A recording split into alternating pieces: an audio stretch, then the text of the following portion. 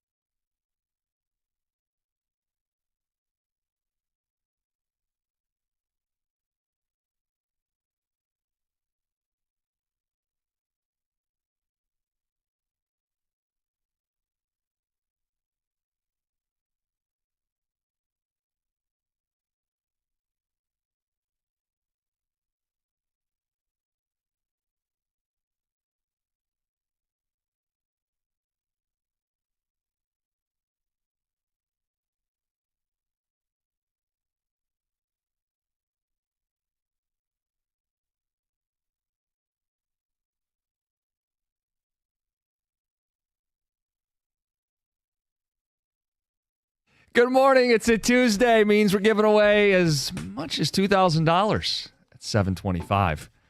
It's the $2,000 Slam. Going to make college football great again at 6:50. Nick Sabin may be getting back into the sport. I say may. This comes from Greg McElroy, his former quarterback. He does media radio down in Alabama. He says, well, he's hearing stuff. And then Lane Kiffin said, I could see him getting back into coaching.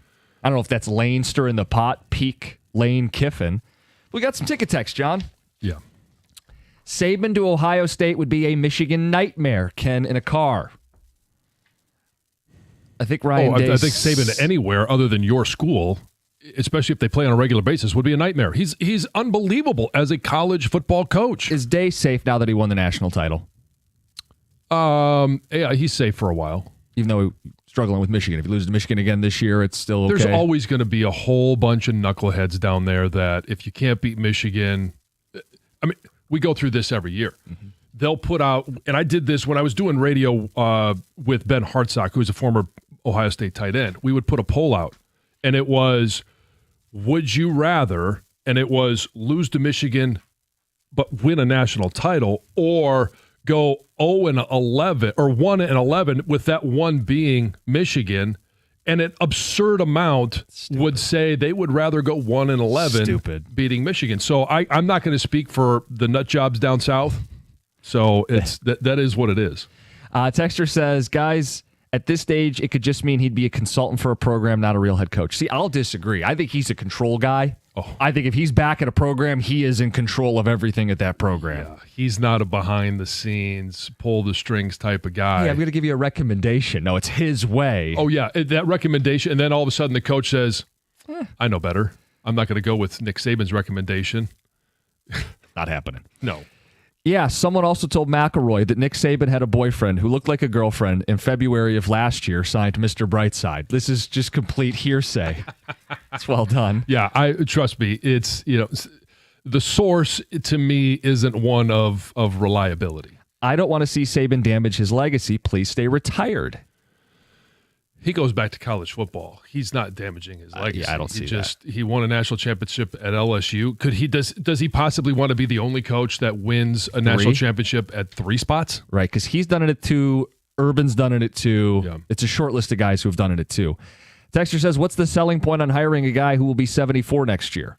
He's the greatest coach in the history of the sport. And sold. It shows no signs of slowing down. Well, the sign of slowing down would be that he retired and stepped away from 2 years of college football. The reason he retired, though, is it because, hey, maybe he just needed some time to wrap his mind around where this game is going, and he just wanted to go somewhere that would pay more than the alums at Alabama would.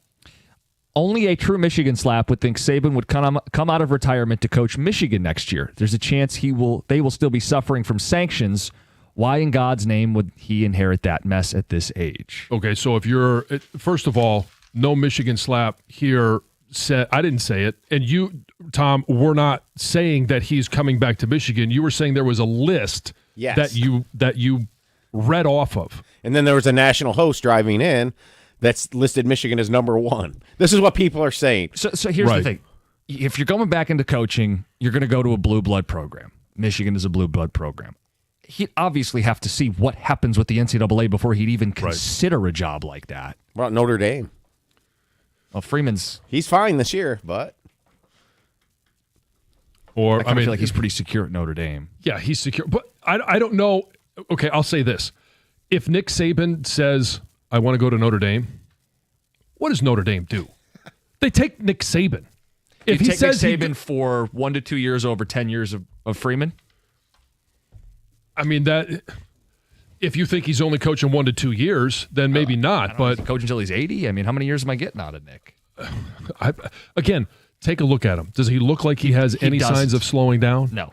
I mean, how old is Pete Carroll? He's in his 70s, right? Yes, he's 73, 74. Yeah, and I mean, he got an NFL job, and he's still running up and down the sidelines, chomping on his gum. Pete Carroll's 73 years old. Mm-hmm. I think if he did, it would be an NFL job. That's just my opinion. It's pretty, everything's set up. You know the system. You know your players you're inheriting. That's why I said Buffalo. If McDermott doesn't get to a Super Bowl. I'm intrigued by that. It's intriguing. However, he failed miserably in his first opportunity as an NFL coach. All right, we got Tigers first half receipts at 6:35. Speaking of failing miserably, we'll see how we did trying to predict what would happen this season with the Tigers. But first, Heather with the news. Well, police are urging people to not engage with aggressive drivers after a road rage incident ended with a shooting Sunday evening on I-94 in Detroit. So according to Michigan State Police, somebody reported that he was driving eastbound on the highway when he was involved in a road rage incident with another driver. He says he exited the freeway, heard a shot, and then felt a bullet hit his vehicle. That guy pulled over, right, to check everything out. There was a bullet hole found in his vehicle, but he was not hurt. That's the good news. The suspect kept driving after the shooting. Police spent hours searching the freeway. They do continue to investigate, but now police are saying that if you're involved in a road rage incident, right, just ignore the other driver and try to create distance between yourself and that other vehicle. Sometimes easier said than done, but I was going to say, of course. Yeah, in the moment, you're like, I'm going to tailgate this guy. He just cut me off. I'm going to cut him off. Yeah. Yeah. Take a deep breath. I typically don't do that, but... No, I used to, but I have this little voice that's now in my head, but also sits next to me in the car that says, hey, don't be a dummy. Get home safe. Yeah. A Detroit teen was arrested and is awaiting charges after a weekend car crash, a fatal car crash that began with a police chase. We spoke about this incident yesterday. Well, now a 16-year-old is being held at the Macomb County Juvenile Justice Center after authorities say the teen crashed a vehicle at a high rate of speed into another vehicle while fleeing from police. The driver of that other vehicle, a 28-year-old Madison Heights man who passed away, a young father, husband, two little kids, a 1-year-old, I think it was a 3-month-old. Very, very sad news, of course. So investigators believe that the 16-year-old is part of an organized crew targeting the residents of Macomb County. Macomb County Prosecutor's Office, they're hoping to charge this teen as an adult. Bond for the teen was denied. They'll be back in court on July 18th. Former NFL quarterback Teddy Bridgewater was suspended from his position as a high school football coach in Miami for allegedly providing impermissible benefits to his players. It's believed that this suspension stems from a post that he made on social media where he acknowledged covering transportation, meals, and recovery-related costs for his players during the 2024 season. He also did ask in that post for people to contribute financially this year so those expenses wouldn't fall on him solely. And he has confirmed his suspension on Facebook, saying that it is impossible to suspend somebody who doesn't actually work for them. But he's a volunteer. He's a volunteer, yes. And he did make it known that he remains committed to that his team. His alma mater. What a monster helping these high schoolers get fed and get to A to B. When I looked at this, I didn't know the story before the article. And I was like, oh, high school. I thought it was going to be a college program. Yes, he's coaching because he loves the game, wants to help the community, wants to help these young kids. And different high school associations in states have different rules in regards to if you can have, and it depends on if it's a public school, a private school, and you can help them get there or not, what type of benefits you can give them. So it's too bad. Yep. The next time you're thinking of stopping at a fast food drive-thru or going into the restaurant, the drive-thru doesn't really matter. It's the food that matters. You may want to consider the health risks first. I think we're all aware that fast food isn't the best food for you. I think everybody knows that. It's not why you're going to a fast food restaurant. You're going there because you're hungry quick, and it's fast, easy, and it's yummy. Yeah, exactly. Well, there is a new report from World Atlas that ranks the top 10 unhealthiest fast food chains, warning, of course, of risks of heart disease and type 2 diabetes. Wendy's ranked right there as the most unhealthy. Oh, really? Yes, along with other popular chains, McDonald's, Taco Bell, Little Caesars, Chick-fil-A, all on the list. Wendy's, the worst, Sonic, Taco Bell, Dairy Queen, KFC, Quiznos, McDonald's, Smashburger, Little Caesars, and Chick-fil-A round out the top 10 that most means unhealthy restaurants. Culver's and Five Guys are healthy. Yeah. No. Not how he heard it. That's not how I heard it. It means those are the ones that are unhealthy. Yes. The other ones are healthy. It's Heather with the news. Coming up next, first half fact or fiction receipts from the Tigers. It's 97.1. If you're injured in an auto accident, listen up. You need a law firm that cares. And that's the whole thing with KG Law. 877-KG Cares, online, kgcares.com. It's Lawrence KG and it's his team. Not your stuffy or slimy lawyer types. Down-to-earth, approachable people. When you call, you're going to meet with the intake team. They're going to be with you every step of the way. You're not going to be passed off and in the dark. They're going to work for you. They're going to work hard to get you results. 98% success rate. Give them a call, 877-KG-CARES. That's online, kgcares.com, K-A-J-Y, kgcares.com.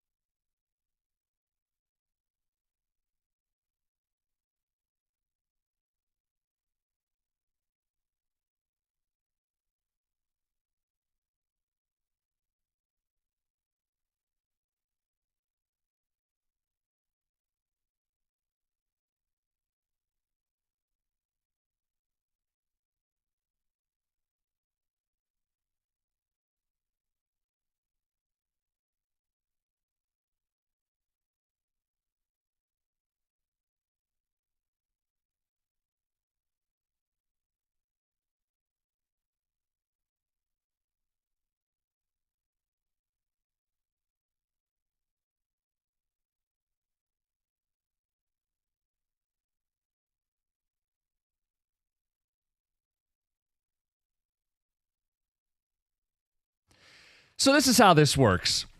For the season, we had fact or fiction with the Tigers in Major League Baseball. We're at the All-Star break. See how we did. Greg, you got receipts? Oh, we sure do. The receipt master, I don't know the personal CPA over here. We have 11 items that we did. I believe it was on opening day, so let's get to them. First one up was Tarek Skubal will win the AL Cy Young again. Jim, you said fiction. John, you said fiction. Yep. The current verdict, he is the current favorite to win the AL Cy Young, according to FanDuel, minus 210. So not looking good for you guys, looking good for Tarek Skubal. He's even better than last year. It's unbelievable. It's bizarre. And I think the reason we said no was get the field. At least I didn't. Well, you take the field, you get more opportunity. But there's only been 10 pitchers in the history of Major League Baseball that have won it twice, and you just in back-to-back seasons would be remarkable. And and he is unreal what he is doing. Bobby Witt Jr. will win the AL MVP award. Costa and John, both understanding the concept of likely outcomes, said this would be fiction. Yes. Took Aaron Judge. Currently, Aaron Judge is the overwhelming favorite, minus 600 to win that award. What about Bobby Witt Jr.? Here's Gov. I think Witt Jr. wins it, and I think there's a chance the Royals might win 100 games this year. Really? Oh, God, Tom. Highly unlikely. I forgot they couldn't hit. Highly unlikely on both accounts. Golly. Bobby Witt Jr., by the way, plus 12,000 is part of a long shot group to win the AL MVP, along with Riley Green is in that group. Okay. Mm-hmm. Yes. Shohei Ohtani will win 10 games as a pitcher. Jim and John both agreed again that this would be fiction. Currently, this looks like it's in the bag. Currently, he's at 0. Oh, Yes. okay. There we go. Yeah. No, it's not They took their happening. time with him. Yeah. It's about the postseason. Well, and I mean, you got it. How many innings do you have to pitch to actually get a win? 5. Yeah, and I don't know that he actually pitches a game of 5 or more innings September this he may. In the postseason ramp up. year. He may, but again, He's not there's winning not 10 enough games. time. Yeah, No. Spencer Torkelson will lead the Tigers in home run. Jim, you said fiction, it would be Kerry Carpenter. John, you said fiction, it would be Kerry Carpenter. You did mention Riley Green, but does anybody disagree on this show? The verdict. Torkelson's got some catching up to do. He is second on the team with 21. Green leads with 24. The aforementioned Kerry Carpenter has 16. Yep. Paul Skeens will win the NL Cy Young Award. Both of you said fact. The verdict. Well, he's neck and neck with Zach Wheeler of the Phillies. According to FanDuel, Wheeler is the favorite right now at minus 125. Skeens is right behind him at minus 105. If Skeens doesn't win it, I mean, could he be the first guy under team control to hold out and demand a trade into next year? They cannot. His numbers are ridiculous. You can't hold the wins and losses against him. Well, I think there's, if he doesn't win, that may be part of it. You're right. And I mean, they just can't. They can't give him any run support. It's crazy. If he had average run support, I think I think I saw a stat. He'd have like 1 loss. It's unbelievable. Parker Meadows will play in 81 games. Jim and John, you said fiction. Both of you did. Did we really just agree on everything? Tell me we disagree at some point in this. Well, I think we will. I don't remember. I will say that you will. Okay. Yeah. Yes, you will. Both of you said fiction. He's got work left to do. He's played in 32 games so far. He would have to play in 49 of the Tigers' 65 remaining games in order to hit this 81-game mark. And if he gets sent down at any point, Right. we're golden. The team isn't, but we're golden. There's a chance that he could hit the 81 games. I don't think he does. And I don't necessarily know because he's sent down. I think there is still a hamstring to pop at some point. This is interesting. Vlad Guerrero Jr. will be traded mid-season. Jim, you said fact. John, we've got an audio daily double. There's no way they can just let a value like that walk. They'll trade him by the trade deadline. Well, that's not happening because They remember extended shortly him. thereafter, he signed a 14-year, $500 million extension with the Blue Jays. Not happening. Right. Some Yeah, context. so- They seemed pretty far apart when we taped that. Correct. And they are not letting a value like that just walk. I don't know if anything became wrong quicker than that was April 9th. When he signed the contract. Oh, I know. Yeah, it was like A week. but he also said, well, I'm not going to have contract negotiations during the season. So we're going perfect. Yeah. I mean, And April then, 9th, the Royals still had a chance to win 100 games. I mean, I don't know about that. That's true. Yes. Yeah. They said $500 million. He said, okay, I'll negotiate. Jackson Jobe will win American League no. Rookie of the Year. No. Jim, audio daily double. I'm going to say fact. I don't know if I fully believe it, but this is maybe me trying to will it. He's going to get hit up a little bit this year, but if he's on the team to start, and he is, he's going to log the innings. He's got the stuff. He's got the name. Fact. John was a little less emphatic, but he also said fact. Yeah. He is out for the year. Not happening, guys. Yeah, he's Sorry, out for the Jackson. year, this year, and probably next. So can we do this one early? I'll say he does not win it next year. Fiction. Yeah. All right. The Yankees will miss the playoffs. Jim, you said fact. What? Did I really? Yes. What a dumbass. Soto. That's why. They lost Juan Soto. Okay. And Garrett Cole. Yes. John, you said fiction. We finally disagree, and I win. Only because I was a dumbass. Yeah, and you picked Aaron Judge to win the MVP, by the way. They might not make it. Let's see. So here's the verdict. They got work left to do. They are the top wild card team. They're 3.5 clear of a playoff spot of who would be number 4th in that wild card standings. Yeah. And they're only 2 back of the Blue Jays and the mighty Vlad Jr. Yes, who re-signed Vlad Guerrero Jr. Yes. Did they now? For $500 million. The Tigers will make the playoffs as a wild card. Now, this is the way Gov can just kind of throw that one in there. I don't think it's literal versus spiritual. Now, both of you guys said fiction. Well, because we predicted that they would win the division. Right, sure, right. I remember the numbers. I know your numbers, and I know mine. It's a bad division. I thought they could win it with 80 I believed, games. and you guys didn't. Shut up. Fiction is literally correct. It is spiritually incorrect. Yeah, Correct. Incorrect. What? Right. All right. No, wrong. And No fiction. Yes. The final item. The Dodgers will repeat as World Series champions. Hey, the verdict? See you in October. They got as good a chance as anybody. What did we say? I said yes. I said I fact. think I said fact. Both said fact. Yeah. Yeah, we didn't do a good job of playing radio hosts in that segment. But I don't ever want to do that. I don't want to do the I know, take the other but- side, just argue. Yeah, I know, but if you had, you would have been a lot more right. If I just disagreed with you. Yeah, because most of ours together were wrong. Which one do you dislike the most? What were you wrong on the most? Vlad shouldn't count. Nobody saw that coming.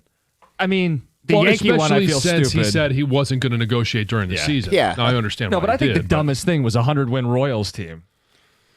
Thank you. Yeah, but that was an add-on. We weren't necessarily asked I know. about That was what his the Royals. love of Bobby Witt. I think the worst one is probably going to be Tarek Skubal will win the Cy Young, and we both said fiction. Now, preseason, I remember you said 80 wins for the Tigers. Yeah, I was way more optimistic. I had them over at 82. right. Yeah, so you were closer to them making it as a wild card team. But spiritually, is that how it goes? We could be right because they're going to make it, just not as a wild card team. No, I think Greg's saying spiritually, we both thought they weren't even making the playoffs Right. in any way, shape, or form, and now How do you lock. know what I was thinking or was in my heart at that time? Probably after Doug, or maybe Gator too, but Doug definitely was the most bullish person on the Tigers. I was with him in terms of I had no reason to believe that last year was a fluke. I thought it would carry over this year, and I remember saying I'll just go with 86 because I think they can be just as good as last year. But the issue was you throw in injuries to center field. You were all over Parker Meadows and the Catalyst, and I take the Catalyst off this team. Then I take Veerling, who Gibby pontificated about on our show. Like, those guys aren't here to start the season, and we felt like, does that chop off 5 or 6 games from a team that won 86 the year before? Now you're on the outside looking in. Then I also thought, hey, they'll do lineup chaos. Yeah.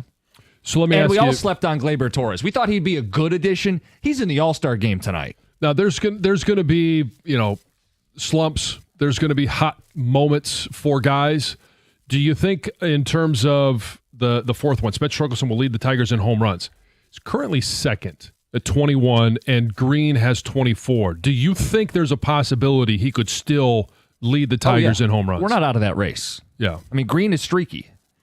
And if he has a cold stretch, Torque's right there. Yeah. I mean, you want to talk about streaky. So is Spencer Torkelson. So the two of them right now are both going to finish with north of 30 home runs. You would anticipate could either that, push yeah. for 40. That may be in I our think, second yeah. half factor fiction. Yeah, could be. Could both of them hit 40? I'll just disagree with you every time. We'll make it interesting. Yeah, you go first. That's the first half. That's Factor Fiction. It's 97.1. Hey, Founders Brewing Company has been making high-quality beers right here in the great state of Michigan for over 25 years. Their focus has always been on using the highest quality ingredients, and you can always count on Founders to deliver extraordinary quality in everything that they release. And with that dedication in mind, their all-day IPA is crafted for every and any moment. It's easy drinking, refreshing, and flavorful. All-day IPA is the kind of IPA that's never out of place. And when you think about a beer that has those qualities, easy drinking, refreshing, and flavorful, where would you want those? Tailgating, grilling, going to the beach, on the boat, or just kicking back in the backyard? All of those great options every single time for an all-day IPA. It's smooth, full of flavor, and endlessly crushable. It goes where the good times are. So look for all-day IPA at a store near you. Founders Brewing Company, Grand Rapids, Michigan. For 21 years old or older, please drink responsibly.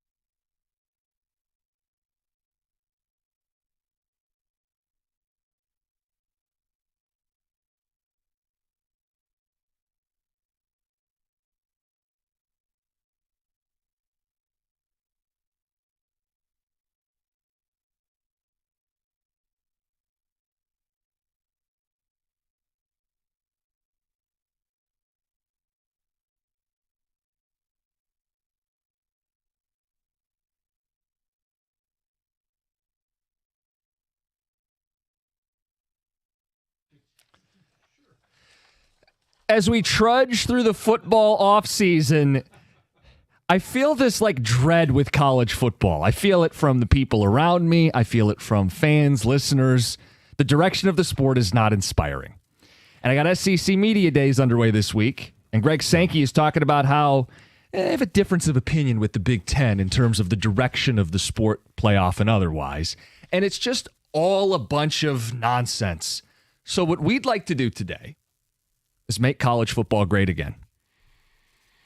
The way we're going to do that is I have my campaign, my platform to make college football great again, and John has his. Yep. Super simple. You vote for your candidate, and if you are a one-issue voter, there's one thing you have to see changed in the sport, 248-539-9797.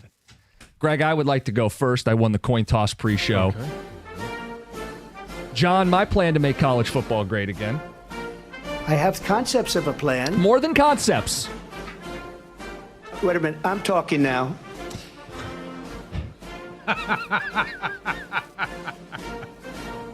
And this weak, pathetic man. No, John's second. We'll get to him in a second. Oh, okay. All right. Shots fired. Barbs. Okay. Yeah. First of all, we're not expanding the college football playoff. None of this 16, 24, 32 nonsense. It is 12, and it's staying at 12. You win your conference, you get in. Top 5 conference champs, and you're not guaranteed a seed. All your games matter when we factored into where you're seated 1 through 12. Well, how are we going to compare these teams? I'm glad you asked, fellow constituent. We're going 9 games in conference across the board. No more of this SEC 8-game schedule. You will play a 9-game standardized conference schedule and a Big Ten SEC crossover. The Big 12 will cross over with the ACC. That's 10 power opponents. What you do with the other 2 is up to you. You want to keep your in-state rival? You want to do a little Clemson, South Carolina? That's your business. Yep. But you get 2 games that you can make cupcakes or that you can make rivalries. But we are standardizing the schedule.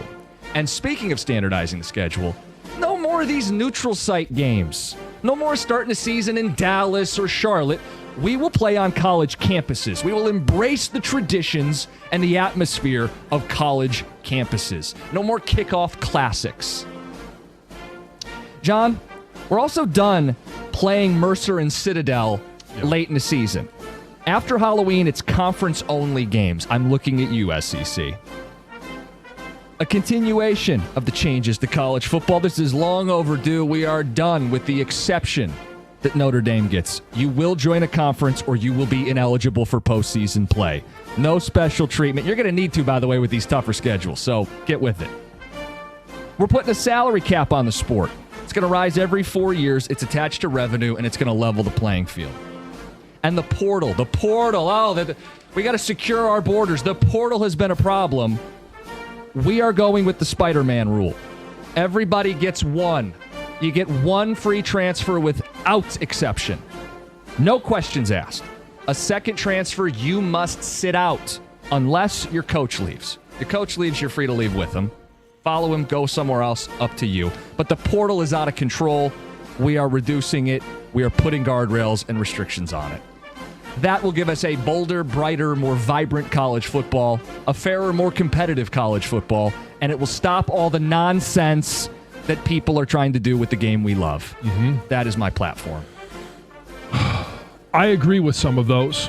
And I do like the fact that you are going to a 9-game conference schedule across the board. But I'm going to start at the beginning. And because it has now become I don't even want to say semi-pro. This is a professional league. The players are getting paid. All right. So you implement a CBA, a collectively bargained agreement, which now unionizes all of college athletes. And along with that comes all the things that you get with the union.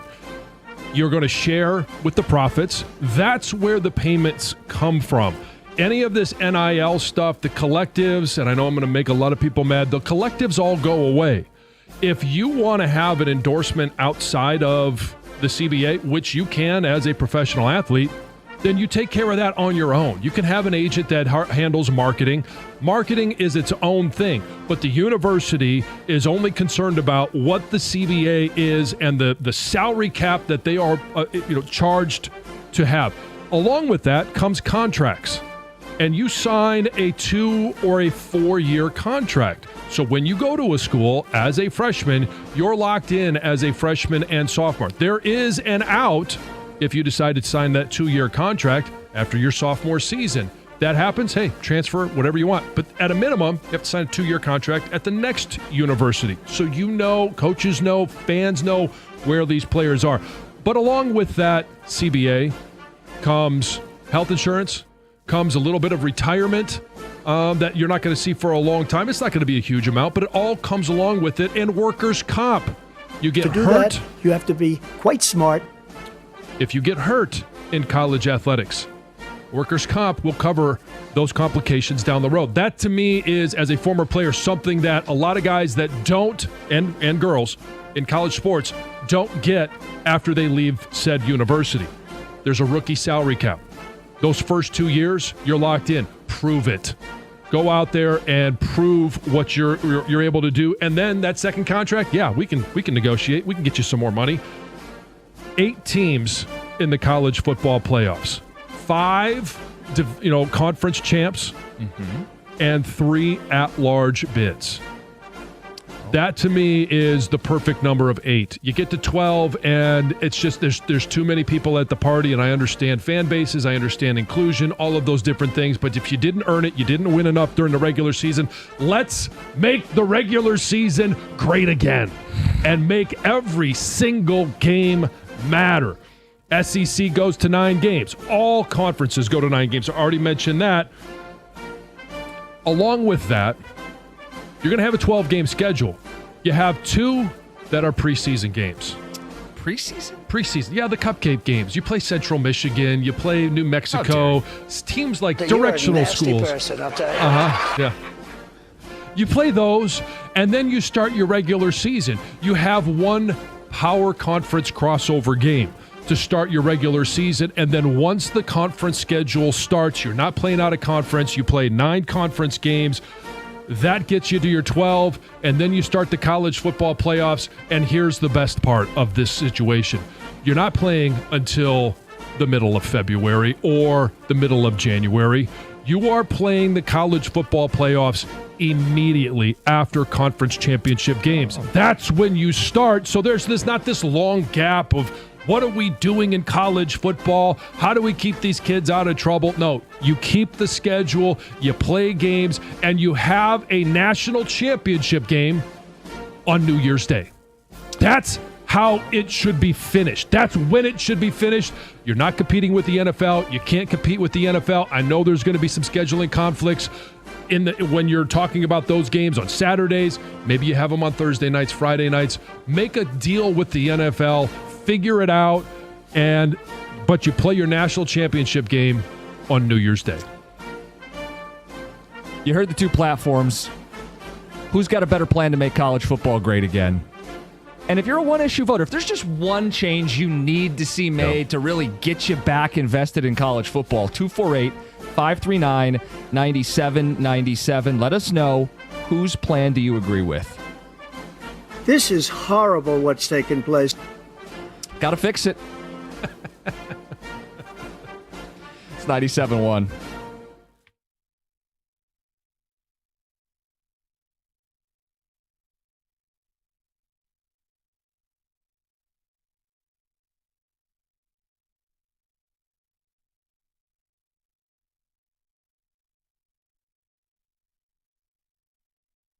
Brought to you by Moran Buick GMC. All-star lineups were released ahead of tonight's festivities. Tigers second baseman Gleyber Torres is set to lead things off for the American League. Riley Green will follow him, playing left field as Javi Baez patrols center field while batting 8th. Tarek Skubal, also, of course, the AL starter. The MLB draft concluded yesterday. In total, 20 fresh faces head to various affiliates. Some of the highlights in day 2 include their 5th-round pick of Maine left-handed arm Caleb Blaze, who bounced back strong from Tommy John surgery, winning pitcher of the year in his conference. Their 6th-round selection saw them take Grayson Grisnell, the Nevada native who pitched at Oregon, as what they call an invisible fastball that hitters struggle to see. It was a special night for Mariners catcher Cal Raleigh in Atlanta.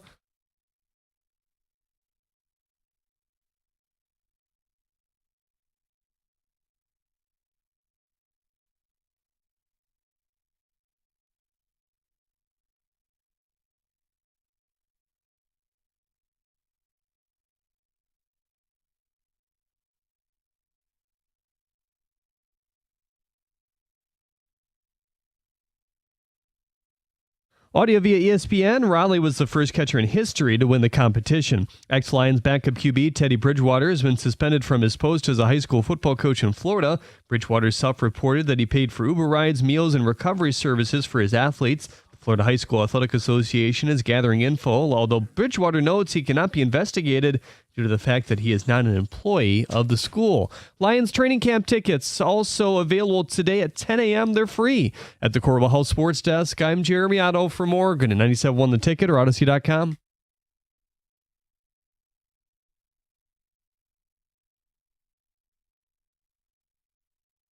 I really don't know what he said at the end of that sentence. I don't think he knows what he said either. You got 2 plans. We want to hear from you. 248-539-9797. Our goal is to make college football great again. We know there's a lot of dissatisfaction with the direction. Got Big Ten SEC bickering about, you only play 8 games and you play 9. You want a 16-team playoff with automatic qualifiers. Blah, blah, blah, blah, blah, blah, blah. They sound like the parents from Charlie Brown, the teachers from Charlie Brown. Just simplify this, do it right, fix the game that we all love. What's the one issue that you need to see fixed?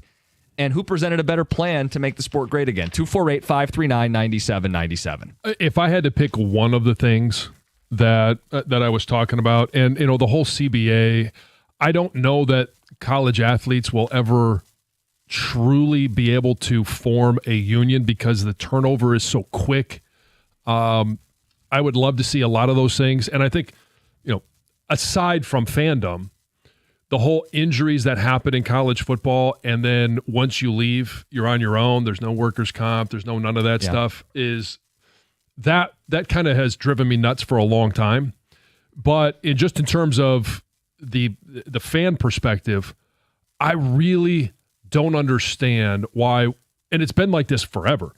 When college football season ends, championship weekend is over, and we didn't used to have championship weekend. It used to be, the weekend before Thanksgiving. Mm-hmm. And then there's a month, 6 weeks before you play college football again. I just don't understand that. I know in previous iterations of the bowl system, I get playing on New Year's Day. But now that we have this college football playoffs, the NFL doesn't take weeks off before they play their playoffs. Start it the week after, and then play your national championship game. College football and New Year's Day had a great marriage. Keep that marriage of that day. Keep that, because the Super Bowl, the NFL, they're always going to own Super Bowl Sunday. And that's what has made that so special and unique. You know exactly when it's going to be. And now, if you know that the national championship game is played on New Year's Day, it goes back to, hey, the Rose Bowl, the Orange Bowl, the history, the Cotton tradition. Bowl, all of those different games being played on a special day that is the same, and it never moves. Some ticket text.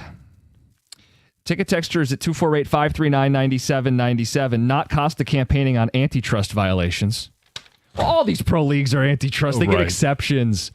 Costa's America is more doable. Workers' comp, John? Come on, Derek and Troy. Okay. How many guys have we seen, 5-star athletes, right? They're going to be the next best thing since sliced bread, and then they blow a knee, have a catastrophic injury. When they're 40 years old and they're left with, hey, maybe they have a job that has good health insurance. Maybe they don't. Yeah. Tim in Chicago says, my vote goes to John. Very pragmatic. Love the New Year's Day championship game. Love the 2-year and 4-year contracts. Yeah, I mean, I think so that we'll helps color in the fans electoral out. map for Illinois for you. Oh, boy. All right. I didn't think I'd win in Illinois. I never thought you'd win in Illinois. Did you get Chicago, too? That's where the guy's from. Yeah, It's he made it happen. John's plan is the best. I vote John. There we go. Okay.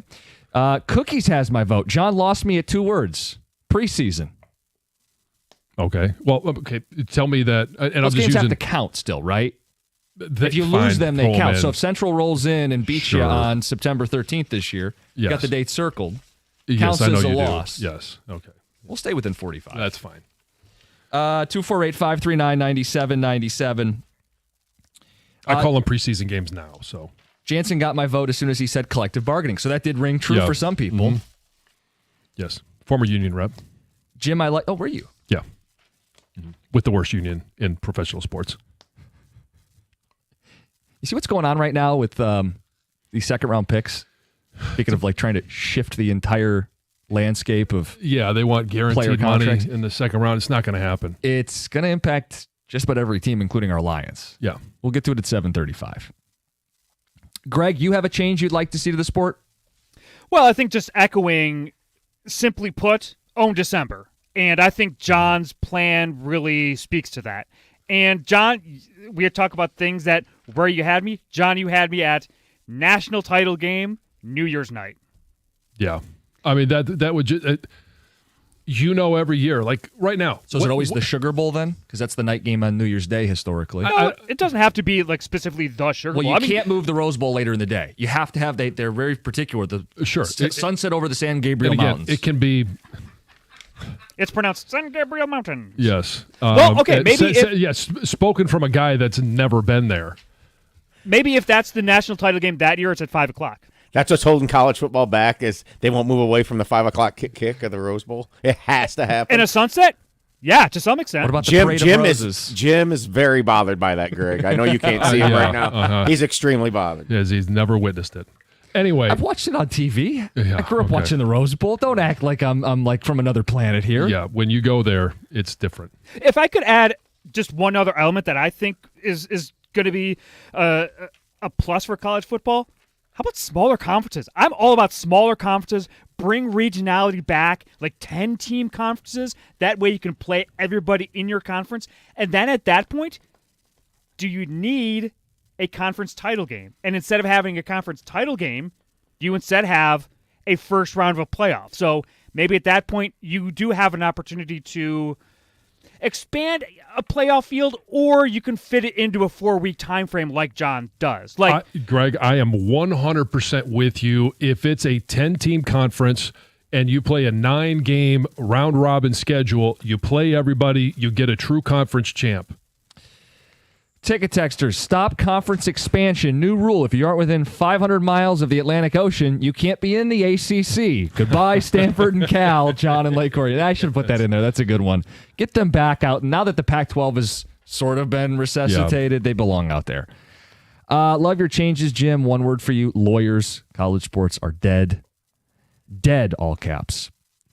Limit the percentage in age it makes off of NIL. I feel like some are taking huge cuts from the kids, Walton White Lake. Well, when you get a CBA, all of that is well defined. And it's so getting into the nuts and bolts as well.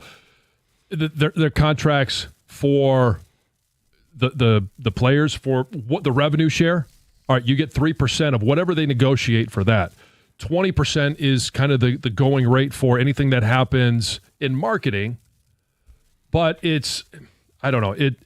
I also think they need to be certified agents. Anyone right now can represent a college athlete. In the NFL, you go through a certification process. You could say, well, hey, there's still some dumbasses out there. Of course, there's going to be dumbasses in every industry, but at least go through a certification process before you're allowed to represent college athletes. As is often the case with politics, both sides have good ideas, but if I'm forced to pick a side, and I have to choose, I'm voting for Costa. Okay. I don't know what state you're in. I don't know how to color in the map, but thank you. Yeah. One of your things, I love the full December. Let's get this over with and stuff. But like an Army-Navy game is an important thing. What if that was played on Veterans Day? Be great. Oh, it'd be make that no matter what day of the week, it's played on Veterans Day. I also have thought about this, making it the week 0, standalone. Welcome back to college football with the rich tradition of these two schools. They get their own platform because at the end of the year, you're right, it squeezes what John wants to do. Right. There's going to be sacrifices in history and tradition, as there has been moving forward. I guess I wouldn't be against it. I just like the fact that we've had this great college football season, and then it culminates in Army-Navy. But I think, like yours is, you still single out the game, which is nice, but mine fits on the day. Yeah. To me, that would be an awesome tradition to have. Yeah. It would be. Why is Notre Dame always a topic? Costa, it's jealousy is what it is. Yeah, I don't care that they're independent. They can get an at-large bid. Join a conference. We're remaking the sport. Sports are about competition. Be in a conference. Compete with people in your conference. You don't get to pick and choose while everybody else plays a different game. This is something that I couldn't really care less about, is if Notre Dame is in a conference or not. If they want to make life harder on themselves by not being in a conference, by not having a conference championship or a championship game, if they want to have we've got to win every single game on our schedule, then so be it. The sport needs uniformity. Yes. They're like, the Chiefs are going to kind of just sit out here and do what they want to do. They're going to play a couple CFL games. Yeah. No, what would force them, if you go with my plan, is they're not going to be able to play any of the power conference opponents, because after those first, I call them preseason games, the 2 cupcakes at the beginning of the season, that count. Yeah, everybody's locked into conference schedules. That was my thing, too. You got to play 9 in conference plus your crossover. Yeah. So that's 10. Same thing. Like Notre Dame can't build a schedule if everybody else is locked in for 10 of the 12 games. Yeah. So you're forced to join a conference. Well, they're kind of half in, half out, because they picked one of the softest conferences to go into, and that's the ACC. Then join. God bless. Have fun. Play a conference championship game like everybody else. 248-539-9797. We got the 2 Grand Slam coming up at 7:25. Heather's news as well. It's next, 97.1. Hey, it's Heather, and if you're like me, you like knowing what to expect, especially when it comes to your phone bill. Well, Verizon's got some big news for your peace of mind. For the first time ever, they're locking in low prices for 3 years. That's right, 3 years guaranteed with my plan. So if you're thinking about making the switch to Verizon, this is for you. You can get a single line for just $45 a month when you switch and bring your phone. That's Verizon's best price ever on unlimited welcome with autopay plus taxes and fees. And again, that price is locked in for 3 whole years. Because at Verizon, they've got your back, now and in the future. So go ahead, take one thing off your worry list. Visit your local Verizon store in Detroit and ask about their 3-year price guarantee today. $20 monthly promo credits applied over 36 months and with a new line on unlimited welcome. In times of congestion, unlimited 5G and 4G LTE may be temporarily slower than other traffic. Domestic data roaming at 2G speeds. Price guarantee applies to then current base monthly rate. Additional terms and conditions apply.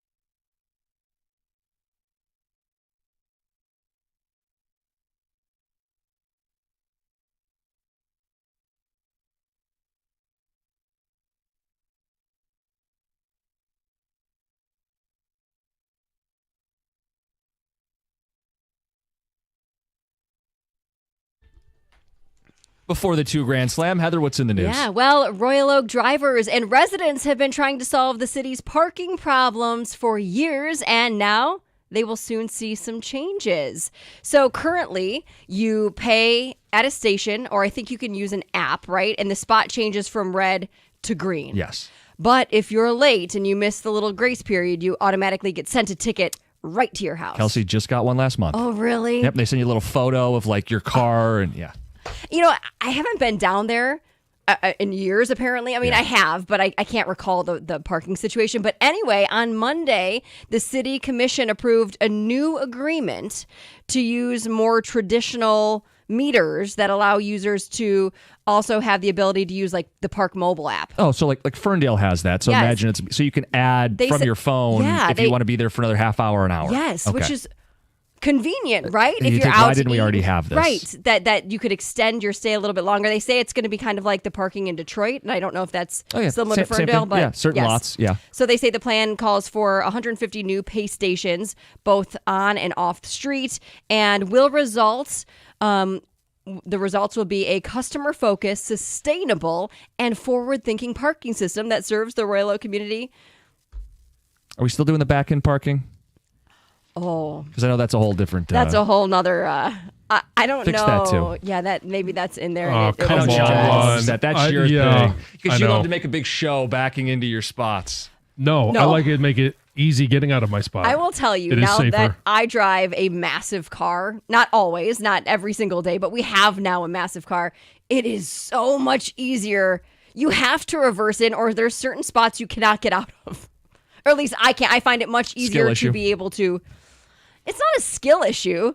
I can get out of the parking spot, but it's so much easier if I'm just pulling forward than it is reversing out with a huge. John drives a truck, so it's I get. Yes, he does. It's much easier parking a big vehicle that way. Yes. It's also much safer getting out, especially if you're in a grocery store parking lot and there's going to be kids possibly walking behind you, grocery carts walking behind you, then just back in so that you can pull out and see everything. Yes. The Taylor Police Department went viral on social media over the weekend after marijuana-related images popped up when people Googled them. So apparently if you Googled the Taylor Police Department over the weekend, that's what you saw when you clicked on see photos. You would just see pictures of marijuana, I guess. Who knows? Okay. It sounds like it was just a prank, but the department did publish a serious note to their Facebook page explaining that the agency did not post the images and they do not reflect the values or mission of the department. They also said that they were actively working to have the photos removed, and they thanked the community who brought it to their attention. But it sounds like it was just kind of a little prank, but then people thought, well, if people can access your website and change your photos, this is it's a problem. Horrendous thing. So anyway, they've addressed that. They're on it. Yep. Former Lions quarterback Teddy Bridgewater has been suspended from his high school coaching position in Miami after allegedly providing benefits to his players. And these benefits include things like ride shares and meals and recovery-related costs during the 2024 season. What a monster. How dare he? Anyway, Bridgewater did confirm the suspension on Facebook, noting that it came from the school. It's not clear how long it's for. Also noted that he did this position as a volunteer, not as an employee. Something he said he had been doing even from the stands as far back as 2018 and 2019. He loves that community. He's coaching high school to give back to the game. He's helping people who need some help. Change the rules. You should be allowed to help your guys out. I mean, I don't know the details, but if there's a kid that lives 45 minutes away and it's against the rules to transport him into school, you're doing it because it's going to make you a better team and win, then I get the investigation. What about a kid he needs a meal and you're going to help him out with food? Details. Okay. It all matters. A teen in Kentucky lost 3 of his fingers in a really big freak firework accident, but he was able to save his arm thanks to a medical trick he learned from Forrest Gump, of all places.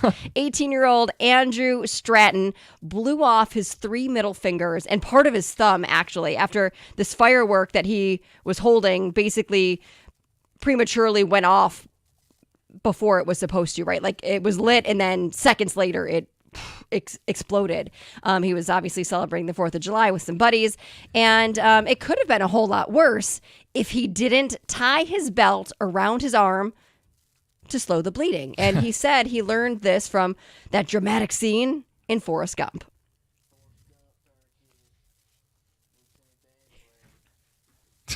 This is unbelievable.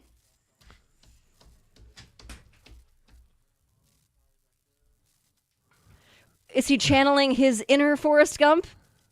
Maybe. I think that's just how he talks.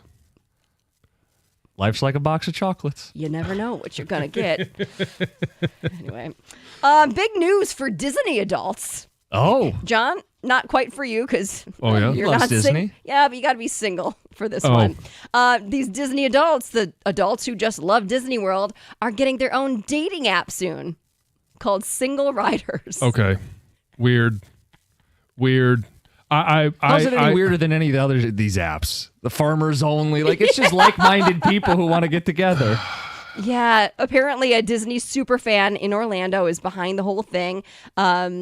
He says he came up with the idea two years ago after he got stood up on a date, went to a bar at Disney, ended up getting drunk there, drowning his sorrows, I guess. Going home with Minnie? Maybe, or Daisy, I don't know. Cinderella, I'm not sure. Plenty of princesses. Okay, things are getting better.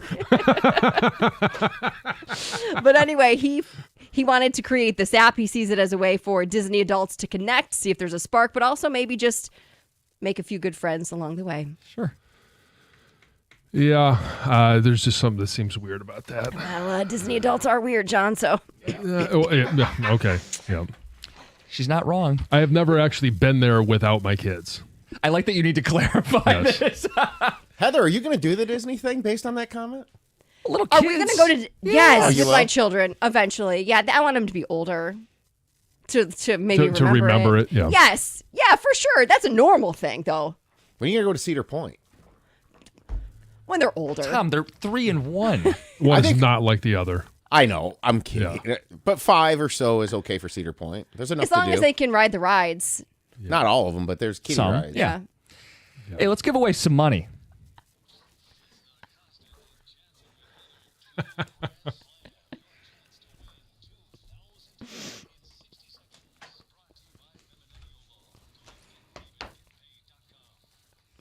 Feels like forever since I've been part of the 2 Grand Slams, so I'm excited for this one. Rules are super simple. 60 seconds, 10 questions, $25 for each question answered correctly. What's happening? Our contestant. Did I cut out on you? It's only me? part of the new system. Don't draw attention to it, I'm Heather. sorry. It's no Okay, big deal. If I do this, does that do that to you? Yeah? Yep. Just keep doing it. There you go. Just roll with the punches, people. Got it. Sorry. Never experienced that one. I was talking to Greg because he made sure we have our contestant ready. It is Ray in Detroit. Ray, what's up? Good morning, ladies, gentlemen. Good morning. Good morning. How's it going? All right. Are you excited to play? Oh, I'm very excited to play. All right, you got this. Your time is going to start as soon as I start reading the first question. Here we go. Who is the starting pitcher for the National League tonight? Paul Skeens. Pete Crow Armstrong plays for this team. Pittsburgh Pirates. US 24 is also known as this road in Southeast Michigan. Telegraph. Where did TJ Lang play in college? Pass. Who is the head coach of the Minnesota Vikings? Pass. The main campus of the University of Iowa is located in this city. Des Moines. This artist had the 2016 hit Hotline Bling. Drake. Tonight's MLB All-Star Game will air on this network. ESPN. Who played Max in Mad Max Fury Road? Pass. This defensive back led the NFL in interceptions last season. Kirby Joseph. Where did TJ Lang play in college? Eastern Michigan. We'll go to the judges. Too late. Too late. Oh, 1, 2, 3. We got you with 4? $100. $100. $100. Sucks. Man, That's all right. It's $100 you didn't have It could 5 be minutes worse. ago. Yeah. Oh, very true, very true. I appreciate it. I love this game, man. It's just, It's tough. Thanks, Ray. Oh, man. It's different when you're actually a contestant. Yeah, I tell you what, though. I know, right? Your calm demeanor, I thought, was perfect for this game. You answered Skeens, and I thought, okay, he's calm. He's got this ready to go. You passed on TJ. I thought, there's no panic in his voice. No. Hey, we got you with 4. Yeah, that's cool, man. Hey, I appreciate the opportunity, man. Good talking with you guys, and hey, keep up the great work, man. I love listening. Thanks. Thank you, Hold on Ray. the line. The 2 Grand Slam on, what's today, Tuesday? It is. Brought to you by Femininio Law. Get David, get paid. We'll go through this one. Okay, the starting pitcher tonight in the National League is Paul Skeens. Pete Crow Armstrong, where does he play? He plays for the Cubs. US 24 is also known as this road. Yep, nailed it. Telegraph. So, okay. TJ Lang did not play at Central Eastern Michigan. He played at Eastern Michigan. Yeah, Central. Yes. Not the 2 directionals. Just one. John, the head coach of the Minnesota Vikings. That's O'Connell. Main campus of University of Iowa. It is not in Des Moines, or how did he say it? Damone. Greg, do we have Des Moines? Probably not. We'll effort that. But it's in Iowa City. This artist had the 2016 hit Hotline Bling. He got that. Drake. Fox is going to air the MLB All-Star Game tonight. I think he said ESPN. Tom Hardy, he passed on that. Played Max in Mad Max Fury Road, and he did get the final one. Kirby Joseph led the NFL in interceptions. We would have also accepted Aaron Rodgers' father. It's your 2 Grand Slam. He made him. Damone. Jordan Love, too. Yeah, well, there you go. Continue that. Coming up next, something or nothing. This is happening around the NFL, and it's going to impact our Lions starting next week. It's 97.1. Hey, when it comes to an IRS collection or audit, you need a law firm that specializes in the resolution of all types of tax problems. And when dealing with the world's largest civil law enforcement agency, your case can take a lot of twists and turns. Your first call, your only call, should be to an experienced law firm like Abraham & Rose. They're prepared to advocate on your behalf, no matter if it's civil or criminal or even the Michigan Department of Treasury. So whether it's personal income tax or business payroll taxes, you're going to need a real team of local lawyers, not a tax organization with a random individual you're never going to meet. Visit abrahamandrose.com today, or you can call 248-539-5040 so you never personally have to deal with the IRS.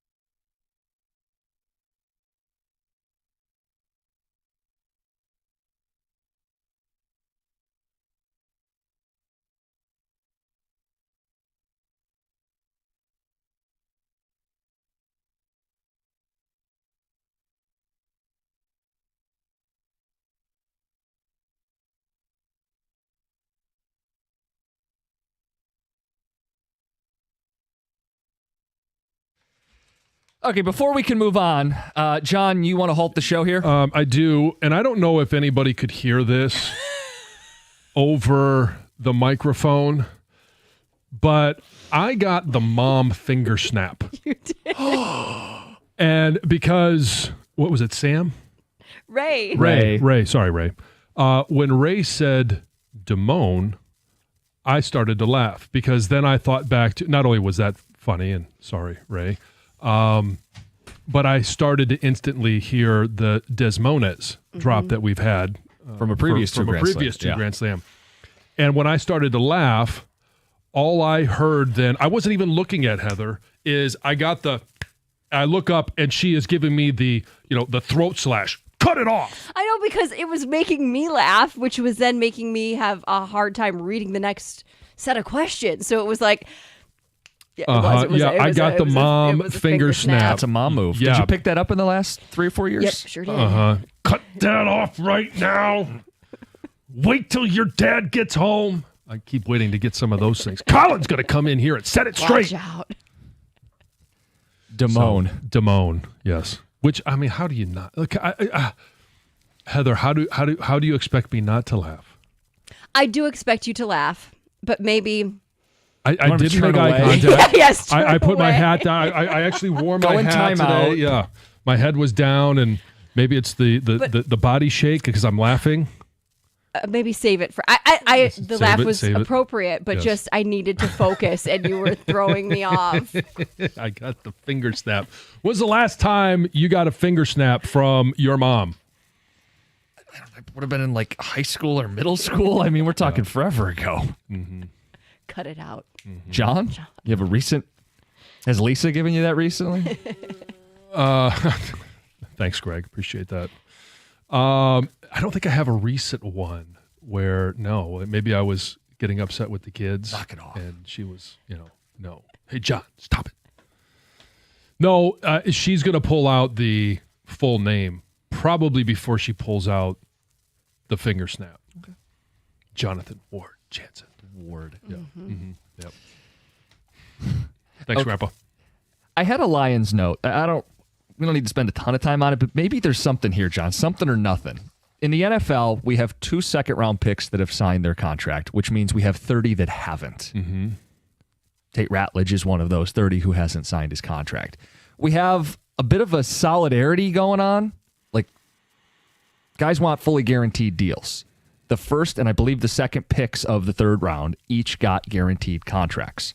So now the holdup is everybody else in the second round is saying, fully guarantee my deal or I'm not signing. And they're all standing in solidarity here. So there's a bit of a holdup. The Lions and the Chargers play in the Hall of Fame game, so they're going to be the first 2 teams back out to the practice field. Trey Harris was the second-round pick for the Chargers. They're dealing with this too. He is unsigned. Something or nothing, because Ratledge is supposed to be a key cog in this year's football team. I don't like that this would linger and he'd miss even a second of reps or ramp-up time going into the season because he needs all he can get on his plate to get up to speed. So the 2 picks, 33 and 34. Jaden Higgins for Houston was 34, and Carson Schlesinger for the Browns was 33. They both got the guarantees in their contract. I get that it's such a small part of the salary cap, but we all know that even in the first round, right? It's a gamble on any one that you're taking. There is no sure thing. There are others, there are some that you feel confident about that for at least 4 years, they're going to be a contributor to your team. On what level, you never really know. And then it's your option to pick up that 5th year or not if you're a first-round pick. Yeah. But all of that has been collectively bargained. What has not been collectively bargained on the player's side is guaranteed contracts in the 2nd, 3rd, 4th, all the way down to the 7th round. And they're kind of trying to do it I'm curious as to how many agents, because we went through this whole thing recently about collusion in the NFL and not having guaranteed contracts for vets, let alone for draft picks. I'm curious as to how many agents are representing the other 30 guys. 30 guys. Is it, 6 guys that are pulling the strings, trying to pull a power play. Right. I don't really care about the other teams. I don't really care about the precedent. I want Tate Ratledge out there when the team breaks camp Sunday? Yes, but that's not how this works. Well, no, it is. I run my team. I can hand him a fully guaranteed contract, and to hell with everybody else. I don't care if Arthur Blank and the Falcons get put in a rough spot or Ziggy Wolf and the Vikings don't like it. You deal with your holdouts. I don't want to hold out from a guy who's my starting center potentially this season. So, and then dude, I'll guarantee the rest of time, 0.5% of the contract. You're going to be guaranteeing every second-round pick from here on out. Yeah, 0.5% of the salary cap, I'll guarantee. I don't really have this apprehension to it, and I don't think the Lions should either. Pay him, let everybody else deal with it, and get him on the field. Trust me, as a former player, as a union rep, something that I really wanted to see was more guaranteed money. And now we're starting to see it for the vets, which I think is appropriate. But I don't necessarily know that a second-round pick, and I was a second-round pick, that guaranteed money is going to become a thing. And I don't necessarily know that it should be. It's one of those things where, hey, the further down the list you go, the less guaranteed that you are actually going to be a contributing member of that team this year or in the future. So let's try to put you in today's world. So you're a 2025 pick, second round, went 37th. Yeah. Aaron Gibson goes first round and is getting guaranteed money from the Lions. How does that make you feel? Well, do you still look at it? I was pissed at the time. I know, but I know that the whole salary thing was completely different back then. Yes. What's negotiated right now? Like, where would you try to hold out? Let's say a couple second-round picks are getting fully guaranteed. You're an early second. Are you showing up to camp and signing a deal that's not fully guaranteed? I am.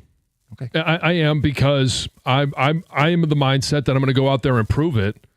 And I know I'm confident in myself, in my abilities. The whole thing is the injury risk. Now, there are certain things that are different now in terms of injury that we didn't have back in quote unquote the day. And so there are more protections for players. So no, I would go into camp thinking, all right, I'm going to prove, just like Amon-Ra St. Brown did. I'm going to look at all of those guys, and I'm going to outperform all of those first rounders. So that when my time comes up for my second contract, now that's when you pay. So teams don't want to do this because then you're opening Pandora's box of this changing in the next CBA. The thing we're afraid of is we're going to guarantee second-round contracts, which make up 0.5% of the salary cap. So if the deal goes bunk, because there's no guarantees, I have to eat 0.5% of the salary cap. Well, for a player who I took in the top 60 in the draft, who is going to start in a lot of cases, especially on bad teams, but even in the case of the Detroit Lions, Ratledge, whether it's center or guard, is a starter. So that's what you're planning on, as long as your scouting department and your evaluation all plays out. Do you want him to start behind? Because if these guys all stand in solidarity and say, we're not signing because, well, a couple second-round picks are getting guarantees, I'm not going to be the one that breaks rank, you're going to miss time with your starting offensive lineman in training camp who's never been in the National Football League. Okay. I don't like that. I'll guarantee 0.5%. That's worth the trade-off to me. For the end of time, I'll guarantee second-round picks. Okay, then so you're going to do that with Owens Enrique? Yeah. The downside is so small. Okay, 0.5% of the salary cap. And then next year, it's the third-round picks that are holding out. Yeah. And then after that, it's the fourth-round now, pick. See, the leverage drops the less valuable you are. See, first-round rookies are super valuable and they're fully guaranteed. I'd argue day two picks in a lot of cases are considered starters for these teams. I think there'll be some modified version in the next CBA for day two picks, what you just said. But it doesn't encourage taking a risk in the draft because you're all of a sudden guaranteeing somebody money. So you might be less willing to take a chance. So the other guy... You're going to take Hendon Hooker. Think about it. Hendon Hooker would be getting guaranteed money. Speaking Jamar of quarterbacks, Jamar Westland would be thrilled with it. Exactly, He's Hall of Famer in the waiting. Yeah. Tyler Shuck is a second-round quarterback, and I'm sure he's sitting there going, I'm going to be the starter potentially. Okay, I want some guarantees. But here's the other issue is, okay, you guarantee a second-round pick, and then after that first year, that second-round pick is just, they're not going to perform. They're not playing. They can't stay healthy. Yeah. And you cut them after year one. Which does sometimes happen. It's not the contract that year. It's that full contract gets accelerated to that year that you're cutting that individual. So now it's a $5 million hit on that year versus, we're going to keep them around another year. We're going to waste a roster spot. There's other salary cap ramifications other than just that year. Fine. then let's talk about this from our perspective. It incentivizes drafting well and it penalizes drafting poorly. My team has Brad Holmes. I'll let everybody else figure it out.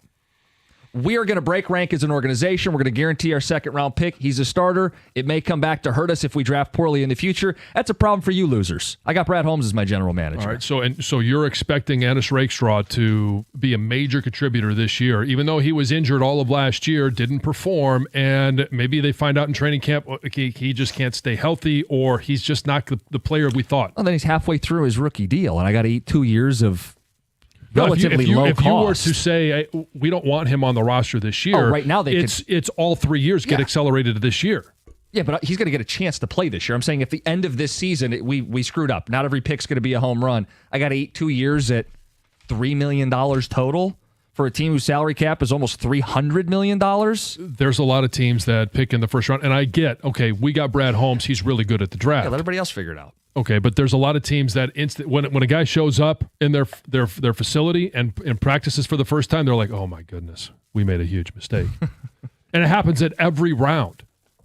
Guaranteed Money is holding up 30 second-rounders from signing, including the Lions' Tate Ratledge. It's 97-1. All right, guys, time to step up to the plate against hair loss. Dr. B at Michigan Hair Restoration is celebrating 30 years of turning back time for thousands of men across Southeast Michigan, helping them regrow their hair and restore their confidence. And to celebrate, during the month of July, you can get 30% off all hair transplants and medical hair rejuvenation packages. But here's the catch. It's limited to just 30 clients, so don't wait. Dr. B is a true pioneer, one of the first in the world to use your own hair to fortify new growth. This medical therapy once seemed like science fiction, but now it's a reality right here at Michigan Hair Restoration. So forget those old school hair procedures. No stitches, no staples, no embarrassing linear scars. Just real results with hair you can run your fingers through. He offers the most advanced treatments, including natural therapies that get better and better every year, and he guarantees all of them. So the sooner you go to see Dr. B, the more options you'll have. So don't wait till you're out of innings. Go to MichiganHairRestoration.com to book now. Mention 97.1 and take advantage of these exclusive July offers before they're gone.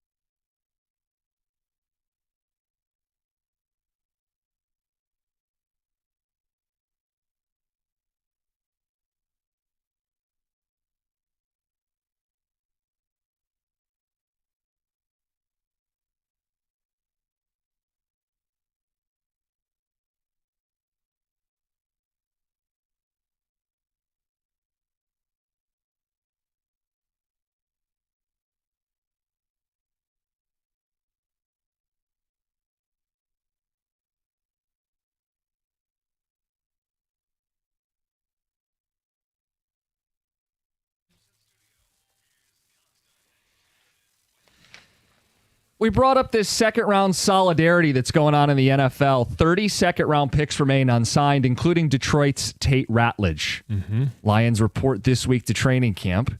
He could be the starting center. Him not being out there means he's losing valuable time. But this is not a Lions issue. It's a league-wide issue. The first 2 picks of the second round got fully guaranteed deals. That's new. Everybody else in the second round is saying, me too. And if I'm the Lions, I got to decide. Am I going to hold the precedent of not guaranteeing the second-round pick? Or am I going to say, second-round contracts are less than 1% of our salary cap. We want our starting center out on the football field. That's everybody else's problem. We're going to break rank. We're going to get this deal done and let everybody else figure it out later. Mm-hmm. And I got Brad Holmes. So if everybody else is going to screw up the draft and worrying about guaranteeing guys, we'll be ahead of that curve. We got the best general manager, or one of the best general managers in football. 248-539-9797. Ticket, text, phone calls. Matt, you're up. You're on 97.1. Hey, good morning, guys. So I agree and disagree with John, and I also agree with you a little bit, Costa. Where I agree with John, I really don't think, second to seventh round should get guaranteed money. But if they do it, it should be on like a sliding scale. So I don't know how much first rounds get guaranteed, but second round guarantee, I don't know, 100,000 down to whatever for the seventh round. Just a little money. I mean, because you got injury risk and everything like that. Right. So it's good to have some guaranteed money, but I feel like that's how they should do it if they decide to go down that path. Yeah, and I don't know how that his negotiations are going with these 30 players. Maybe they have offered some small amounts of guarantees, and I mean everything comes at a cost. And there's going to be risk on both sides no matter what happens. So you do need to assume some risk as a team in guaranteeing some money. You also need to assume some risk as a player that if I'm going to guarantee this money, maybe I'm willing to take less, but it's fully guaranteed. Oh, yeah. And then with Costa, where I agree, I like he said, I don't care about the other teams. All right, sign Ratledge, okay? We got him for a reason. Screw the other teams. Who cares what they're doing? Just get our players paid so we can go to the Super Bowl. Yeah, we're worrying about getting our starting offensive lineman out on the football field, whether it's a center or guard. Yeah. And he's got to get up to speed because he's filling big shoes. They have the benefit of an extra week. True. They play in the Hall of Fame game, which I would prefer that Ratledge is out there. Now, I don't know if he plays against the Chargers or not in the Hall of Fame game. I don't know if they wait till the first, quote-unquote, regular preseason game, the first of 3 that they would normally have.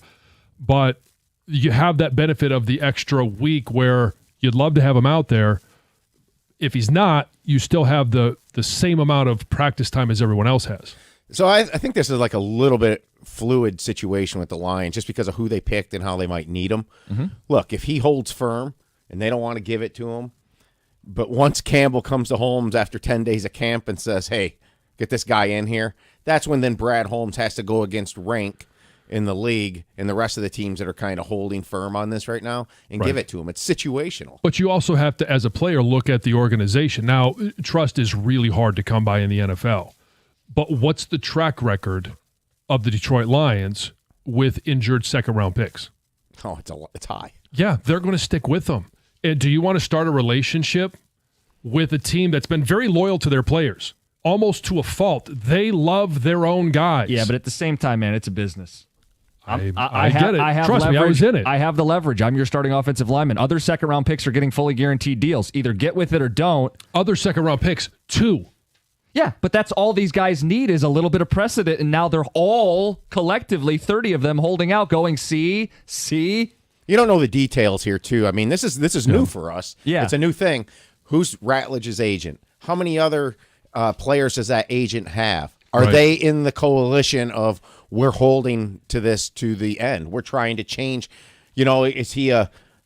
is Tate Ratledge a huge union guy that, we don't know these beliefs. We don't know all these things that come into play. I understand that, but all of these second-round picks have to know one thing.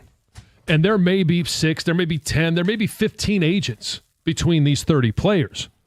No matter how many other players or if the agents are trying to set a precedent, you work for me. And if I want to be in camp, I'm going to tell my agent, get what you can, and then when that day comes that we're supposed to report to training camp, I'm going to sign the contract because I need to be in camp. I need to be a starter this year because that goes to my second contract, which we all know if he performs, that second contract's most likely going to come after year 3. Right, and I speculated, well, maybe he was holding firm. Well, maybe he's not, and he's just told his agent, all right, I'll go along with this song and dance, but I want to be in camp day 1. Yeah. We don't know. Paul on a cell, good morning. Good morning, Paul. Hey, Paul. Hey, good morning.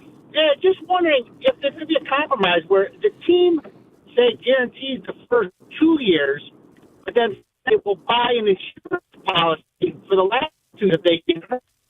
So what's here will get a guaranteed 4-year money, but you're cutting Paul, in and out. yeah, I think sorry, I get Paul. what you're saying. Kind of Guarantee the first 2 years, and then what the team would take an insurance policy to guarantee the other ones. and get paid either way. I mean, the insurance policies have always been on the players to take if they deem it necessary at that point. My first couple of years, I had an insurance policy. As a fan, I want no guaranteed contracts. You stop performing, you get fired, you stop getting paid. That dead money could be given to a player who's actually performing. Same for coaches, etc. Here's the reality, though. In every other sport, the deals are fully guaranteed. Right. But that's football all, is the that's most all violent of them. collectively bargained. I know. That's why. Well, that they're trying to essentially That's why the collectively bargain on the NFLPA fly. needs to grow a set. Well, and they're collectively bargaining on the fly right now, these second rounders in solidarity. Someone get Tate's agent on the phone with Heather so she can give him the mom snap and end this holdout already. Let's get this done. Get in camp, son. Speaking of the snap and getting attention, here we go. There's going to be guys giving the equivalent of that starting this week. We'll get to that next, 97.1.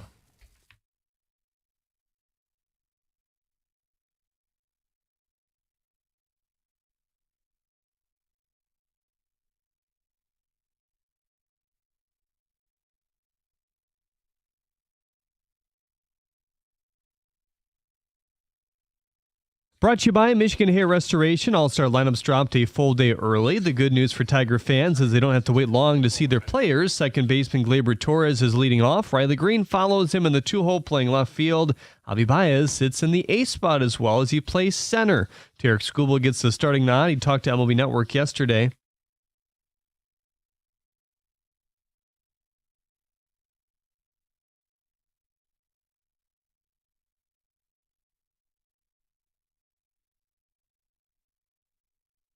First pitch at 8, Cal Raleigh is your home run derby champion. He won a tiebreaker with Brent Rooker by just an inch of homeward distance to advance out of the first round. His average distance was 427 feet in the championship, where he knocked out 18, just defeating junior Cam Minero. Lions quarterback Teddy Bridgewater has been suspended from his high school football coaching gig for providing meals, ride shares, and other benefits to his athletes. Lions training camp tickets hit the web today at 10 a.m. They are free but limited. At the Corwell House Sports Desk, I'm Jeremy Otto. For more, go to 97.1 The Ticket or Odyssey.com.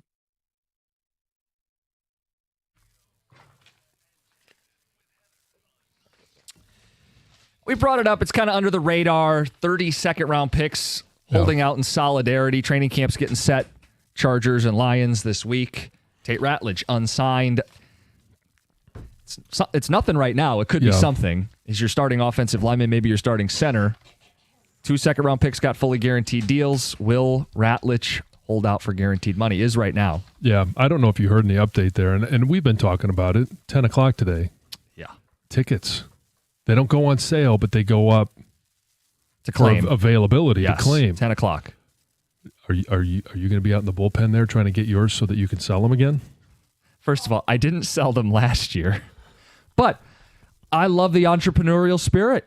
It's what this country's founded on, John. Some free tickets going to the highest bidder. Clearly a market for it. Supply and demand, capitalism, USA, and all that stuff. So you're going to be online? It's a business opportunity, John. 248-539-9797. If anybody does that, scumbags. Scumbags. I want to get a phone call in on this Ratledge stuff, and then we are going to have a little fun because you saw this video with football season right around the corner. It's perfect. Guys, if you haven't done it, you may start doing it. And Heather, you haven't heard it yet, have you? I have not. Okay. All right. Just hold tight. She hasn't heard the audio, or she hasn't heard. I don't think she even knows what is coming. I have no idea. I haven't heard anything. Okay, we'll get to it after Joe in Madison Heights. Joe, good morning. You're on 97.1. Good morning, fellas. Hey, John, I'll confer this one to you. Okay, the framework is already there with people getting slotted in. So let's say you take 33. Well, he gets 100% of his money. 34 would get 99%, all the way down to the last pick in the second round, which would get 68% of their money. I think everybody can live with that. What do you think? Well, I mean, you would have to ask the franchises. I think, just personally, that you should guarantee all contracts. But 100%, right? 100%? Yes, I do. But that's a CBA issue, and it's not open for discussion at this time. Right. And so when in the next negotiations, then what are players willing to give up if they want to have rookies get guaranteed money?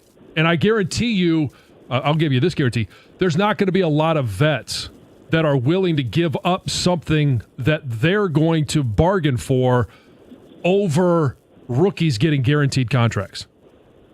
Okay, I can get with that. Good perspective. But you guys have a good day. You too, Joe. Thanks for calling in. I love the idea of being slotted, your guarantee, along with your pick. But again, that's all collectively bargained when the players sit down with the owners. I didn't play that. Okay. Anyway, you're looking at me. No. So I do want to play audio, though.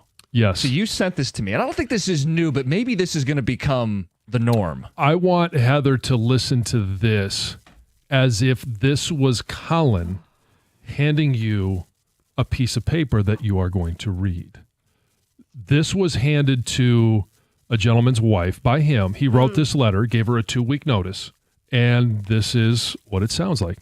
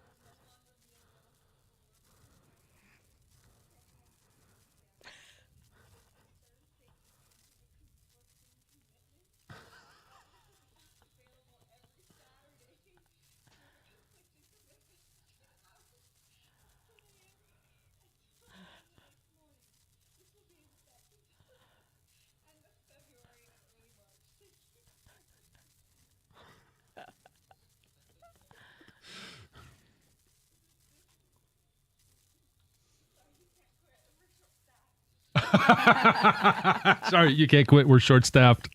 That was her response. 2-week notice. Mm-hmm. So if Colin handed you that, his 2-week notice, that he has been a loving husband, an engaged father, but in 2 weeks, Monday nights, Thursday nights, Saturdays, and Sundays, he has conflicting commitments and will not be as engaged as he was in the offseason. Well, I would laugh like the woman was laughing as she read it, and then I would run upstairs and pack my bag before him and get out of there and be like, ha-ha, joke's on you. I'm out first. You got to take care of the kids. I get it. So I you'd totally leave him? Yeah, I'd leave first so that he has to do all the responsibility.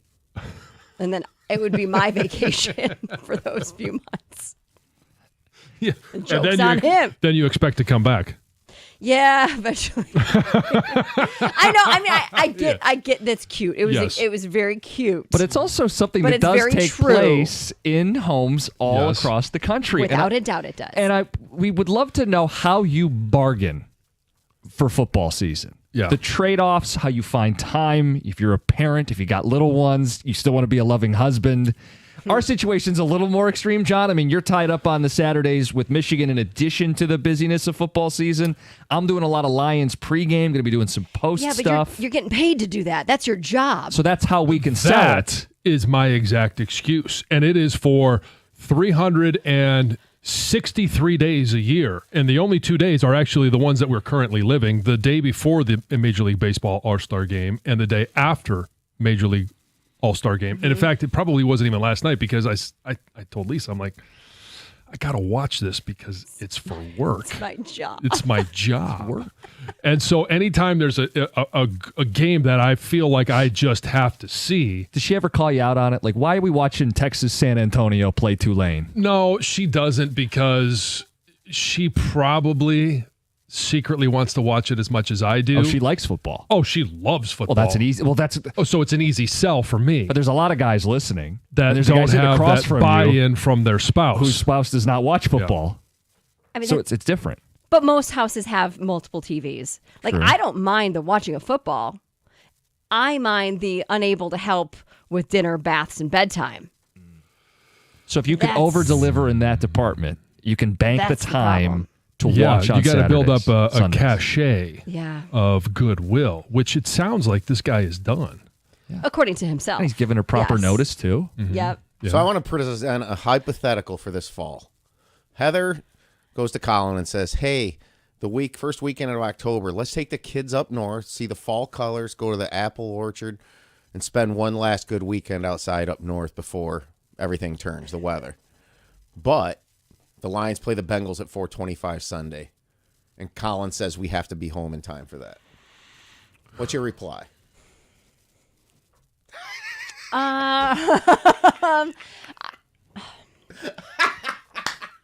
I don't think he would say that. I think he would say we have to watch it there. No. This is an if, yeah. This is the deal. Yeah. I mean, okay, fine. We'll Because still this go. happens, maybe it doesn't happen with Colin in your house, but it does happen in households Oh, it across the happens. country. Oh, it does. Well, I mean, Why don't you just listen on all the Lions affiliates He as you is travel down? obsessed with. Well, he would have the game on as we're driving if we were in the car. So that's Like, the he workaround plays- Is that good enough, though, to listen on the radio? Is that good? No, but you No, can watch no, video. You can watch He- video. So do you drive then? He would have the game on. Oh, He would- Colin, he distracted couldn't listen- driving. I'm He not couldn't gonna- listen to it on the radio?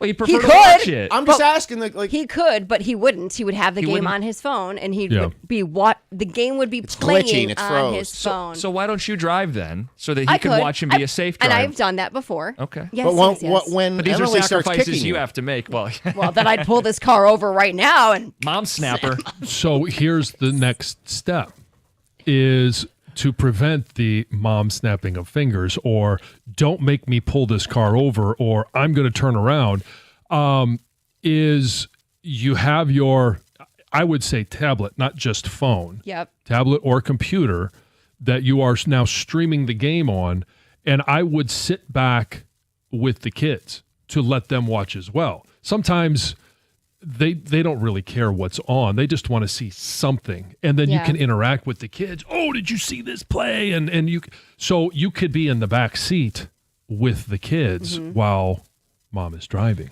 I mean, I don't really. If we had to get home early to watch a game, that doesn't really bother me. If we had a great weekend, like I really don't mind watching the game. I like to watch the game with him. In fact, Yeah. if it's a Lions game, I enjoy Yeah. watching the games with him. Other games, I don't really care about. Well, that's the key. Is there's levels of ask. Right. There's one game a week I want to watch my Detroit Lions, and yeah, it's annoying if you're not a Lions fan, but you can work around 1 3-hour, 4-hour block a week. What this guy pitched is Monday night too, because who's ever playing, Yeah. I got to see it. Thursday night, who's ever playing, I got to see it. College all day Sunday, not just the Lions game. Yeah, but he all actually day. said 10 in the morning until 10 p.m. No, the college game was 12 o'clock. Oh, was it? Yeah, midnight. Yeah, Because you got to get those, wall to wall. Mm-hmm. So if you're planning your schedule, your life around football, it's a delicate dance to walk in the house. Yeah, and we've got some calls. Yeah. I want to know those sports lovers, because it doesn't have to be just the guys. Could be the women as well. Yep. How do you negotiate the coming football season with your significant other? Our expert negotiators, we need to hear from you. 248-539-9797. A 2-week notice, or maybe you got a better strategy. It's 97.1. In sports, when you're sidelined by an injury, it is personal. And the same goes for life. That's where personal injury attorney David Femininio steps in. And trust me, after an accident, you need an attorney who's going to make it personal. That someone is David Femininio. He's got a slogan, get David, get paid. We've all heard it. Well, to him, it's not just a slogan. It's his promise to take care of you. So if you or someone you know has been injured, tell him to call David Femininio at 855-65-CRASH, or you can always go to his website, getdavidgetpaid.com. That number again, 855-65-CRASH, or on the web at getdavidgetpaid.com.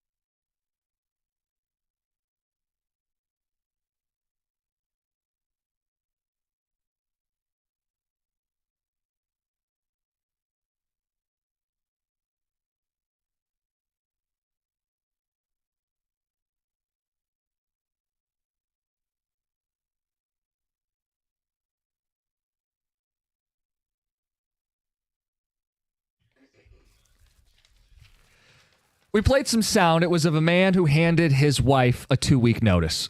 Football season's around the corner. I'll be busy. I have commitments. Mm-hmm. Clearly, it's a funny viral video, but people have to negotiate time in the fall. And, John, I think we have the easy excuse. It's work. Yeah. It's still a lot of time. It's 6 days a week you're doing something, and on the off day you're watching something else. Mm-hmm. So we have an easy trick. It's for work. Now, I've been called out, why do we need to watch this Sun Belt game? And I don't have a great answer because I don't need to watch it for work. It's cash the ticket. It's all in cash the ticket. context of the college football playoffs. I don't need to see North Texas play. So some of this is picking and choosing. It's the transfer portal for next year. This quarterback Stay might ahead. be at Alabama next year. He could be, John. So everybody knows the Lions are the centerpiece of your weekend, and I'll watch the Lions with my wife. She doesn't care about any other football. How do you navigate and negotiate? So we want to talk to our best negotiators, 248-539-9797. We have some ticket texts as well. Ticket texter says, that was epic. Trying to get my wife excited for football. I bought her a jersey so she can look cute for the games. Now she wants to go to games. He says, I need a second job for that, but that's how you get her involved. Mm-hmm. Yeah. Hey, be careful what you ask for. Colin went from confrontational Colin to car crash Colin, Scott and Carlton. No, he's not driving. Well, sometimes he is. Sometimes, yeah. Heather, that's when you got to step in. And I mean, it hasn't happened, but that's what he would do for a Lion. If it was a Lions game, he would not just listen to it. It would be on a screen. Yep. Guys, here's my advice. Ride the storm out and be awesome when you are available. 10 years of marriage, eventually the acceptance stage of grief takes over and you win. Just play the long game. Play it. Devin on a cell. Good morning. You're on 97.1. Hey, how's it going, guys? Good. What's up? Good. First time, long time here. So what I did is I got Lions season tickets. This is going to be my 5th season, and I've been taking her to all the games, and slowly but surely getting her a jersey, getting her the Lions swag. Now she's starting to like more of the players on other teams as well as we go, and before you know it, now we're here, and every Monday, Sunday, Thursday, and Saturday we're watching football, and she enjoys it too. Do you guys have kids? We do not. Mm-hmm. That's the that big change. definitely solves a little bit of the problem. Yeah. Have you had a moment where she came to you and maybe there was a home game or maybe it was an away game, you just wanted to watch it on TV, where one of her friends or a group of friends said, hey, we'd like to go out? Has that situation... Okay. How do you navigate that one? She will tell them, no, we can't. Okay. All right. Well done. I'm lucky. Yeah. All right, Devin. Yeah. Nice job in training. We got a ticket texter who says 2 TV setups solve the problem, Josh and Warren. I don't think Josh understands. It's about wanting to spend time with you, not just wanting to sit in front of a TV in a different room. Right. Or it's about I need a break from the kids. Right. It's your turn. Because it's all well and good to say, well, I did that nice thing in the summertime. Right. Yeah, well, our kid needs something right now, and I'm all mommed out. Right? I'm sure you're going to get in that spot where, how do you handle it? Lexi on a cell, you're on 97.1. Hi, I'm actually the football watcher in my marriage. My husband does not care about football at all. Okay. He tolerates it at best. We've been together for 10 years, so, finally he tolerates it. But I also have 2 young daughters, and so when I watch college football and when I watch NFL, I'll try to choose a game on both Saturday and Sunday that I really care about, and I'll tell him hey, from 12 to 4, this is my time slot. I really want to watch this game. Please, can you take over the parenting responsibilities? But then if it's a game that I don't really care about but I'm still interested in, I'll say, oh, the girls can watch it with me. You can go downstairs and you can game for a few hours. And, he gets his time, I get my time, and it's worked out. It's a work in progress, but we got there. Okay. All right. Find And the how sweet long have spot. you been married? 7 years. Okay. They figured it out. Right. Yeah. Good for you guys. Crazy kids, they figured it out. Yeah. Uh-huh. Heather, have you and Colin talked at all about how Christmas Day is going down? It's been referenced It on the has text. been referenced at home multiple times, more jokingly. No, but are we starting to actually have the conversation? You guys, Colin is not on board for a game on Christmas. He doesn't like the idea. He's on my side with this. The division's on the line. They're playing the Minnesota Vikings. I know. Yes, the game will be on. The game will be on. Okay. But will it take over the day? It better not. Like, are you gonna when do you normally eat? On Christmas? Christmas dinner. We don't really do a Christmas dinner. I guess so. We go. So you can hear your the plans are flexible, is what I'm hearing. John. No, they're not. Well, if you don't have a specific time that you eat, then you don't. can eat before the game. So I want to clarify. Are you one of the families that, like, you have a bunch of stops on Christmas Day? No, heck no. Oh, then this is even easier. You do your gifts before the game starts, and then everybody has fun, and you're together, and you watch football. Before noon, so you can watch the first game. Right, the kids are going to get up. You'll have your moment. They'll look at the presents. You'll take photos. Pistons could be on at noon. You'll be wearing your pajamas. Everybody's just hunkered down at home. And what better thing to do than watch the Lions lock up a playoff spot or a seeding or a division title? Okay. No. Tried, Colin. Although I will take you. Oh, it's going to be on. The game will be on, you guys. It's It will take over the day. My husband is obsessed. Sorry. The game will be on, but it's. We haven't discussed yet how that will happen. Mike, how do you Christmas Eve? Yeah, and then the fight. Mike, how do you compromise, negotiate? How do you make football season work? Hey, good morning, guys, and thanks for having me on. So, my wife is from Louisiana, and we met in 2013. Our first date was a Lions game, and it was, if you recall, against the Bucks, where Stafford hit Calvin in the chest near the end zone, bounced up, Bucks picked it off, and the game was over. But the first date was a Lions game, and I let her know that and how much it meant to me. And now I have 3 daughters, all under the age of 6, and they all have Lions jerseys. They all have Lions stickers, and they're starting to love it. And so every Sunday, I don't need to fight the battle because the girls get their Lions jerseys out and their pom-poms and their beaded necklaces and stuff, and they want to watch the Blue Lions. So it's been a lot of training, but from the get, I just let her know, this is what I'm in love with, win or lose, and this is the first time she's seen them win, so she's seen me for about 7-8 years struggle every Sunday.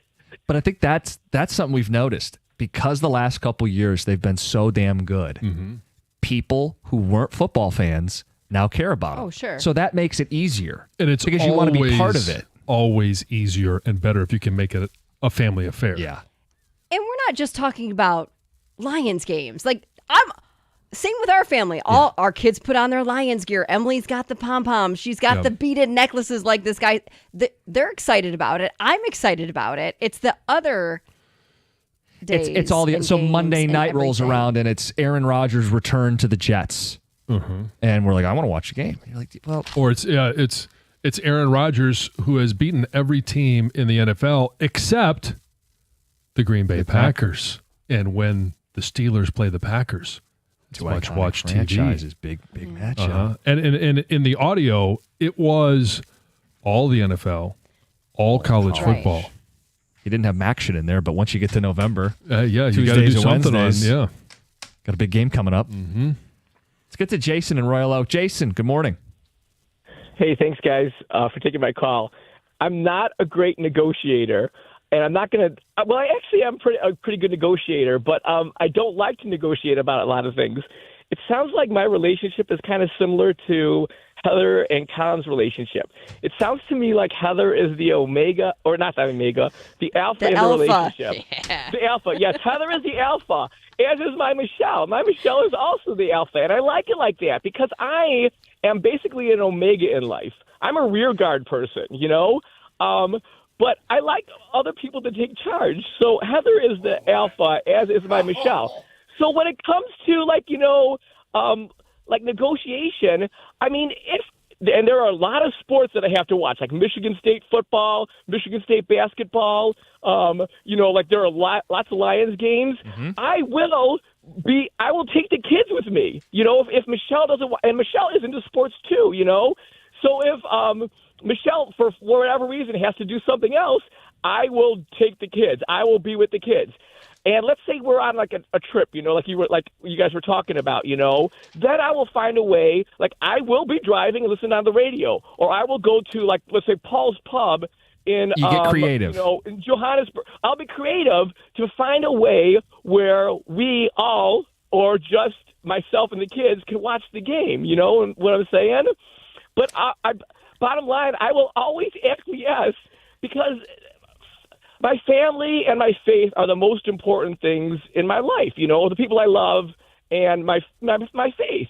So I will always acquiesce to that. So, that's all I'm saying. Yeah, no, listen, I think people got to have their priorities. Yeah, we know. And I would say, you got to have your priorities. And it's okay if one of your priorities is the thing you really like is watching the Lions on Sundays. Yeah. Where you're biting off more than you can chew sometimes if you're saying, I also want to watch every Monday night, every Thursday night, all day Saturday, all day Sunday. We have the convenience of it's for work. Yeah. You can play that card a few times. Colin tries to use that for me. You know where you work, Heather. This would be good for your good work. content, right, Heather. Yeah, you should watch the game, right? Watch the game. Yeah. Does he hold your purse as well? Like it sounds like maybe Jason does. Can I go to the store? No purse holding. Ticket texters, guys, my wife and I have had season tickets 7 years now, but this is our first with a newborn, and I'm very worried. Signed Anonymous. Me and my husband watch the Lions together and go to the disco club after. Signed Kelsey. More ticket texts, more phone calls. We do have a Tigers Factor Fiction. First half receipts, end of the hour. It's 97.1. All right, guys, it's Heather. Verizon thought of a lot of different ways they could show their appreciation to active military members and veterans, like rolling out the red carpet, providing a personal marching band, or throwing a bumping shindig. Well, at Verizon, they're doing all of that in the form of special military discounts. That's why they're giving military and veteran families mobile plans with the military discounts starting at just $25 per line per month for 4 lines on unlimited welcome with autopay plus taxes and fees, plus a 3-year price lock guarantee excluding taxes and fees. Think of it as their way of flying a squadron of jets overhead while launching fireworks. Now that's what I call a celebration. Visit your local Detroit Verizon store to learn more. Discount for personal lines only for military and veterans. Approved verification documents required. $30 per line per month for 4 lines, less $20 account discount. Autopay and paper-free billing required. For unlimited welcome plan in times of congestion, your data may be temporarily slower than other traffic. Domestic data roaming at 2G speeds. Price guarantee applies to then current base monthly rate. Additional terms apply.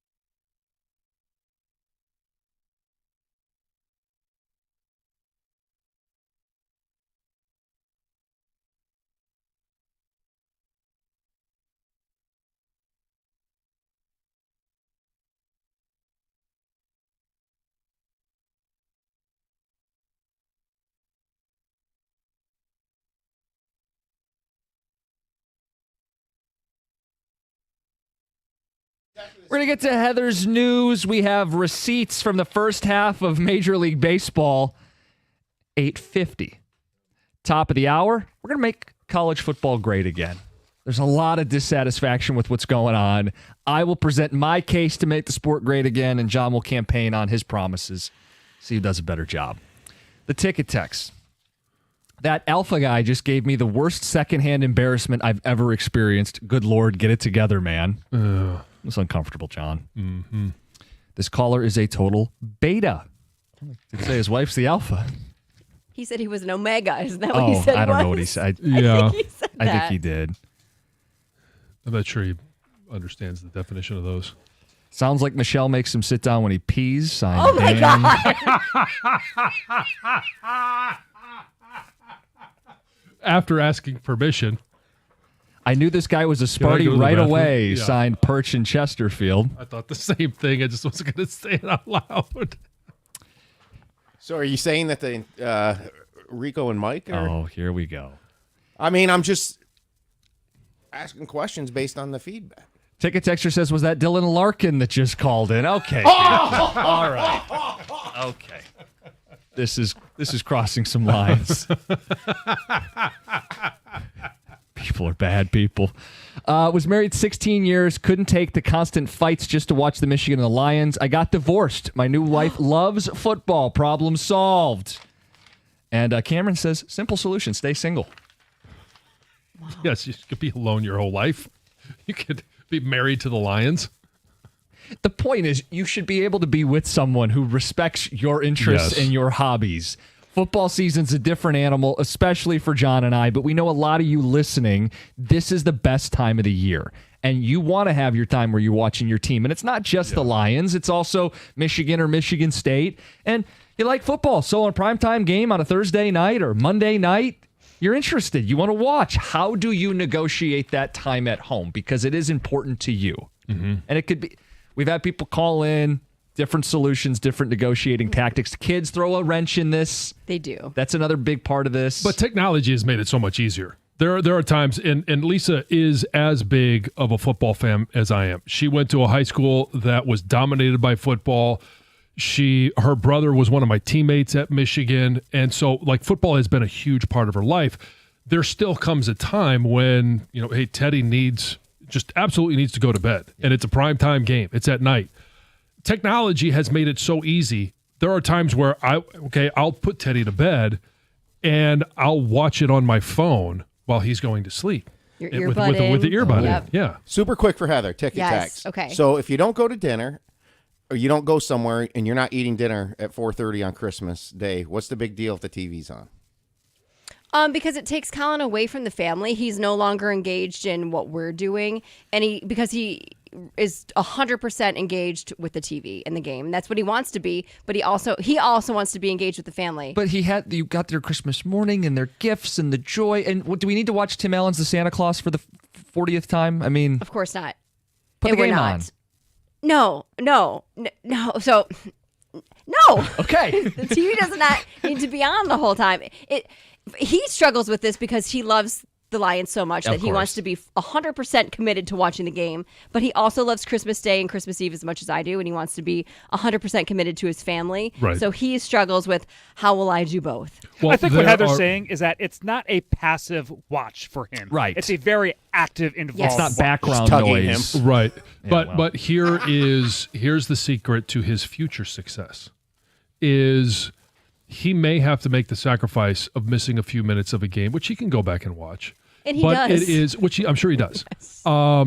But it is getting Emily and Brooks involved in the game, even if it's only for Brooks. Like right now, I know he's a year and a half. He's going to be 2 here soon.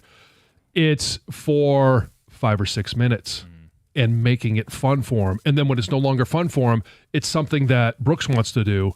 But making those little snippets when they're 2, 3, 4, and 5, they want to do fun things with dad. So make it fun. Don't wear it out because you don't want it to be that boring for labor. them. So then when they're 8 and 9 years old and mom says, let's go to the apple orchard, all the kids say, no, we want to watch the game with dad. John, I agree with you, but there's other games. You don't need to do that on Christmas. See, Heather's big thing here is can we have one freaking day where we just shut it all off? Because I agree with what you said. That's great. Let's get them excited about football and the Lions. I love that idea, but I don't love doing it on Christmas Day. Right. That's all. But my plan is for Colin that in 6 years, when the Lions are again playing on Christmas, he has now made the kids choose sides, and they choose him. They either choose Christmas or the Lions. No, they Mom. They get toys in the morning. Both. Yeah. The beauty is both. It's turning the tide. Let's get to Heather with the news. Heather, what's going on? Let's talk little Jay Cutler. You might have seen him trending on social media. He found himself in the middle of controversy after he posted a series of photos from a South African hunting safari. And basically a full-blown debate broke out in the comment section of his social media. He posted a photo. Snap your fingers at me. No. I never snap my fingers, which is so funny that I did that today. But I just needed you to stop laughing. He posted a photo of himself posing over a dead antelope with the caption, "Kicked off the Africa hunt with a beauty, sable down." It was a sable antelope. Yeah. And he was obviously It's a thrilled beautiful about animal. the killed. Yeah, it was a beautiful animal for sure. A lot of the followers were absolutely disgusted by it. Some said, "Wow, Jay, you killed a wild animal in a place it's rarely hunted and had zero idea you were a threat. Super impressive, buddy." And that this is nothing to brag about. A lot of comments very much similar to those. Obviously, the comments didn't faze him because he continued to post about the hunt, some videos, some more photos, as well as some other animals he killed. Of course, there were people that pointed out that, hey, he didn't break any laws, right? No. This was part Had of a the appropriate regulated licenses, trophy hunting program there. But yeah, hey, if you don't like it, then don't hunt. But don't get upset with those of us that enjoy fair chase. Sure. Okay. Royal Oak. I don't care that you hunt deer or pheasants or whatever you go out and hunt, whatever Ducks, you squirrel, rabbits, sure, squirrels. whatever. Yes. You do you. To me, this is a little different. That the big game hunting and is different to me. And I don't follow Jay, so I didn't have to see any of the photos. I don't love seeing photos of people with their kill. I don't love that. I don't need to see that. Yeah. For me, but I. So my perspective is, if you're going to use all parts of the animal, if you're going to eat it, and you're going to use all parts, then it's no different than hunting a deer locally here or hunting ducks. But don't let it all go to waste. No, I'm not a hunter. Yeah. I've never I grew get up it. with anybody hunting, and it's just not my thing. But that's Yep. do you? It went viral. Yep. Royal Oak has just approved a new parking system that will replace the current confusing system, I guess you could call it. So starting in January, Royal Oak will go from the current system where you use a pay station, or there is an app, right? I think there is an app. There's these pay stations, but I honestly avoid all the headache because the garages are 2 hours free. But I'd like to be able to use more of this stuff without the headaches. So basically now you pay for the spot, it turns green. If your time runs out, though, you get a ticket mailed directly to your house. Had that happen. Well, the city commission approved this new agreement, which is basically like what you see in Detroit, or you mentioned Ferndale, where you can use Park Mobile. Yeah, just on your app, on your phone, and you can add time if you're running late somewhere. And I also read that this new system will eliminate the back-in parking, which has been confusing for a lot of people as well. It's not confusing, and I know John's point is it's Safer. safer. Yes. It stops and impedes the flow of traffic to stop and back into a spot. If you back out, you're only backing out when traffic allows, so it doesn't slow people down on the main stretches. It's all about vision and being able to see. You could see better pulling out straight than you can backing out, especially when there is cross traffic, let alone, a parking lot. It's all about the pullout game. All right. Oh, when in doubt. That's what he said. Sorry, Heather. It's the news. That's all we have time for? That's all I got. Okay, then. Coming up next, look, we can laugh at ourselves. First half, fact or fiction. What do we think the Tigers would do? Some of the big storylines in Major League Baseball. We cash those receipts next. Then we're going to get into making college football great again. I know people have issues with the game. We'll do that top of the hour. It's 97.1. Value-driven banking begins with First Merchants Bank. When I have a question about my finances, I turn to my bank, and that is First Merchants Bank. I know that their attentive local bankers are 100% interested in listening to my situation and in helping me find the answers that I need. First Merchant doesn't provide cookie-cutter solutions or check-off boxes when it comes to financial advice. They're going to take the time to learn about my life and my personal and financial goals and work with me to build a plan that fits my unique situation. That's because First Merchants Bank really cares. They care about you as an individual. They see you as a person, not just as a number. And they're going to do all they can to help their customers and communities succeed. You can count on that since First Merchants Bank is staffed by local bankers who know and are passionate about the needs of the local community, because it's their community as well. And we all have to work together to help it continue to prosper. To get started on your personalized financial solution today, you can visit them at firstmerchants.com. That's firstmerchants.com. First Merchants Bank, member FDIC.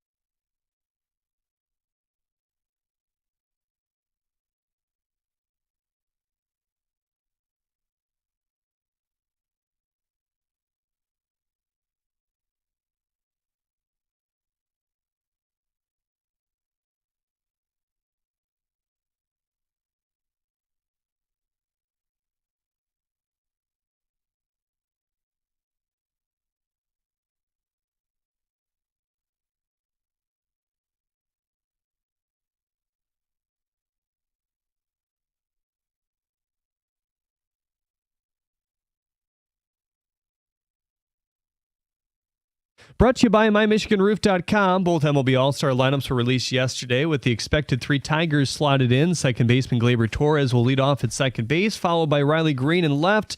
Javi Baez bats 8th and plays his favorite position of center field. Tarek Skubal will make the start. He spoke with MLB Network yesterday.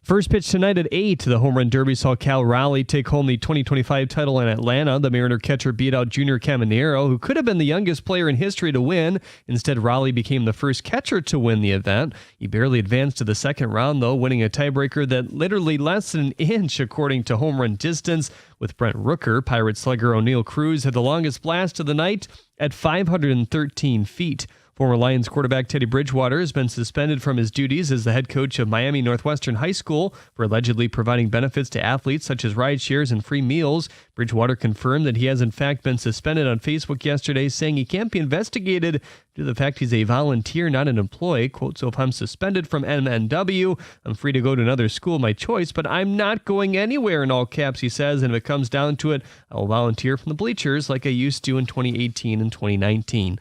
Lions training camp tickets are free and will be available to the public beginning in just about an hour online. At the Corval Health Sports Desk, I'm Jeremy Otto. For more, go to 97.1 The Ticket or Odyssey.com.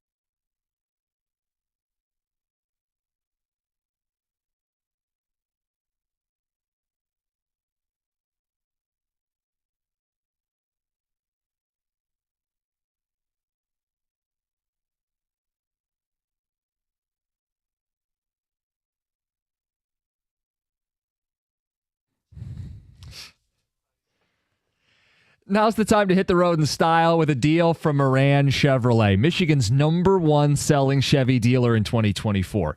Need a truck to keep up with your summer plans? At Moran, you can lease a 2025 Silverado 4x4 LT Crew Cab for $249 a month. That's 0 down, 24-month low mileage lease for style, strength, and savings all in one bundle. Only at Moran Chevrolet, where you always get the best price, period.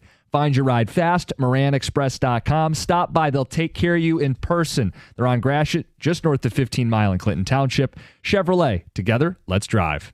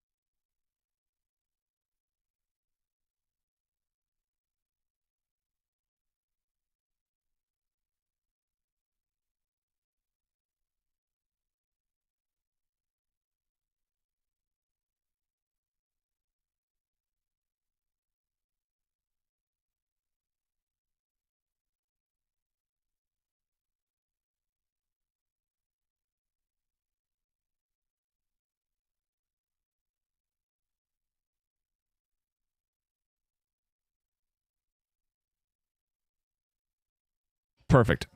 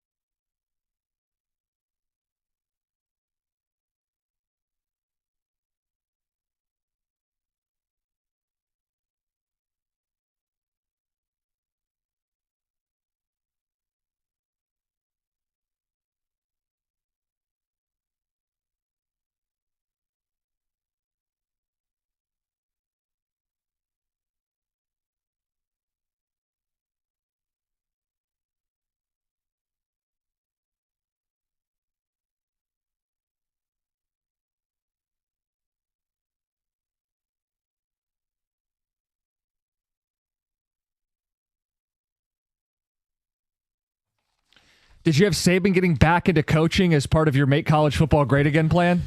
I did not. That's Greg McElroy down on WJOX in Birmingham.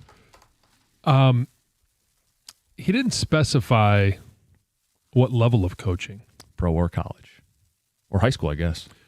I don't see him coaching coming high to school. a Pee-wee football league near you. Does he have grandkids that are going to be high school football players or great grandkids? I think the implication there is it's going to be college. Maybe it's pro, but I think college is where everybody's head went. Sure, 100%. Because that's where he's dominated. He's the greatest college football coach of all time. I don't know. He did not dominate in the NFL. No. Some of that is, he feels like he didn't get a quarterback. If he went back to the NFL, it'd have to be a team that had a quarterback. A lot of teams with quarterbacks don't fire their coach. Yeah. I don't know. Tom maybe threw out Buffalo if the Bills came up short. I think that would be a complete move of desperation for Buffalo. Well, they should be. If they don't win this year, they should be desperate. But with the track record that he had in Miami, he'd say, "Give me Allen, I can build a defense." Yes. Or how about this? As I think about the possibility of Nick Saban going to the NFL, what if things don't work out in Jacksonville? Okay, but then they're firing another coach 1 year in.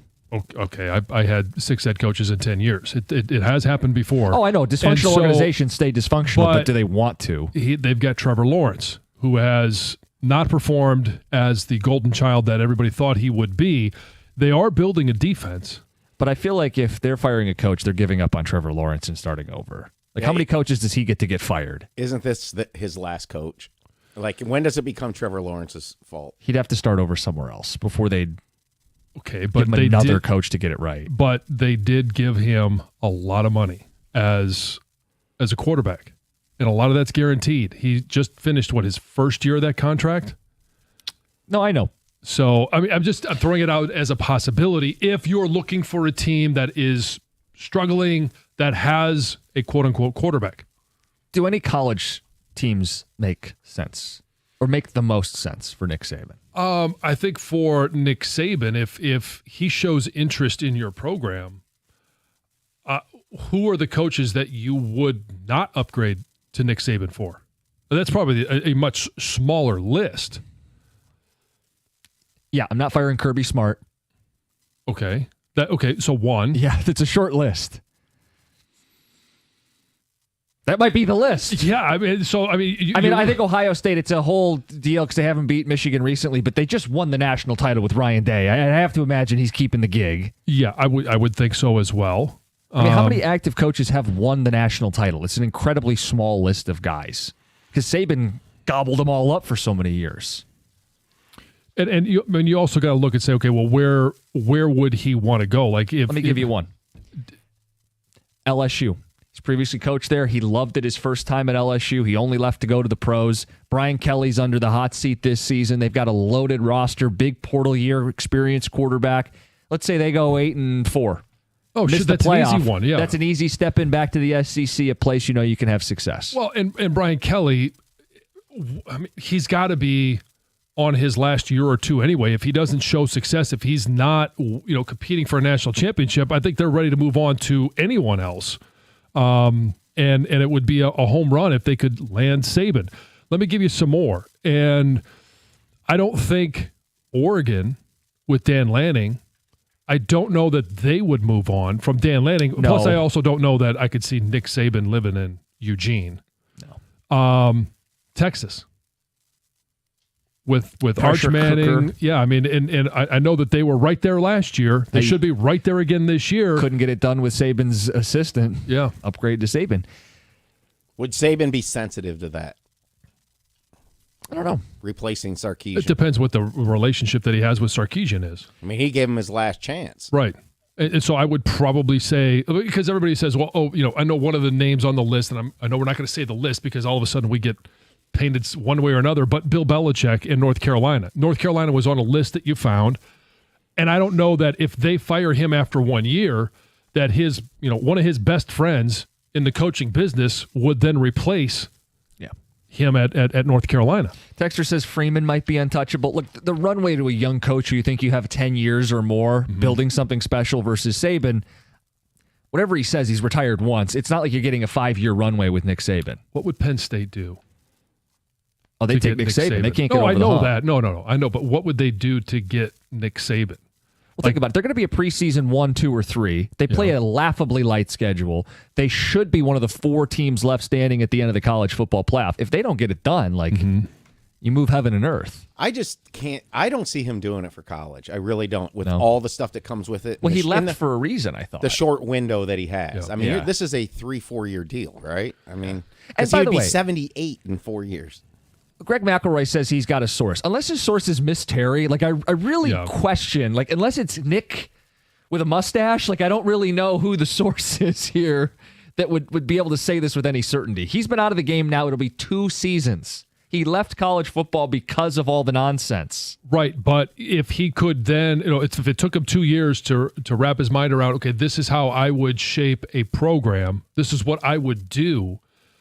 And maybe it was just simply, I can't imagine that he couldn't go to the donors in Alabama and say, we need more money for NIL, but he was pounding that drum. I don't know that he necessarily got it. Would he simply go to a place like a Texas Tech, where it seems like there is no end to money? They got cash. Texas A&M. I know they got a young coach, but again, they have no end to the money. 248-539-9797. Open lines, ticket text on everything we talk about. 9:35, Lions training camp tickets. We're going to talk about it. It's going to be a bloodbath today. Is there a better way to do this? And you may have missed this story. It could turn into something for the Lions once training camp starts. But first, Heather with the news. All right. If you're a homeowner who cuts your grass really short so that, you can get a longer time between your mows, you might want to change your strategy. It's not the right way to mow your grass. Okay. So according to Lawn Care Pros, so these are the experts in lawn care. Yes. Cutting your lawn too short can stress your grass, encourage weed growth, and even attract pests. So what is the ideal height to cut your grass, right? That's what you're thinking. Just get to the point, Heather. Well, it depends where you live and what type of grass you have. Yes. So for the cool seasons, grasses, which are in the northern regions, which would be ours, it's recommended that. Let me read what this person. I'm going to read it in their words. Okay. I recommend the higher the better, and to never cut below 3.5 inches. They say the ideal grass height is 4 inches. Okay, I get that. Okay. And then, of course, it's different if you live in a warmer season. Yeah. But it says, regardless of where you live, make sure you don't cut more than 1/3 of the grass blade at once. Right. So even if you say I'm going to cut it short so that I can get more time in between mows, it's just going to grow the same amount, and you're going to end up cutting more than 1/3 to get it back down to that short length. Greg, you said you had a big opinion on this? Blah, blah, blah. I am cutting mine short and tight. It is going to look like the Rose Bowl. Okay. I get that. I prefer longer grass. So I'm closer to the 3.5, 4 inches. I think ours is. Oh, yeah. This guy. Yes. But then you allow. You allow time for growth. Yeah. Well, and weather and conditions and all that stuff. It does depend on the weather. They do say mowing once a week is fine during the spring and fall, as far as how long and when you mow. And then during the summer months, you can space out the mowing because it's so hot. They also say don't mow when it is so hot because it could basically stress your grass. Yeah. Our ticket texters want to know if 3.5 inches is long, as far as this discussion goes. For the length of your grass? For your grass. Yes. I don't think it's particularly long. Okay. And I thought I was just doing you a friendly little article about grass, but it turns out that you tried. It was not. Let's try something else. Healthcare professionals are now warning Gen Zers about the risks of freeze branding. Ever heard of this? No. Yeah, I think I have. It's like a like what they do to a cow, but with ice. Exactly. On your body. It's like a different form of tattooing, where basically you're tattooing your skin with icy cold liquid nitrogen, and you're branding yourself. You're burning yourself. Freezer burn, yeah. Yeah, yes. Yes. Yes. What? It may seem like a cool idea on social media, but experts are saying this is very, very risky. You could obviously get some deep infections and you could get sepsis and potentially die. Yes. Yeah, but you could go viral on TikTok. So, I mean, pros and cons. Am I right? Yeah. I remember when people were branding themselves. Well, I don't know if people were doing it. I remember when a person branded themselves with like a hot. They're just burning themselves. Yeah. Yes. Yeah. I'm all for, some body art and some tattoos, but branding, whether it's hot or cold, does not sound like something I would be into. Gen Zers are also taking part in a new cigarette trend that has nothing to do with cigarettes at all. It's called fridge cigarettes. Have you heard of this? I have. John's making a face. Yeah. You haven't heard of this? No, I have not. Gen Z loves their fridge cigarettes, Yes, which they are do. Diet Cokes, chilled to perfection. just another name for them. That's the dumbest thing I've ever heard. They're taking Wait, dumber than freezer branding? No. I mean, Gen Z is all effed up. They're taking their They should call it midday Gen F. pick-me-ups with a nice ice cold Diet Coke Takes right the from edge the fridge. off. It takes the edge off. There you Yes. go. Of course, there are doctors warning against this as well, that consuming too much Diet Coke is not a good thing for your health. However, it is a better choice Consuming a than Diet Coke is not good for your health. Yeah, well, it's better than a cigarette. So, Okay. John, aren't your kids Gen Z? Yeah. you know what else I guess Gen Zers are doing? I saw they're using Sharpies, the girls, as lip liner as well. What? So, Black Sharpies? or Well, I any guess you could color. use No, red. yeah, I'm Yeah, hoping they they're do not have using different colors, yeah. Yeah, I mean it's whatever color you'd like whatever to you're match your into, lipstick. Yeah. That just sounds dumb. I just hope that I've raised kids that are smarter than that.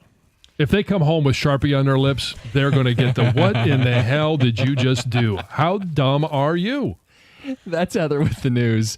Coming up next, can they do this better? Lions training camp tickets will be available today at 10, and there is a storyline in the NFL that is on our doorstep. Could impact our football team this week. It's 97.1. Hey, we're all making plans for football season, and if you want a great viewing experience, America's favorite place to watch football is Stadium Swim, located at Circa Resort and Casino.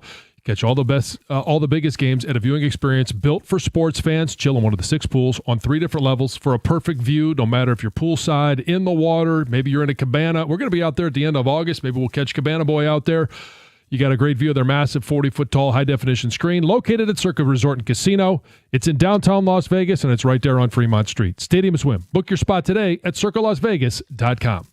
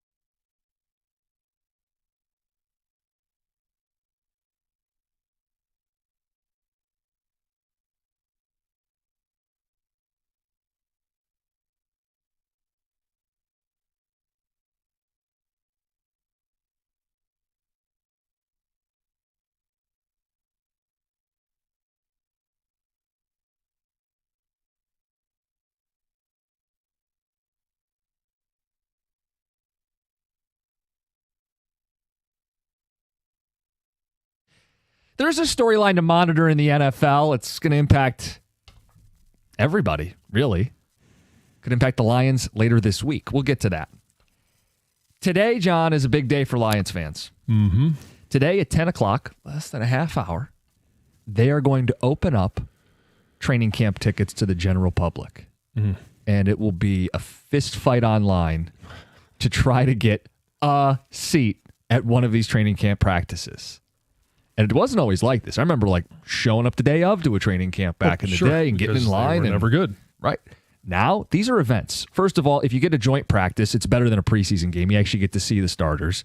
Two, people like going with their kids, like my neighbor was talking. We want to get them in and get them an Aiden Hutchinson autograph. People want to be there, and we're there every year, and we've seen the event grow. 10 o'clock today, it's going to go, and minutes later, you're going to have a lot of people very angry. They just can't accommodate everybody. The demand is too great. I don't know what the solution is, John. I don't know if they'd be better off doing an event where you have to camp out, test people. Actually be there in person? Yeah, you secure a ticket so the day of, when you go, you have a spot. But today, have people getting up early, camping out and waiting for the tickets. Is that any better?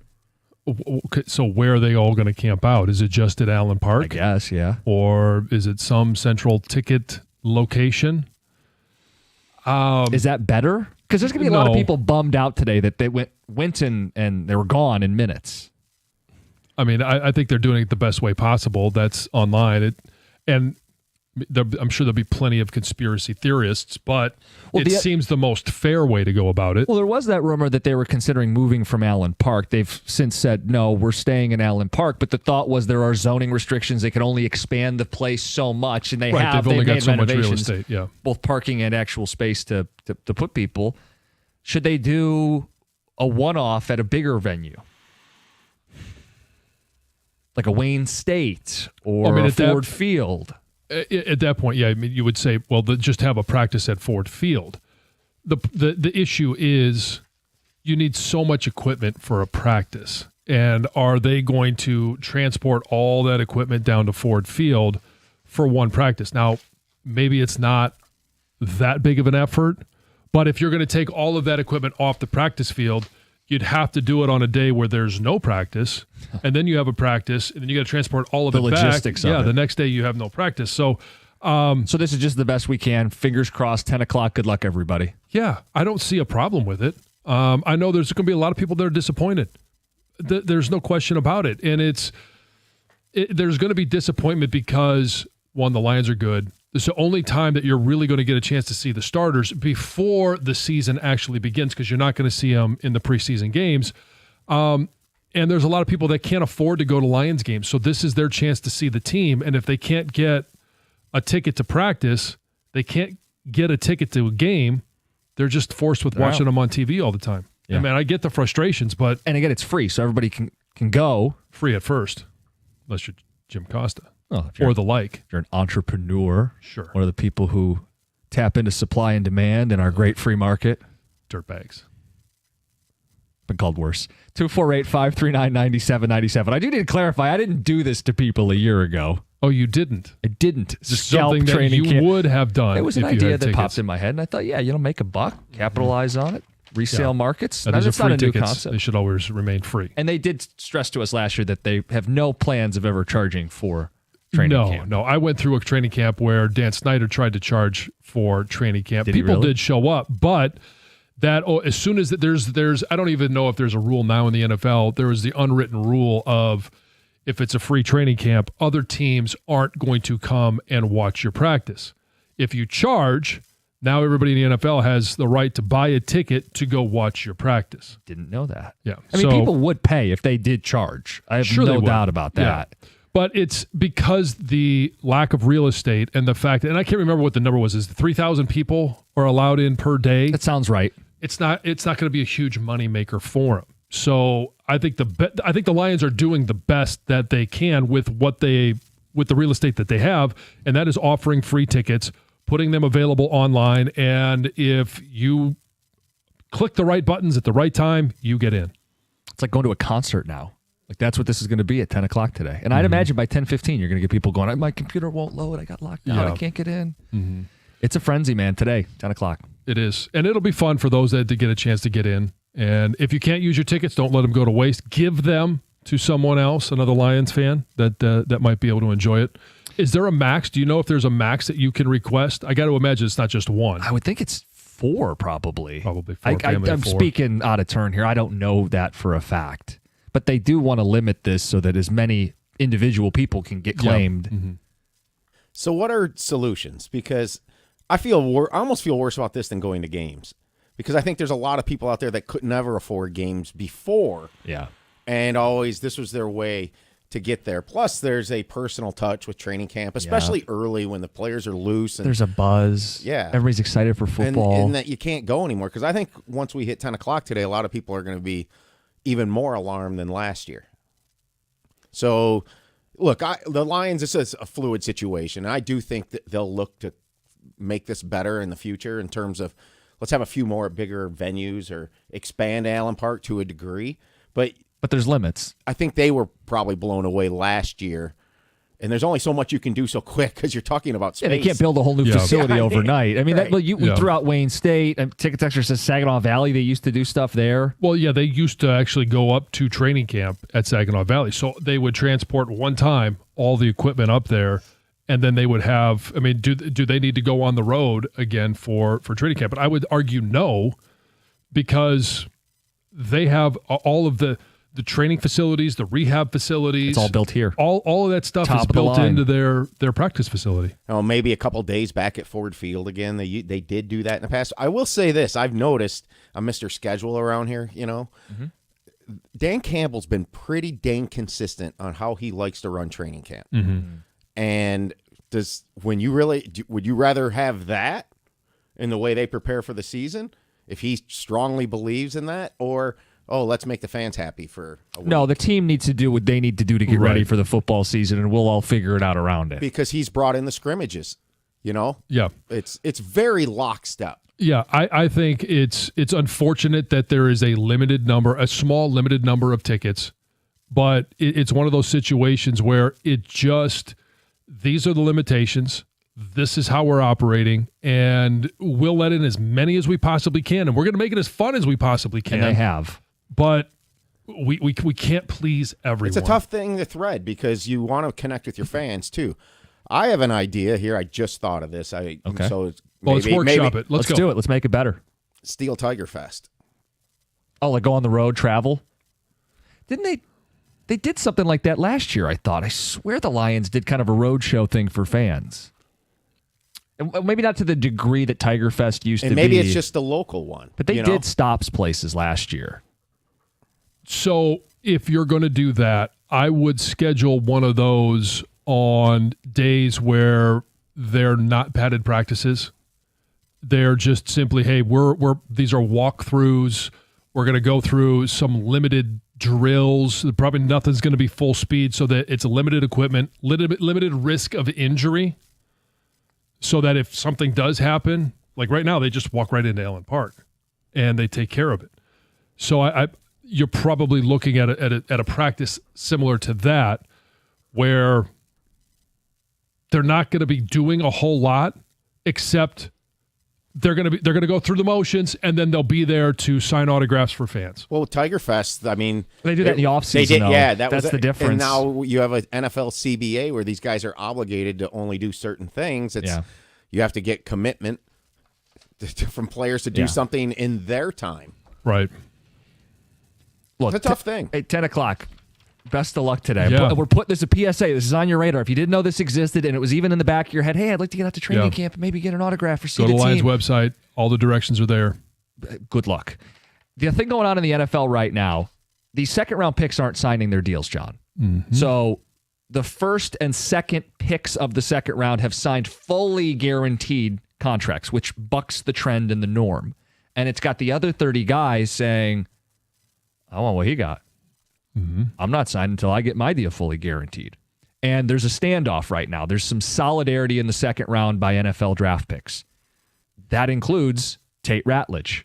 It's nothing right now. Nobody's on the practice field. But the Lions are going to hit the field in the next week. And he is a starter. We're counting on him to be a starter this season, center or guard. So this could turn into something. It's nothing right now, but it could turn into something. We'll get to that coming up next, 97.1.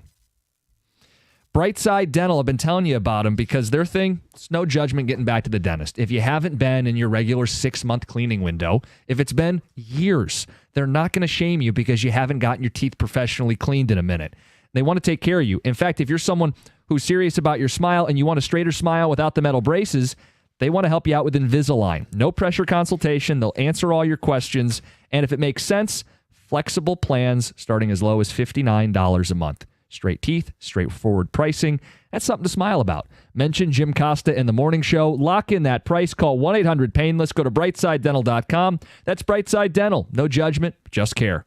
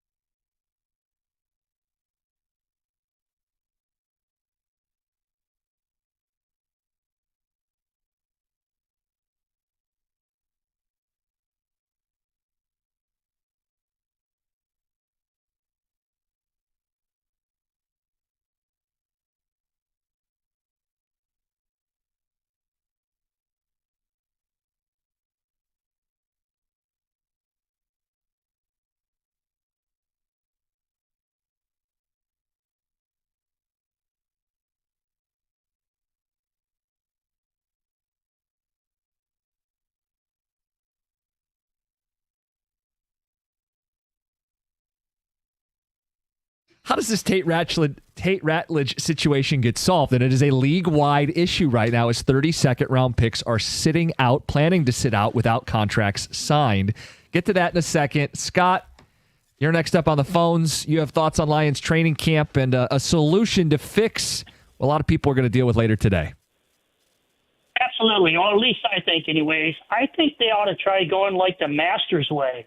Like every year, the Masters, you get up and you sign in for Masters tickets on June 1st, and the deadline is the 30th of June. And you get to pick whatever day you want to go. You could pick all days. Like I picked every day to go, but you only get one of those days, and they submit it to you, and you have to, purchase that ticket by so many days, or they send it out to somebody else as an offer. It would create where everybody has a chance, but you only get to go one day. So people couldn't get tickets for like every day of training camp. They would only get one day they could pick, and it would make it fair for everybody to have a chance to get tickets. And I know they're free, but if they cut the deadline, let's say they start out April 1st and the deadline's April 30th, and then they say you have 5 days to claim your tickets. If not, they go back in the pool. We send them out to somebody else and offer them. Yeah, I think they're all going to get gobbled up immediately, Scott. Exactly. And then, but that's not fair to nobody else that, let's say somebody buys, 5 days in a row or something like that. Hey, I'm going to get tickets for these. Right. It just it's more of a lottery system that now I have friends that got 2 master tickets last year. He got Monday. He put in for every day, but he got Monday. So he went to the Masters on Monday. That's the only day he could go. Hey, Scott. I put in for the last 4 years. Didn't get them. A quick question. It's been brought to our attention. Sure. Yeah. Has anybody ever told you kind of sound like Patrick Mahomes? No, that's a first for me. That is a first for me. It might just be the phone reception. Yeah, I don't know, but it sounds like we're talking to old Mahomie. I'll be honest with you, I can't stand the guy. So this is an insult we just leveled to you. Sorry, didn't mean to drop that one on you. Hey, no insult. Hey, I take it. I'm fine with it. No problems whatsoever. I listen to you guys every day, every morning on Odyssey. So I thought I'd try to give a call in. I just think a lottery, though, for that would be the best to distribute tickets to make it fair for everybody. Yeah, put some limits and spread it out, and don't make it a one day. If you miss it, you're screwed type of situation. Yeah. Greg, you said we have an audio comparison? Yeah, it's pretty close.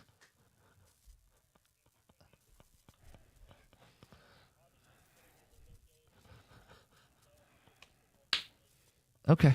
I swear that sounded just like Pat Mahomes. Yeah. Sounds like waving our attention. Hey, does this guy sound like... And you can even hear it, though, in Mahomes. There was like a little bit of a growl. He's got that scratch. Yeah. It used to sound like he had phlegm in his throat, like when he was a rookie. So it's good to know that we have Brad Holmes as a regular listener, and we also have Patrick Mahomes as a regular listener. If you're listening on the app... whether you're in KC or you're downtown. We want to hear from you. Yeah. I think that's a great idea, though. Yeah. If you have a sign up a month early, and then on today, July the 15th at 10 o'clock, they send out emails. Here's your tickets. Yeah. And if you don't accept them within a certain amount of time, so if you can't go, you don't accept them. They go back in the hopper and they go to somebody else. With the Tate Ratledge stuff, yeah, I would advocate that the Lions cave. And I know it sets a precedent where then all these second-round picks are going to get guaranteed deals. I wouldn't lose any sleep over it. A second-round pick salary is less than a percentage point of your cap space. This is a player who you want to get off on the right foot, win the starting job, hit the ground running, and be a factor for this team this year. I'd guarantee his deal. I'd break the stalemate. I'd have him out on the field this week. And I know other teams don't like it. My consideration is not other teams. I got Brad Holmes. He's going to draft better than you. If your guys don't pan out on day 2, your problem. But I'd get this guy into camp given what's at stake. Well, I mean, you'd be setting a precedent you'd have to live with. Yes. Even if Brad Holmes is no longer here at some point. And I'm okay. Honestly, I'm okay with second-round picks having fully guaranteed deals. I know why teams don't want them because it's a cost saver. But and it's then not that much. Next year, your third-round picks are holding out. But how much money are they risking in all of this? Again, the cap is almost $300 million. Ennis Rakestraw's total deal last year, the Lions' second-round pick, was $6 million over 4 years. The idea that we can't guarantee these guys that amount of money is silly to me. And if it's going to hurt the team, I have no patience for it. Not with what's at stake for the Lions. I understand the numbers of it. I also understand the precedent of it. And it's always going to continue to roll downhill like a giant snowball. But it's not necessarily over the course of the 4 years. So if it's $1.5 million this year and hey, it doesn't work out, you cut them, no big deal. But it accelerates the rest of the contract. Now, I wouldn't expect it has happened before that a second round pick gets cut. It's very rare. It's rare. But going into year two, and I don't want to use names, but if a second round pick underachieves or is hurt, you cut him. Yeah, but then when you cut them, accelerates that entire the payment, contract gets accelerated, and that cap hit hits now. But a lot of second and thirds are guys that are going to contribute or even start in a lot of cases. Hoping that's why you took them. That's why you took them. So then, but they don't always. But then guarantee the deals, and let's move on here. That standoff is taking place. It's not a Lions issue. It's a league-wide thing right now as 30 second-rounders remain unsigned. But it's also, that's more of a CBA issue. And so they don't want to give up a chip that they may be willing to say, hey, we'll guarantee all draft picks. But we'll do it in the next window. We'll do it in the next window, but then you got to get us something in return. Sound like a guy that was a union rep at one point. Yeah, there is no guy playing in the NFL that is going into year 6, 7. Those are all going to be your reps that are going to sit there and lose something because they want rookies to have guaranteed salaries.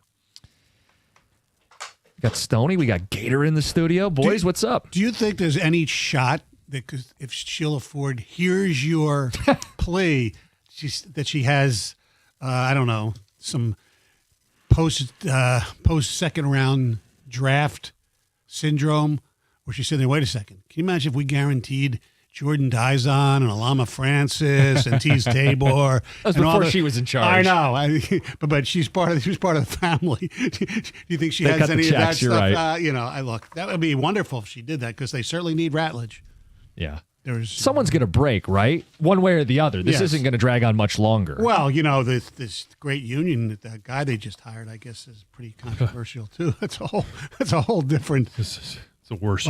By the way, driving in, Heather, my question for you guys when we were talking about Christmas, football, there's December 24th. There's nothing. There's no sports whatsoever. So you have that day, and then you can watch football or do whatever you want on Christmas. Oh, you mean for Heather's family? Yeah, I agree.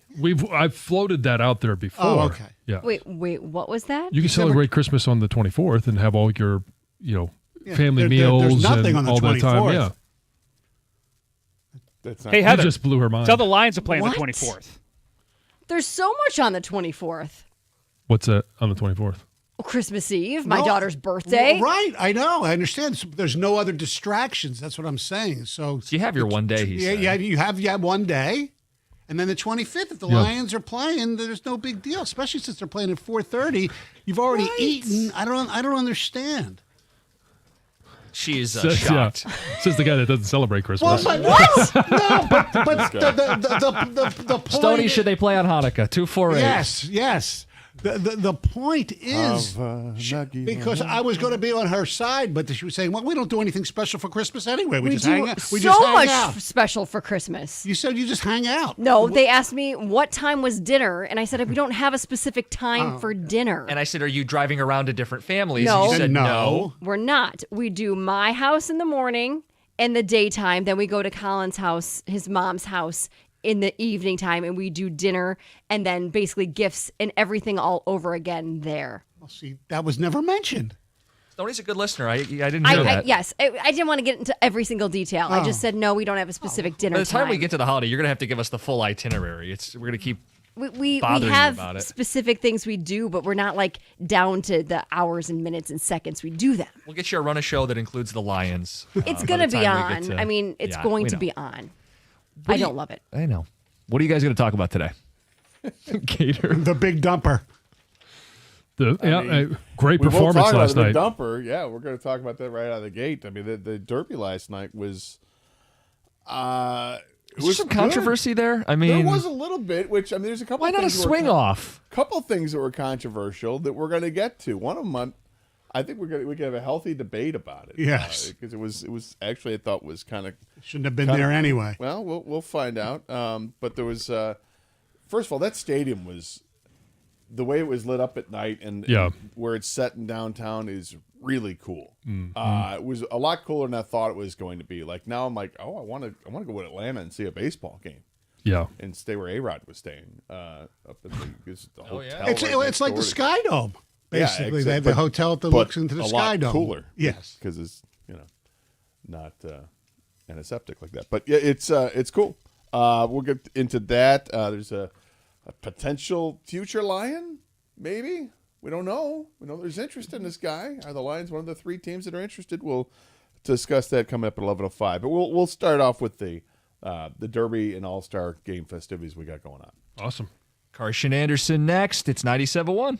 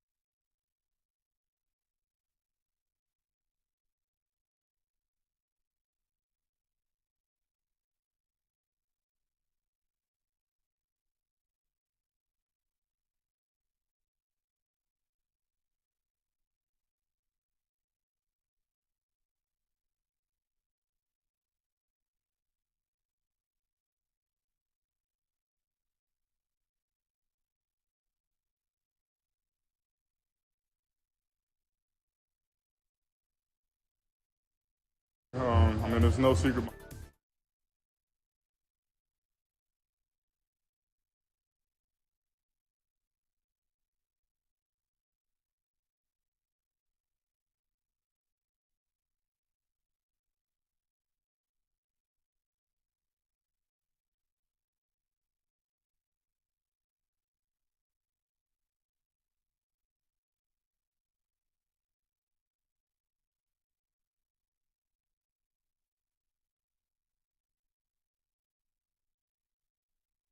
Good morning, everybody. Welcome to the Carson Anderson program. Gator and Stoney with you today. Stoney in for Doug. This wonderful All-Star Tuesday. Stoney, you are an All-Star. Oh, thank you. Get your game up. Thank you very much. Always an All-Star. Great to have you again today. We take your calls and texts as always at 248-539-9797. I think we want to start with what was going on last night. All right, let's just get right into it. Because I think in a lot of ways, it's become too easy for people to bag on the All-Star game, bag on the festivities they have prior to it, the home run derby. You know, at one point the derby was great, and then it became less great. People got tired of Chris Berman and the back, all that stuff, and then the derby just took forever to complete. And I felt like I had a little bit of a revival when it came here, at least locally, because here in Detroit we had an awesome home run derby, and then it started to dwindle again. But last night, I don't know what happened, but all of a sudden last night was rekindled.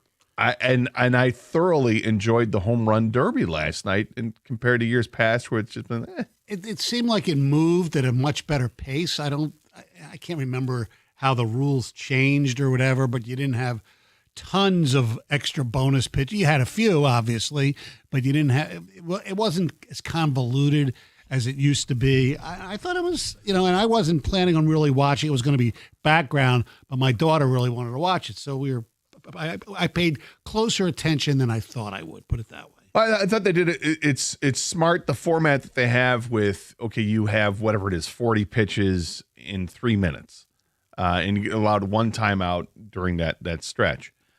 That speeds things up along significantly. Correct. And then you get to a bonus round where you get bonus pitches. I'm not sure what the reasoning was for how you get there. I forget what that I think was. It's distance, isn't it? Well, once you got into the bonus round, if you hit one that was 425 feet, you got an extra out. So the bonus round gave you 3 outs. And if you got one 425 in a bonus round, then you got a 4th out. But it was interesting. The ball, and I think everything starts with the ballpark. And I said during the crosstalk, that field looked great, and that setting looked great. You got like the modern downtown that's in the backdrop, and the hotel that's there, and everything else, and it was lit up beautifully. And you're seeing a stadium that maybe you haven't seen before, and you're seeing from different angles with the cameras and all that. And there's some really cool things about that stadium. I don't know how many levels it is, but at one shot, it looked like there were 5 levels of stands. And, it wasn't even that high either. No, right. The only thing that I don't like watching it is they still haven't figured out a way to master, not doing it under a split screen. You know what I mean? Where you see the guy swing the ball, you hear the crowd, and then on the other screen, basically, you see where it lands. So they haven't figured that out yet. And I don't know if they ever will or even need to, but I think they do to a certain extent. Yeah, I think part of that issue is that when they do the split screen, the screen gets squeezed. Yeah. Because it's not two smaller screens of what would normally be with aspect ratio and all that. It ends up being different. And then because it cuts out the sides of it, if you will, and you don't get the same perspective, and it's just tougher to follow. I agree. That could be, I thought that was a little distracting at times, and you'd see the guy hit, and where's the ball going? But this is what happens when you have rapid pitching going. Like in a baseball game, you sit at home, you watch it, somebody hit, you got the camera from behind the pitcher, ball gets hit, and you got 3 other cameras ready to train on it to see where it goes, and then you're watching that, and that's cool. In the meantime, in no derby, while that's going on, the pitcher's throwing the next pitch. Correct. So that's I guess the issue with that. But last night, it was just, you had some really great competitors. You had a lot of young competitors, which is what people want to see because they want to see what the future of baseball is. But you also want these guys to perform. Right. And O'Neal Cruz hit a ball 513 feet last night. I know. And it was insane. That was just one of the top 5 longest home runs ever in the Derby. The longest, I think, is a 520-foot shot. It was amazing to see the ball fly out like that, but that's what I'm expecting to see when you see somebody who's 6'7", 240 pounds, get him up there. It's like you get the big guys up there. The big guys can hit the ball further. Right. When I say big, it's not just muscular. It's tall. Because it just get in the wheelhouse and you generate all that bat speed and there it goes. It's why it would be fun to see Aaron Judge do this because he can do the same thing. That's the one thing, and I know the slam dunk contest has been ridiculed and rightfully so because the stars don't participate. I know why some of them don't do it in the home run derby because they've been there, done that. But you still wanted to see, if you were viewing at home or even at the ballpark, you'd love to see Ohtani. You'd love to see Judge. You want to see some of the younger players. I didn't miss him last night, though. Sure, there are times I'm like, oh, I wonder how this guy would do in this event, but I have seen it before with them. And to see the new blood come in, to me, it was really cool. 248-539-9797 is the telephone number. But there were some things that happened there. Yeah. That were quite controversial that we want to get to and take the temperature of the people out there and see what you have to say about it.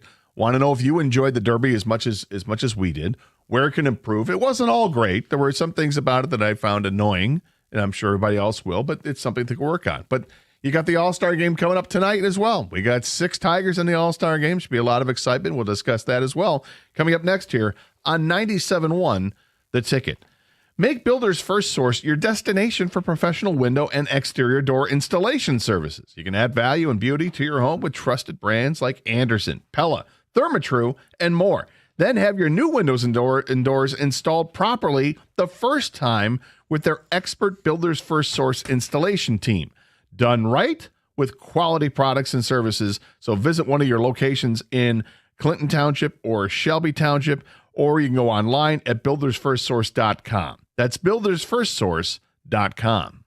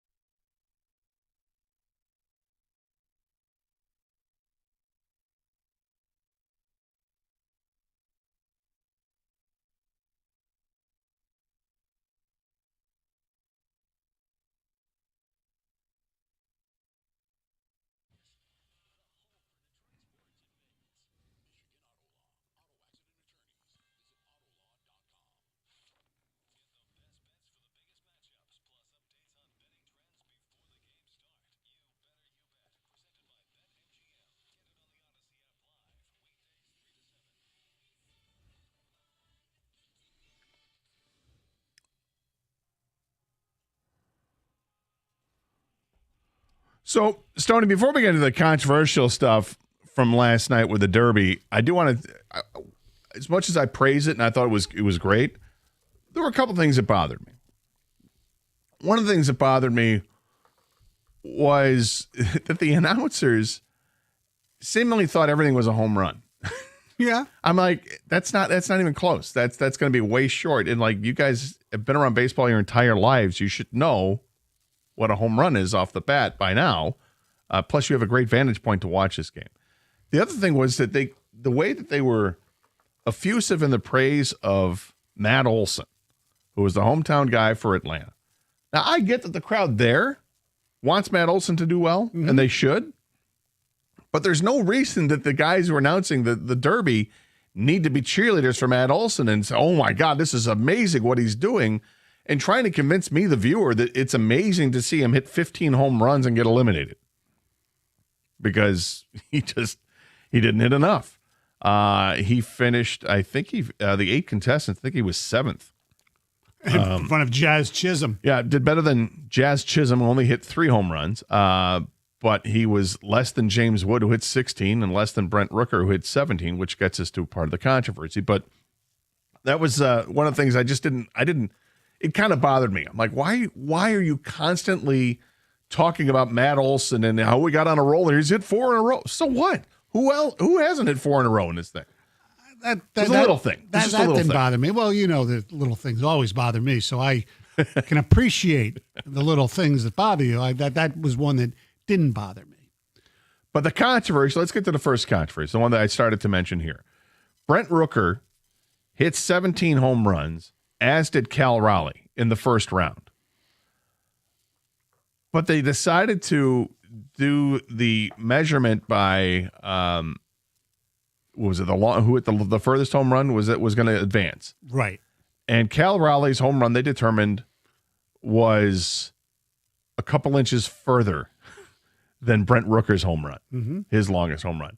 Which I don't know how you get it down to that exact of a science when it's not. It's an inexact science. In fact, I think a lot of this is, I don't buy a lot of the distances that are being reported on this, but to have it down that far when they both had the same distance on a home run, and then they say, oh, we can get it down to, a quarter of an inch or whatever, a bit much for me. And Rooker was pissed because they didn't have it posted, so he didn't know that he had to do a certain thing. And then the other thing was he believed that he got gypped basically out of 2 pitches because they told him, your last 2 balls don't make a difference, and he just took 2 balls, and then when he needed it, there was no balls in his 40-ball bag or whatever. Wow. Well, a lot of balls you're talking about. You're juggling a lot there. Yeah. There. Thank you. So Brent Rooker plays for the Athletics, yes. And he kills the Tigers. Too. Yeah, and so does Cal Raleigh for the Seattle Mariners. In the end, did he get screwed out of this? He may have gotten screwed out of this, as you mentioned. If the last couple pitches just kind of takes it for what they are, just blows it off, and because I think they also thought that they were under the impression that there was going to be some sort of a little battle between the two to see who could hit. The furthest home run in the next pitch or whatever, that there was some sort of playoff with them. There was not. Cal Raleigh advanced. And spoiler alert, Cal Raleigh ended up winning it in spectacular fashion. He deserves it. And the Tiger fans, we saw enough of Cal Raleigh over the weekend to understand, yeah, I get it. That guy won. Yeah. Yeah, he's got it. But the other controversy came, and it was Junior Caminero. Was it in the semifinal or in the final? He hit a ball to deep left field, going to the wall, and looks like it's going to clear the wall. And there's one of the kids out there who's fielding, shagging fly balls, if you're one of the line drives, reaches up and makes the catch. Yeah. Now, he didn't. Which goes to my point that the kids shouldn't be out there shagging balls. He didn't go all Spider-Man and climb the wall and lean over he made and a bring nice it back. play, though. All he did, because I didn't even think he jumped. He just stood at the wall, reached his glove up, which happened to be higher than what the wall was. It was a big kid. And made the catch. It was a nice catch. Yeah, it was a real nice catch. In baseball, you can stop a ball from being a home run if you make the catch. If you reach over the fence or do exactly what he did, you can stop it from being a home run. Last night, the kid made the catch, and there was controversy because they weren't sure whether or not the kid, whether or not Caminero was going to get credit for the home run. He was given credit for the home run, and everybody's pointing fingers out at this poor kid there in left field. I know Vlad Guerrero Jr. was like pissed until they figured out that he was still going to get credit for the home run. And then I'm laughing about this and thinking, wait a minute, this is awesome. This is one of the things I love about this. Get some controversy in there. And if it's because a kid was able to grab a ball that could have been a home run and brought it back, I'm not opposed to it. Because that's what every kid dreams of doing. That's what. Okay, I'm not the biggest fan of having the kids in the outfield. Obviously, you do not like it, which No. I'll let you explain in a minute. But if you're a kid and you're allowed to be in the outfield for this event, you are living for that moment where you can make that home run saving catch. That's what you live your life for. This is what baseball's about. I get it. Look, I just don't like them in the outfield. To me, it looks cheap. These little kids running around trying to get a ball that doesn't make a home run. Somebody could get hurt. I don't know. I just don't like it. That's just me. I mean, I know if you're a kid, you love it. You get a chance to do that. I mean, yeah, I understand that, but I think there should be an age limit or a skill test that you have to pass in order to be able to get out there. Correct. They can't just have kids willy-nilly out there. Right. Because these balls are hitting 115 miles an hour. That part I agree with. But having the kids out there, I don't have a problem if they're able to handle the situation. But do you think you should be allowed to try to stop a ball from being a home run? no. It's a home run derby. I mean, But if you got the kids out there, I mean, if the kids are, I suppose the kids are really only there to shag the fly balls that are not home runs. But 248-539-9797 is the telephone number. But we always want to spice things up. Yeah, that's true. Would it not spice things up if you were allowed to have, let's say you limit the number, like, hey, we can have 10 kids in the outfield that are patrolling the wall, that are there to try to bring a ball back. I got a better idea. You want to spice it up? I do. Pick 10 outfielders, have Riley Green or somebody out there. MLB outfield. Yeah, try to make, great catches. That would spice it up. Instead of having the kids do it. Yeah.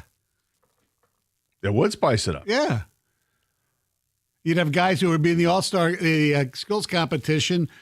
That would be a skill. Because we're talking about off the air, we say they need to have skills competition in addition to the home run derby. Well, here you go. Have a fielding skill during the home run derby.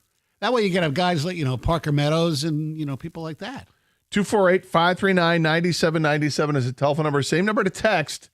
Want to hear your voices on the home run derby last night if you watched it. If you didn't watch it, why did you choose not to watch it? Do you feel like you're left out? Did you enjoy it from last night?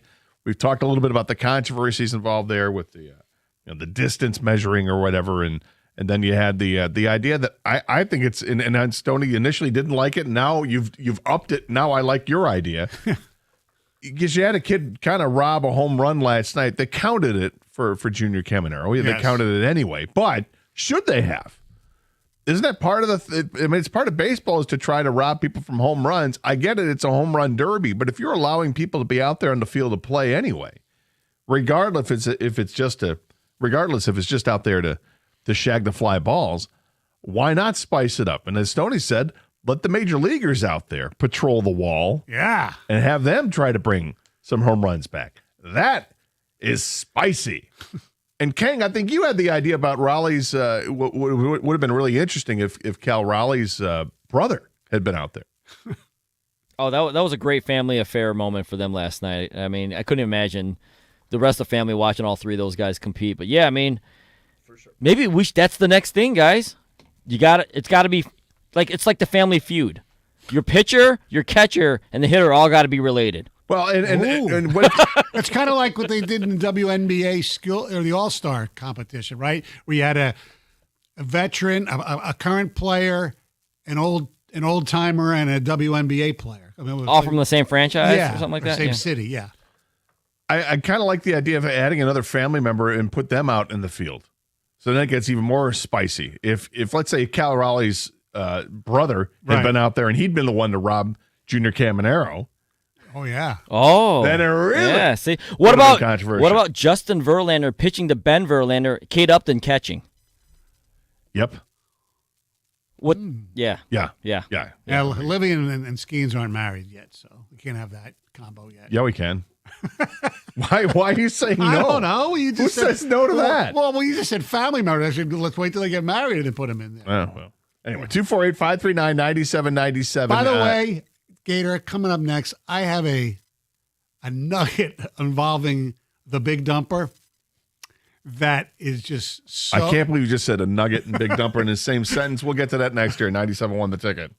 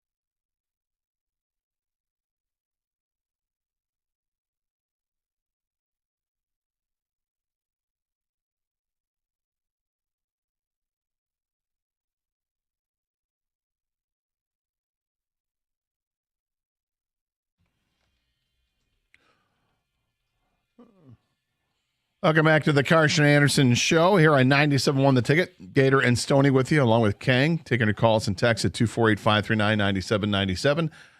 Scott is first up here, 97.1 The Ticket. Hey, Scott. Hey, guys, what's going on? Hey. I got a few things on the home run derby. Yeah, I watched it. You know, I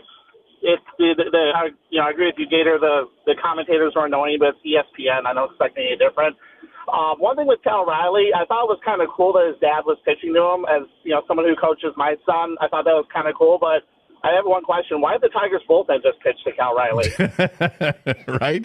I was actually watching the game, watching it last night, and I'm thinking that would be and thanks for the call, Scott. That would be absolute savage if Cal Riley was interviewed at some point and they were talking about, hey, how'd the decision-making process go for you asking your dad to do it? And then if he had said something like, well, I was going to ask Tommy Canely, but apparently he wasn't going to make it out for this trip. Or I asked Tarek Skubal if he wanted to throw a few pitches. But, yeah, that would have been funny, but savage and could be a real problem. But it would have been, yeah, I mean, he's got license to do that. Well, here's the Cal Riley little nugget that just is something that is ingrained in me, Gator. Cal Riley was the third-round selection of the Seattle Mariners in the 2018 June draft.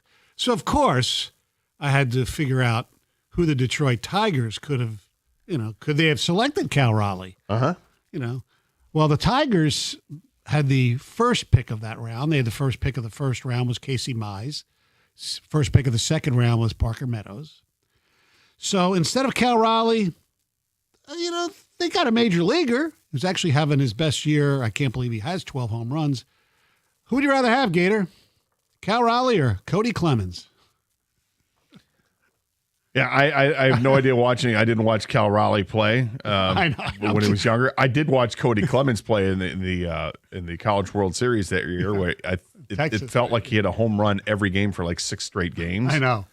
I was more than excited when they drafted Cody Clemens. I know. It's just part of my DNA. Yes, it is part of your DNA. You got to change that though, because I'm looking at the third baseball round. draft. You know who else was taken in the third round after Cal Raleigh? Jeremy Pena. The Astros took him in the 24th pick in the third round. Wow. All right, enough of that. But yeah, we could have had Cal Raleigh. Yeah, well, they drafted Tarek Skubal in the 9th round. Yeah, I know. All those teams passed on him. So, Doug's in Ypsilanti. Doug, welcome to 97.1 The Ticket. Hey, Doug. Hey, good afternoon or morning. Hey, Stoney, first of all, I agree with you. I can't stand seeing the kids out there. But to help the situation, if they want to keep them out there, they can do that. Just keep them off the warning track. So, it's an easy solution for sure.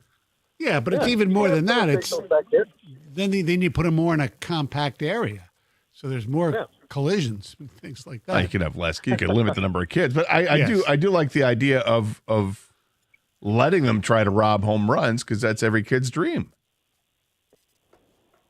I mean, didn't you play that game as a kid when you were, you go to some field somewhere and somebody would try to hit a ball or he'd throw a ball, loft it up in the air, and everybody wants to try to bring it back?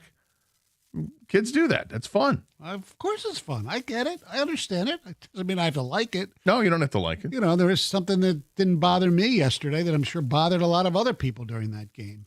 The home run derby, the introductions. I didn't mind Pat McAfee. I like Pat McAfee. I didn't see the introductions. What bothered me is he didn't do them by himself. He had one of his colleagues or one of the guys on his show, Ty Schmidt, do some stuff too, and I thought that was a little too much. But I don't mind Pat McAfee. A lot of people couldn't stand it. But I'll tell you who they should get to do the announcing. Not the announcing, but the introductions.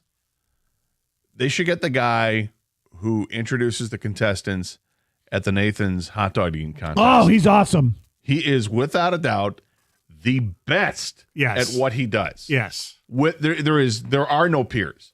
There's that guy, and then there's everybody else. Pretty much. Bring that guy in to make the introductions, and I'm here all day for it. Or like next year. Oh, no, never mind. I got my cities mixed up. But the next time they have it in Detroit, should have Mason do it. I mean, sure. I mean, better than Pat McAfee, I guess. And Detroit flavor. I love Mason. He's a great guy. Yeah. Wouldn't mind seeing that. But the guy who does Nathan's Coney Island. He's unbelievable. He is unparalleled. Yeah. Ned, you're next up here, 97.1 The Ticket. Hey, Ned. Hey, morning, guys. Few things. Me and my son watched it. It was fun. I miss Chris Berman, right? Back. I miss those days. Do you really? You're the one. Yeah. Because when he first started doing it was fine, but then he became a caricature of himself. Yeah, I don't know. I miss it. I thought that made it a little bit more fun. And the ESPN guys last night were like, it was all right. I don't like you were saying. I don't mind McAfee, but it's not like, I don't know. Maybe there's some nostalgia behind it, but I also liked on ESPN watching it how they had the StatCast ball tracker. I thought that was cool. I think Rooker really got robbed. I don't know how they can track it to like the millionth. I don't either. I don't buy it. With that. So did you watch the StatCast, the alternate broadcast of it? We were following on my laptop. Yeah, we had that open. Then we were watching on ESPN. It was the interactiveness of it was really cool. The other thing I think would have been a better alternative to just the distance. I think they should have done like a 5 pitch swing off, like okay, now you get 5 pitches.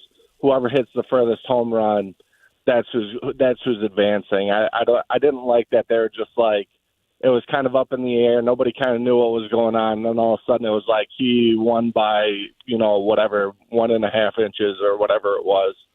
That's Rooker's, now Rooker's out. But overall, it was a good experience for me and my son. Good.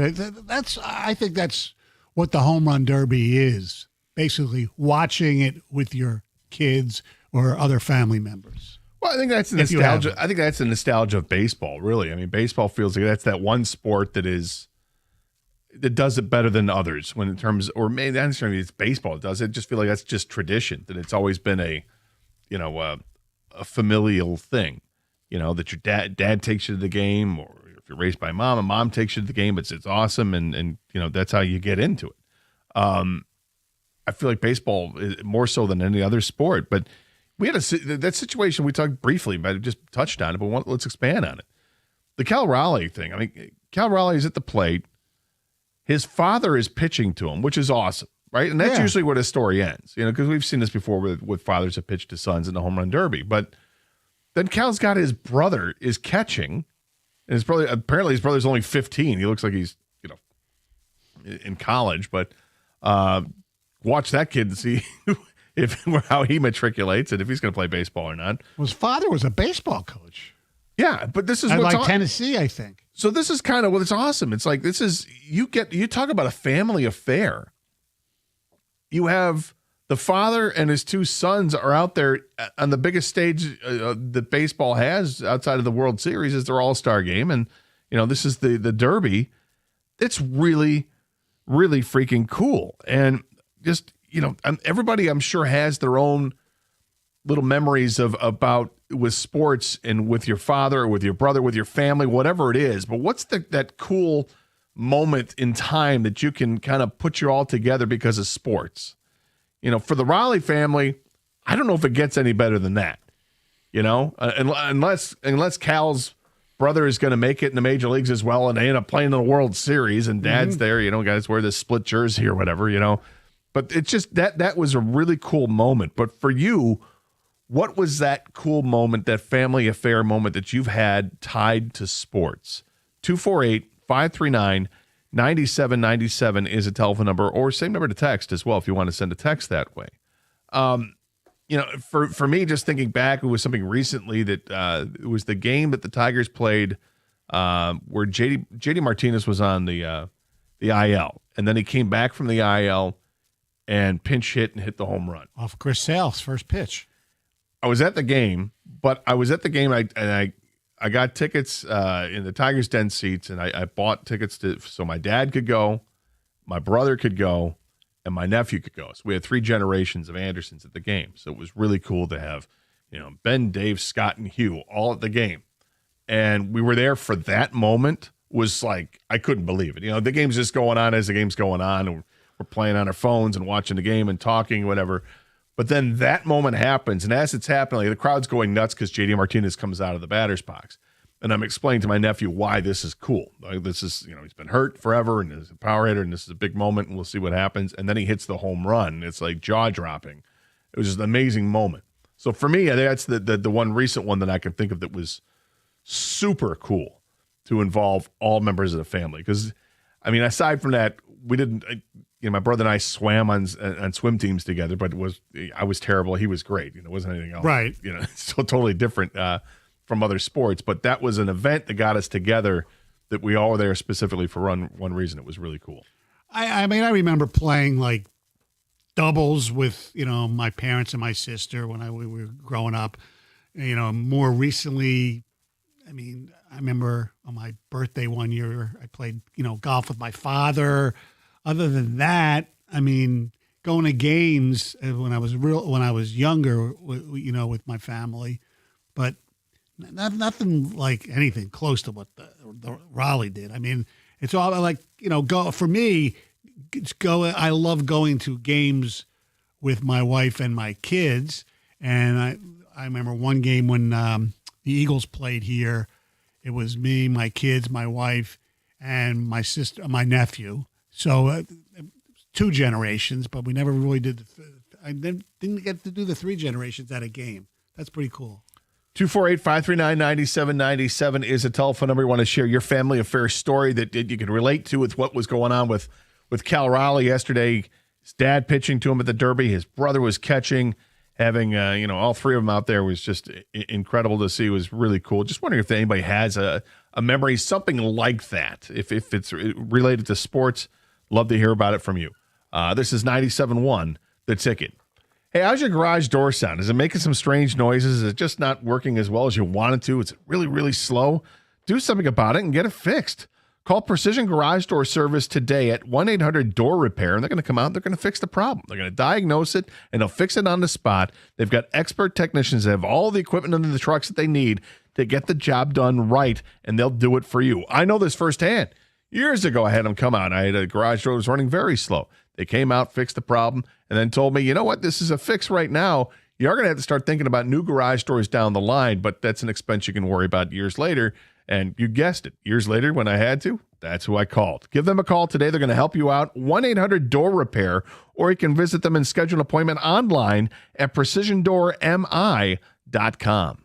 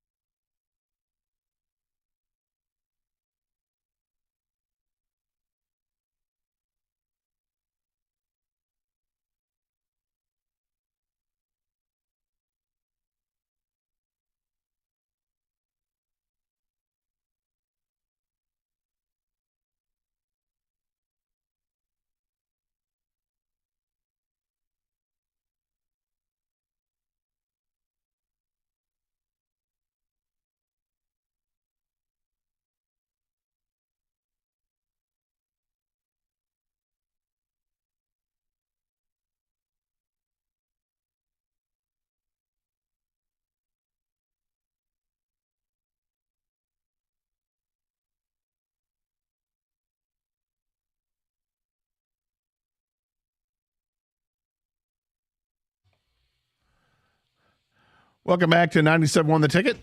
Gator and Stoney with you today, taking the calls and texts at 248-539-9797, talking about the Derby last night. What a special moment for Cal Raleigh, not just because he won the Derby, but because of who was with him.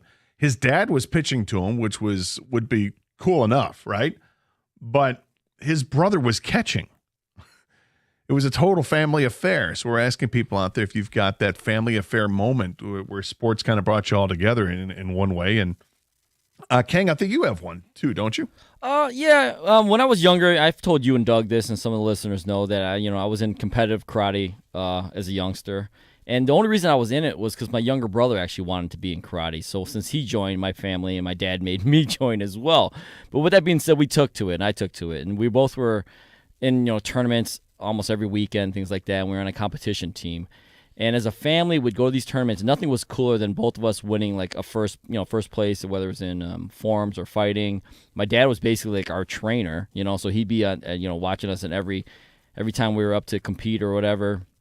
And my mom and sister would come along, of course, because it was a family affair. And then, looking back at it, you don't realize it at the time, but those are really cool moments, and those are core memories. So that was cool for me. Totally. Let's go back. I never knew that. Okay. What? You didn't see Kang's trophy you used to keep in the cubicle? Oh, yeah. Yeah, I do remember that vaguely. It's but like an 8-foot tall trophy with a karate figure at the top But of it. I just realized that I'll never mess around. I'll never mess with you. No, you never should. That's right. He was the All Valley tournament champion. Mr. Miyagi. Yeah. Quick like a mongoose, man. Very much so. Aubrey, you're next up here, 97 on the ticket. Hey, Aubrey. Hey, guys. Stoney, Gator, good to hear your voices, by the way, for what it's worth. I enjoy watching you on YouTube as well. Well, thank you. Touche. My dad, who sadly passed away 10 years ago, helped us to have some incredible experiences. I was an honorary ball boy with the Pistons years ago, but one of the great experiences that my brothers and I had is we had a second cousin, a guy named Dave Ricketts, who played backup catcher for the St. Louis Cardinals. Yes, I remember. He wore he had his baseball card. He had glasses. Yes, and came from an outstanding, family. But we had a chance, guys, to go to the World Series. We got a baseball signed by all of the Detroit Tigers. And then the really neat thing is we got a cover of the Sports Illustrated on which Red Shingdings and Orlando Cepeda and Julian Javier and I think Tim McCarver were on the cover. They each signed the cover, and the headline was it was the first $100,000 baseball team or something like that. But great experience, had a chance to go to the World Series at home. Unfortunately, it was a Denny McClain game, which I think they got boat race 13-4. But, of course, as we all know, they end up winning the series nonetheless. But that was a great, great experience that it's worth its weight in gold. That's totally cool. Thanks for the call, Aubrey. We appreciate it. Chris, you're next up here, 97 on the ticket. Hey, Chris. Hey, baseball has always been just such a big part for my dad and my brother. And unfortunately, my dad's gone now, and I know how much he would love watching this Tiger team. But seeing last night's game, home run derby, reminded me of playing softball with my dad and my brother. And I was lucky enough in one game where we were playing shortstop, second, and first, and we were able to actually turn a double play from myself to my brother to my father. And that was just something that, you can't write that stuff. It just That's awesome. was pretty amazing. So, Chris, what's your last name? Monroe. So it was a Monroe to Monroe to Monroe. I love to do the play-by-play of that. Ground ball to Monroe. Yeah. He flips to Monroe. Throws the first. Monroe's got him. Yeah, it was pretty surreal in the moment. So How many ground balls did your dad hit you and your brother when you were kids so that you could do a play like lot. that? Yeah, and it pays off. That's awesome. Thanks for the call. Appreciate it. Take care. Ed, you're next up here, 97 on the ticket. Hey, Ed. Well, good morning, gentlemen. How are we doing today? Wonderful. Doing well. Outstanding. I have a couple of stories as far as sharing sports with my children. I'm going to do first my daughter. She, in 89, was about 2 years old, and she had to be with Daddy on his lap watching all sorts of sports games, especially Michigan football, Michigan hockey, and Michigan basketball. And during the run in 89, she and I were watching a NCAA tournament Michigan was playing, and I forgot she was on my lap. I stood up to cheer, and I threw her across the family room. Oh, no. Oh, wow. She learned from that point to sit next to Daddy, not sit there. But the proud thing is that she's my softball or my sports girl that we love to go to all sorts of sporting events. She went to Grand Valley. I would go out there at least 2 or 3 times every year to go football games with her. And the other part is I'm also a sports official. I've been officiating for 44 years, longer than I've been married. And I got a chance to do a recreational championship baseball game with my son to umpire with, and I thought that was very good. And I also got a chance to do him officiate wrestling when he was there. He had hurt his knee his senior year, and he was out, and the coach made him an assistant coach. I'm down at Bedford High School doing a JV match. He's standing next to the coach. His tie's down the same way as his coach. His sleeves are rolled up, and they're yelling the same instructions to the kid. I'm on the mat with my hand over my mouth, just laughing, just loving it that my son can do that kind of stuff. Awesome. Thanks. I love the reffing thing because there was a young man who played high school football at West Bloomfield. He later went to Wisconsin. Taj Mustafa was his name. His father is a referee, and they just and Taj is like 25, 26, like my kid's age. And I met his father at the press box of one of our Lion games. He was there, and he and his son, he was telling me, have reffed high school football games together now. Are you looking for a hug? No, why? Because you get your arms. I don't know. I'm trying not to point. I'm glad you're not pointing. There's no reason to point. I make gestures. That's all. I'm just. So he's got his arms like trying to embrace this mythical creature or something. It's fun. Look, you can follow us along line. You want to see the show? Please do. You can stream the show with video on twitch.tv or on youtube.com as well. Just search 97 The Ticket and you got it. Or download the Odyssey app. It's Odyssey, AUDACY. And you can stream anywhere in the country. You could be out there in Waxahachie, Texas. It can be in Oil Trough, Texas. Mm-hmm. You can find your way in Ontario, Canada. Wherever. Ontario, California. Yeah. No matter where, you can always stream the show live. When I'm in Florida, I listen to the station, and it's weird because I'd be walking, listening to you guys, or John and Jim, or Mike and Rico, and then you go to commercial, and the commercial is is a commercial from like Florida. It doesn't have the local. They figure out a way to do that. That's cool. Yeah. I got some ticket text earlier that came in regarding the home run derby and robbing home runs and stuff like that. Bad idea on robbing homers. Too high of a risk for injury. That's Chris in Dearborn Heights. I think regarding you saying, well, why not let the major leaguers out there patrol the wall and let like Riley Green try to bring one back. Too high of a risk for injury? Not if they're already at the wall. Right, I mean, they're not like tracking it and going to run into it. Yeah, because there could be like 10 of them in the outfield. Yeah, they're just hanging out the warning track waiting to pounce. Unless you're worried for the ball to hit a guy's head like Canseco years ago. Wow. He was a special player. Yes, he was. As a kid, I participated in pitch, hit, and throw. Why don't they bring that back for the Major League Baseball All-Star Game? Steve K. in West Bloomfield. Steve, they would never do it for pitching.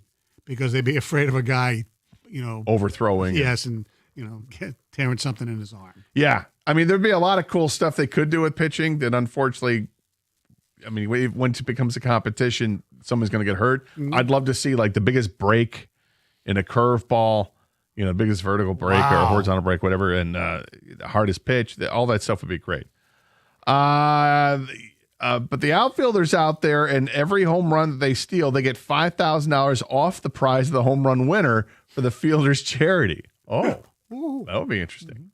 Hey, good morning, guys. This is Susie from Manchester. I did watch the home run derby last night, and I feel like they gave it to Cal Raleigh on a silver platter. How can you measure that distance home run within an inch? I think that's horse puck, is what she says. They should have swung off for that. He's talented, no doubt, but I think with his family pitching and catching, they wanted him to win. If you believe in conspiracy theories, I would understand that, but I don't believe that. I think it's ridiculous to think they can get it down to a half an inch or whatever it is they're getting it down to. I agree they should have just had a swing off of some kind to determine who won that round. But I think in the end, look, did they want Cal Raleigh was probably going to be the best story they could have there. And it worked out. It was great. Did Brent Rooker get screwed out of it? I don't know if it got screwed out of it. I mean, it's technology that spits out. It's done totally. It's a mathematical process. Exit velocity combined with the velocity of a pitch, combined with the angle of the hit, and I don't know if they measure wind or whatever else, but that's all it spits out what you have. It is what it is. I thoroughly enjoyed it. I'm sorry that Brent Rooker didn't get to advance. This is not banana ball, Gator. The ball was going over the wall. The home run should count. It did count. It did count. And in baseball, you're allowed to go and catch a baseball that goes above the wall. This is a home run derby. This isn't a game, and I can understand that. I'm just trying to find a way to even spice it up, make it more interesting. And that would be fun.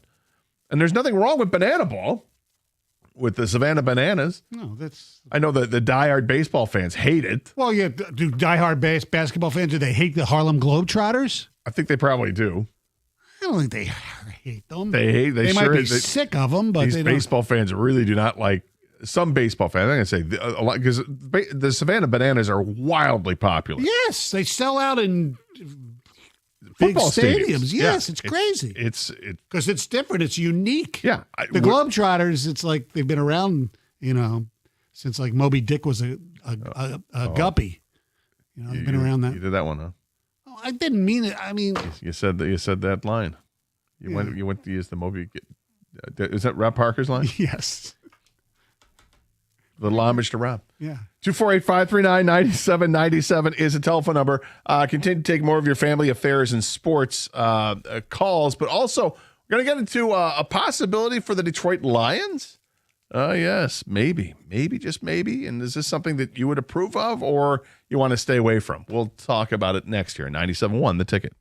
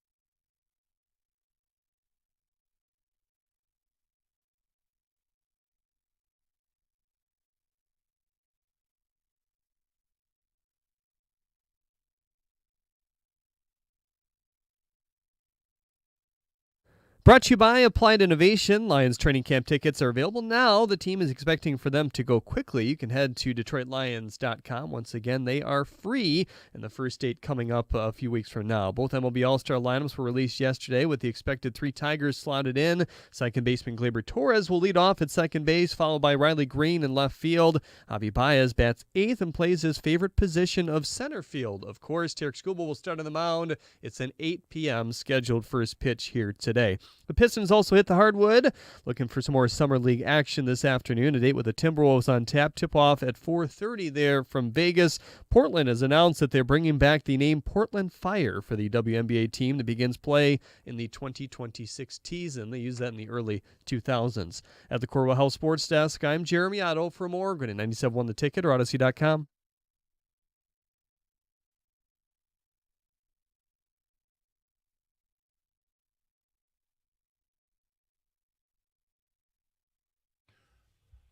Hour 2 of the Karsh and Anderson Extravaganza. Stoney in for Doug.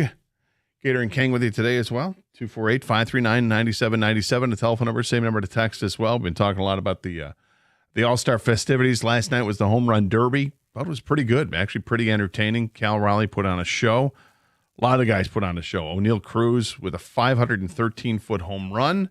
I don't know how accurate the measurements are when they get to these things.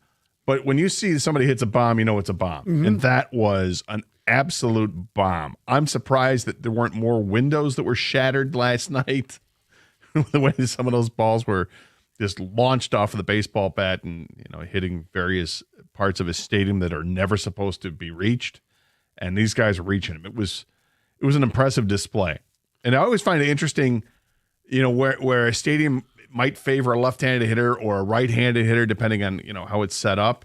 But last night I thought was really cool, just because the vantage point was just different. It looked, I think it was a cooler backdrop hitting it to right field than it was to left field, and yet left field had some. That stadium, there's some cool stuff there too. The stadium itself was just interesting. How many tiers they had, how many levels they had, the luxury box areas it ended up being a stadium, now that I've seen it, more intimate than what you would just catch on a Saturday afternoon. I want to see it in person now. It's not in the city, I don't think. I think they moved it to the suburbs, basically, if I'm not mistaken. I wish Jimmy was here, but because he would know. George Jimmy. But I mean, in my lifetime, you had Fulton County Stadium, and you had Turner Field, and now this place, Truist Field, or whatever it's called, Truist Park. But it looks really cool. Yes, it does. And it's one that I want to check out. Yeah. There have been some ballparks that when they come up, I'm not a guy who travels around the country to go to ballparks and get to mark them off my list, but there have been some that I've said, I want to see that one, and I went and saw it. I went to see Jacobs Field when it first came out in Cleveland, and it didn't disappoint. I thought it was great. I wanted to see Camden Yards in Baltimore. I freaking love Camden Yards in Baltimore. I wanted to see Pittsburgh. I haven't done that PNC yet. Park. It's great, and the whole setting right there on the riverfront with the bridges in the background. It looks awesome. Have you done Fenway? No, I'd like to. I have not seen Fenway up close in person. Those might be the only parks I've ever seen. I just listed them Okay. all. And again, I'm not somebody who wants to travel somewhere just to see, typically. But after watching last night, if I get to Atlanta again, I'd like to go check out a baseball game there. By the way, maybe not when it's 99 degrees and humid, but you mentioned O'Neal Cruz. Here's something maybe somebody can educate me, or as Wojo would say, edumacate me. Mm-hmm. How does somebody from the Dominican Republic have the first name O'Neal? His father was a fan of Paul O'Neill. Oh, really? Yes. Wow, that's awesome. They said this last night. I wouldn't have known. Otherwise, that was the story they told. Wow. Yeah. Pretty cool. That is pretty cool. Yeah. O'Neal Cruz. The other thing was it's cool. a merger of Paul O'Neill and Jose Cruz. Sure. Or pick a Cruz. There were a million of them. Davey. Different Cruz, right. Carnival. Cruz. There you go. Tom. Name that Cruz. Yeah. But the other thing I thought was cool is just all these guys were so young. So many young players. Yes, which is great for the game. It's great for the game. So these guys are battling, they mentioned last night in the broadcast, most of these guys are making between $700,000 to $800,000 a year, and they're battling for a prize that would pay them $1 million. The winner of the Derby got $1 million. No wonder though they looked really into it. Well, but Kang, you brought up something else. Another reason why why some players seem more into it too, and I think you're right about this. Oh, just the Latin influence and how much it means to them. I think they're young and they want to compete, but I think it's still fun for. Maybe it's I don't know if it's because it's Latin America or whatever, but they just seemed like they were more into it. They cared. But I think Cal cared maybe because he was young as well and was with his family. But, yeah, when they care, it makes the fans care, right? Didn't it make you care more, Gator, when you were watching? No, absolutely. It's like when you get the World Baseball Classic and people start representing their country and the Latin players, I mean, it means everything to them. And it's really cool to see that. When you watch the Four Nations Cup or if you watch the Olympic hockey and you see the players go to their respective countries, it means everything. The Canada Cup series back in the day. It's just when you're representing a country, it does seem to mean more. And for the Derby last night, it's just the Derby. But you're right. The Latin players all got together. They all were giving each other advice on how to do that. And it was really cool. Really enjoyed that. So switching gears a little bit, we're going to get some more calls at 248-539-9797. Got some people on hold who want to do their family affair sports moment, which we want to get to. But I did want to mention this. There was a story that came out, and it's Brian Baldinger. Yeah, Brian Baldinger, who's from the NFL Network, played college football with Von Miller's agent. Mm-hmm. And he said that, I'm assuming that Joby Brannion is the agent for Von Miller. He said that he told him that Miller has, quote, 3 very interested teams. Now, he didn't name the teams, according to Baldinger. He says, I think Von feels like there's a pretty good chance that he's going to sign at some point, either before camp or, I mean, I don't think Von's too crazy about going to training camp. Most guys that age aren't.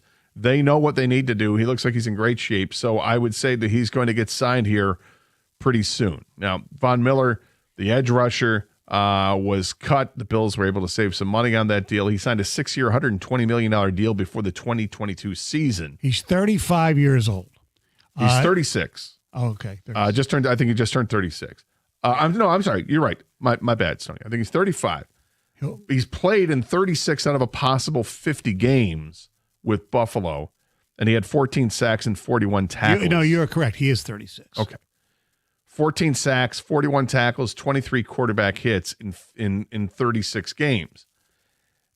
Is that those aren't eye-popping stats? No, he had 6 sacks last year, none the year before.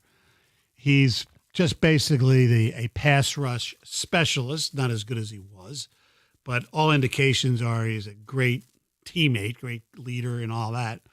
The teams I've been fishing around here, reading different articles since this came out. Most people think the 3 teams, Lions aren't one of them. It's more, everybody's looking at the Ravens, the Chargers, and maybe the Eagles. Well, I would imagine he comes cheaper. At this point, you're talking about training camp signing. Mm-hmm. So it's not like signing a week into free agency or a day into free agency. Right. So it's probably going to come relatively cheap. The fact that he's not productive anymore, it kind of wipes him off my list to a point. I think if you wanted to add him to the roster and give him a chance, I'm not against that, but I don't want to pay him a ton of money if it means you could, I'd rather see them spend the money on Zadarius Smith and bring him back as opposed to bringing Von Miller in. But would I rather have Von Miller than, say, Marcus Davenport? Yeah, probably, because Marcus Davenport just can't stay healthy. Well, Von Miller fits the Lions' MO, Riley, right? They like guys coming off injuries. Well, but he doesn't in that he's not a big guy. I know. And he doesn't have the versatility. Correct. Because he's just a pass rush specialist, which I don't think there's anything wrong with having a guy who's just a pass rush specialist. I mean, basically, Zadarius Smith was not exactly great against the run. No, but had better size and, yeah, hopefully, well, you thought he was going to pay off more than it did last year for the team, and they haven't brought him back yet. I still think that that's probably something that gets done, in my opinion. It's going to be, talking about him for a second. People say, well, he's not what we thought he was going to be and all that stuff. I'd really like to see how he would perform when he has a healthy Aiden Hutchinson on the other side. Yeah, because basically put up the same numbers of the Lions that he did in Cleveland. Right. When he was playing with Myles Garrett. Right. And the numbers weren't bad. No. It ends up being, 8 sacks in the season or whatever it was. It's okay as a secondary pass rusher. Okay, I'll look at that. Yeah. And I do think something ends up getting worked out with the Lions and Zadarius Smith. But as far as Von Miller is concerned, I don't have as much. I'm not high on that like I was maybe early on in free agency. I thought, okay, after some big names have gone, hang on for Von Miller. See what happens with this guy. And now here we are in July talking about it. The Lions training camp, rookies report tomorrow. I think the veterans report on Sunday. We got football in 2 weeks, which is crazy to think about. But, training camp's getting ready to start here. So we'll see if Von Miller signs with somebody and are the Lions on that list. 248-539-9797 is the telephone number. Same number to text. You want to comment on Von Miller? Great. You want to offer up your family affair sports moment? Kind of looking, I can't imagine he's going to, top what Cal Raleigh got to do last night with his father pitching to him and his brother catching while he was at the home run derby. But something where the entire family was brought together because of sports. Was there something that, we had one guy call and had a great one where he was playing in a softball game where he and his brother were playing in the middle of the infield and his dad was playing first base, and they were able to turn a double play. It was Monroe to Monroe, over to Monroe. That's awesome. We'll talk about it next year. 97.1, The Ticket.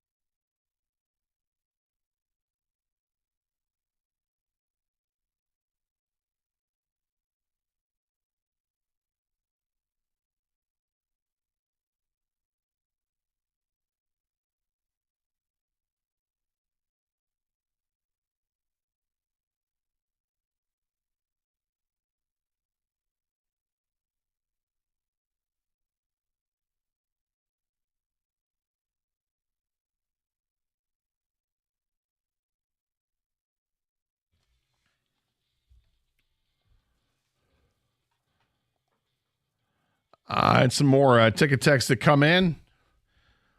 The All-Star game has gone the same route as other sports. No real rivalry in the game any longer. We need someone clunked to get this game going. Well, it's certainly not as competitive as it used to be. No. But you got to go back a long time when it was competitive. It was competitive. They tried to put a little competition in. I actually understood it. I didn't have that big of a problem with when they, the winner gets home field advantage for the World Series. It kind of screwed the Tigers because of Verlander, if you remember in that World Series, in the All-Star game. He decided that he started the game and was like trying to throw 120 miles an hour and got shelled, said we had to start the series in San Francisco. And who knows if that would have made a difference. Yeah, well, he was trying to throw his hard. I think he was trying to hit triple digits and did not. Yeah. As I recall that game. Mm-hmm. Look, the All-Star game is still the best of all the All-Star games in the four major sports. I mean, the NBA All-Star game it's not competitive. It's not worth watching. The Pro Bowl is a joke now. Right, they don't like even football, right? And hockey, they did the right and hockey. thing. There's hockey has gotten. I guess hockey's improved over the years with what they're trying to do with the 3-on-3 Yeah, but it's not hockey. Well, they figured it out. They said enough of this. We're going to do a Four Nations thing. Yeah, but they're not doing that every year. No, so, they'll do something, and then the Olympics. I think if you wanted to make it more competitive, you could do like North America versus the world thing in the All-Star game. Yes, for hockey, and you'll see because again, people really like to play for their countries. They could do that in baseball too. They can. Well, that's when they have the World Baseball Classic. I love the World Baseball Classic. It's awesome. The problem is when they play it because there's no great time to play it. Correct. You're playing it during spring training. People are just getting loosened up, and you certainly don't want to get anybody hurt and all that. But the Major League Baseball All-Star Game, it's like I said, I think it's probably the best of the four major sports, and it could always be better. And we always look for opportunities to make it better. I've got one way to make it better, just real simple. And it's a visual thing. That is, let the players play in their uniforms. So people know who I know they did. That's what I'm saying. Go back to that. Let them play in their actual home or road uniforms so that you know exactly who it is. Do you remember one year Lou forgot his jersey? I think it was in Minnesota. Lou Whitaker, yeah. And they had to buy one from a vendor or something like that. Yeah. And paste a number on it or something crazy like but for this year they are going back to their original uniforms. Are they? So they're not going to wear their own team uniforms in this year's All-Star game. Oh, good. There we go. There we go. Answered they heard you right now. One. Yes. Let me just say this. You're welcome. Yeah, you get things done, Gator. That's what I do. Yeah. And they're also going to have the automated strikes and ball system. Or a balls and strike system, the ABS. I want to see that. Yes, I think that's cool because I think that's coming to Major League Baseball as soon as next year. So does the umpire stand behind them anyway? Yeah, he still calls balls and strikes. It's just that they have. Oh, you don't know how this works. So it's the same thing. It's baseball. It's just that if a hitter thinks that a pitch was a ball and they called it a strike, he can tap his helmet and they'll do a quick review, and it takes like 10 seconds because it's just the animation. And they'll let you know. Yes, it was a strike. No, it was a ball. And same thing goes for the pitcher. If the pitcher's like, that's a strike, and he'll tap his hat or the catcher will do it, and they'll review it. And it's done instantaneously. So it's great. Now, there's some bugs that they have to work out because of what the strike zone actually is. I think the way they have it set up right now, they don't necessarily have – it's like just a uniform strike zone no matter if you're – Jose Altuve or Aaron Judge, which they're going to have to change things up based on each individual batter, and we'll see if they've improved on that. But nonetheless, it's coming tonight, and it'll be worth watching. Casey is in Birmingham. Welcome to 97.1 The Ticket. Hey, Casey. Hey, thanks for taking my call. So come from a big football family and played in college, and so did my older brother, so neither of us got to watch our younger brother play in high school. And we finally got together for one of his college games up at Ferris. And he's playing safety. They're on defense. I think they're up by just less than a touchdown towards the end of the game, so the other team has a chance to win it. And he walks it off with a pick six. Oh, nice. And, the whole family's there going crazy. He still gives me flack because I was jumping up and down. I jumped in front of the camera. My mom was taping. So you don't get to see the whole thing. he doesn't get to see himself run in, but it was just one of those moments where it's like, with all of us here, mom, dad, older brothers, little, we have younger brothers and sisters even younger than him, so it was just like everybody was there. I think my grandma was there too. It was just one of those moments, just really cool. That's a great moment to share. Thanks, Casey. Yeah. Appreciate it. George, you're next up here, 97 the ticket. Hey, George. Hey, guys. How are you? All right. Good. Another softball story. I've coached teams, played on coaching teams for about 35, 40 years. And one game I had my nephew at shortstop. I was pitching. My brother, who actually taught me the game, was playing left center. And we were short one girl, so I talked my daughter into playing catcher. She won the game on a bases loaded swinging bunt, basically. And another quick story. When she was much younger, my wife and I have two daughters, but my oldest daughter was at the game. I was pitching the batter hit the ball. It was going toward the stands, and just before it landed, before it hit my daughter, she fell back into my wife's arms instead of hitting her in the head. But she remembers that moment as, "Hey, Dad, you remember that game where you almost hit me in the head with the ball?" That's not the way you want to remember it, but yes, thanks, George. I appreciate it. 248-539-9797. Some more feedback coming in regarding the announcers. Imagine getting Bruce Buffer doing the introductions. That would be electric. That's Devin in Detroit. Well, you couldn't use Michael because they'd get sued. Stop. Yeah, don't say anything. I know. I like Bruce Buffer. I like Bruce Buffer better. He's the guy. Bruce Buffer is the one who does the UFC events. Okay. Kang and I both love, or at least used to love, his introductions. He was all in on it. If you got the wide angle view when he's doing the introductions, he is so animated while it's fantastic. I remember when boxing was really cool. You had Michael Buffer did it for HBO, right? And was it Jimmy Lennon? Yeah. Was the guy who did it on Showtime events? Yes, I think you're right. And Jimmy Lennon had the. Yeah, it almost looked like he painted his hair yellow. Yeah, it was a distinctive voice, but it was what he didn't try go over. He was not over the top at all. It was just a guy who was always there. Lee is next up here. 97 won the ticket. Hey, Lee. Hey, hello. Hey, how you guys doing? Good. Hey, so some years back, maybe 10 years ago, I come from a big family, so I have 15 in our family. Wow. I got nine brothers. 8 brothers and myself. So we ended up forming a softball team. So there was 8 of us. My older brother had passed away, but his son was old enough to play. So there was 8 of us and him, all last name same, and then another nephew also playing, and 2 brother-in-laws. What was the age range? The age range at the time was. Well, at that time, it would have been from 45 down to 18. Oh, that's cool. That's really cool. Incredible. You have a whole team with a family. Yeah, my oldest brother was old enough to be my father, so you would. Well, yeah, I mean, you said 15 in the family. You're not having kids every year there. You space them out. So, I don't know about that. Yeah, your mom needed a little break every once in a while, huh? Yeah, I don't think she got a big say in it, but yeah. All right, thanks for the call, Lee. Appreciate it. That's awesome. Have a whole baseball team of the same family. Mm-hmm. 18 to 45 is a pretty good range. 45, you're starting to, you know what? I'm getting too old for this, but I'm going to hang on so I can see my nephew play or whatever. That's pretty cool. Yeah. 248-539-9797 is a telephone number. Ways to improve the All-Star game. Did you enjoy the Derby last night? Von Miller. Do you want the Lions to go after Von Miller? Lots on the table. We've got more as well. Got a question regarding Ndamukong Suh, of all people, that we can bring up as well here on 97.1 The Ticket.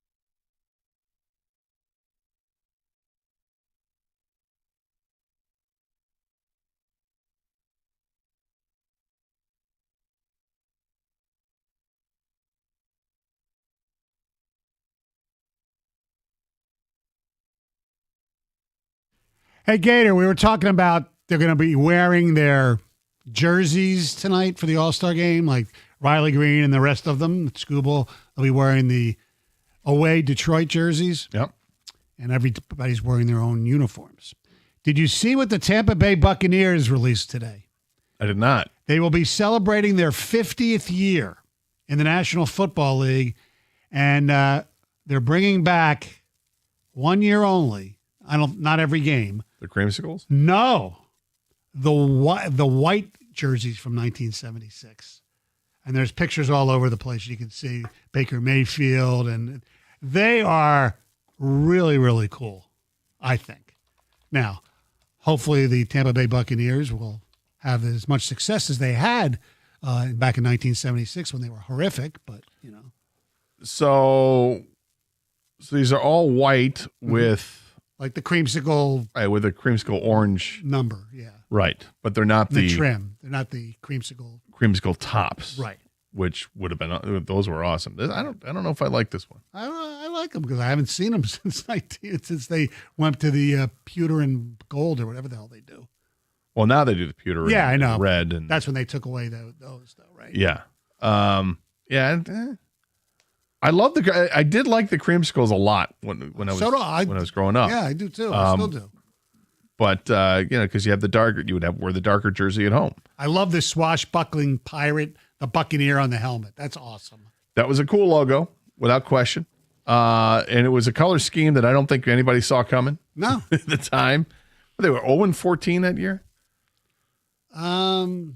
And I think they only played a 14-game schedule in 76. They had the top pick in the draft, and they chose poorly. Yes. They took Ricky Bell instead of Tony Dorsett. And that didn't work out so well for them.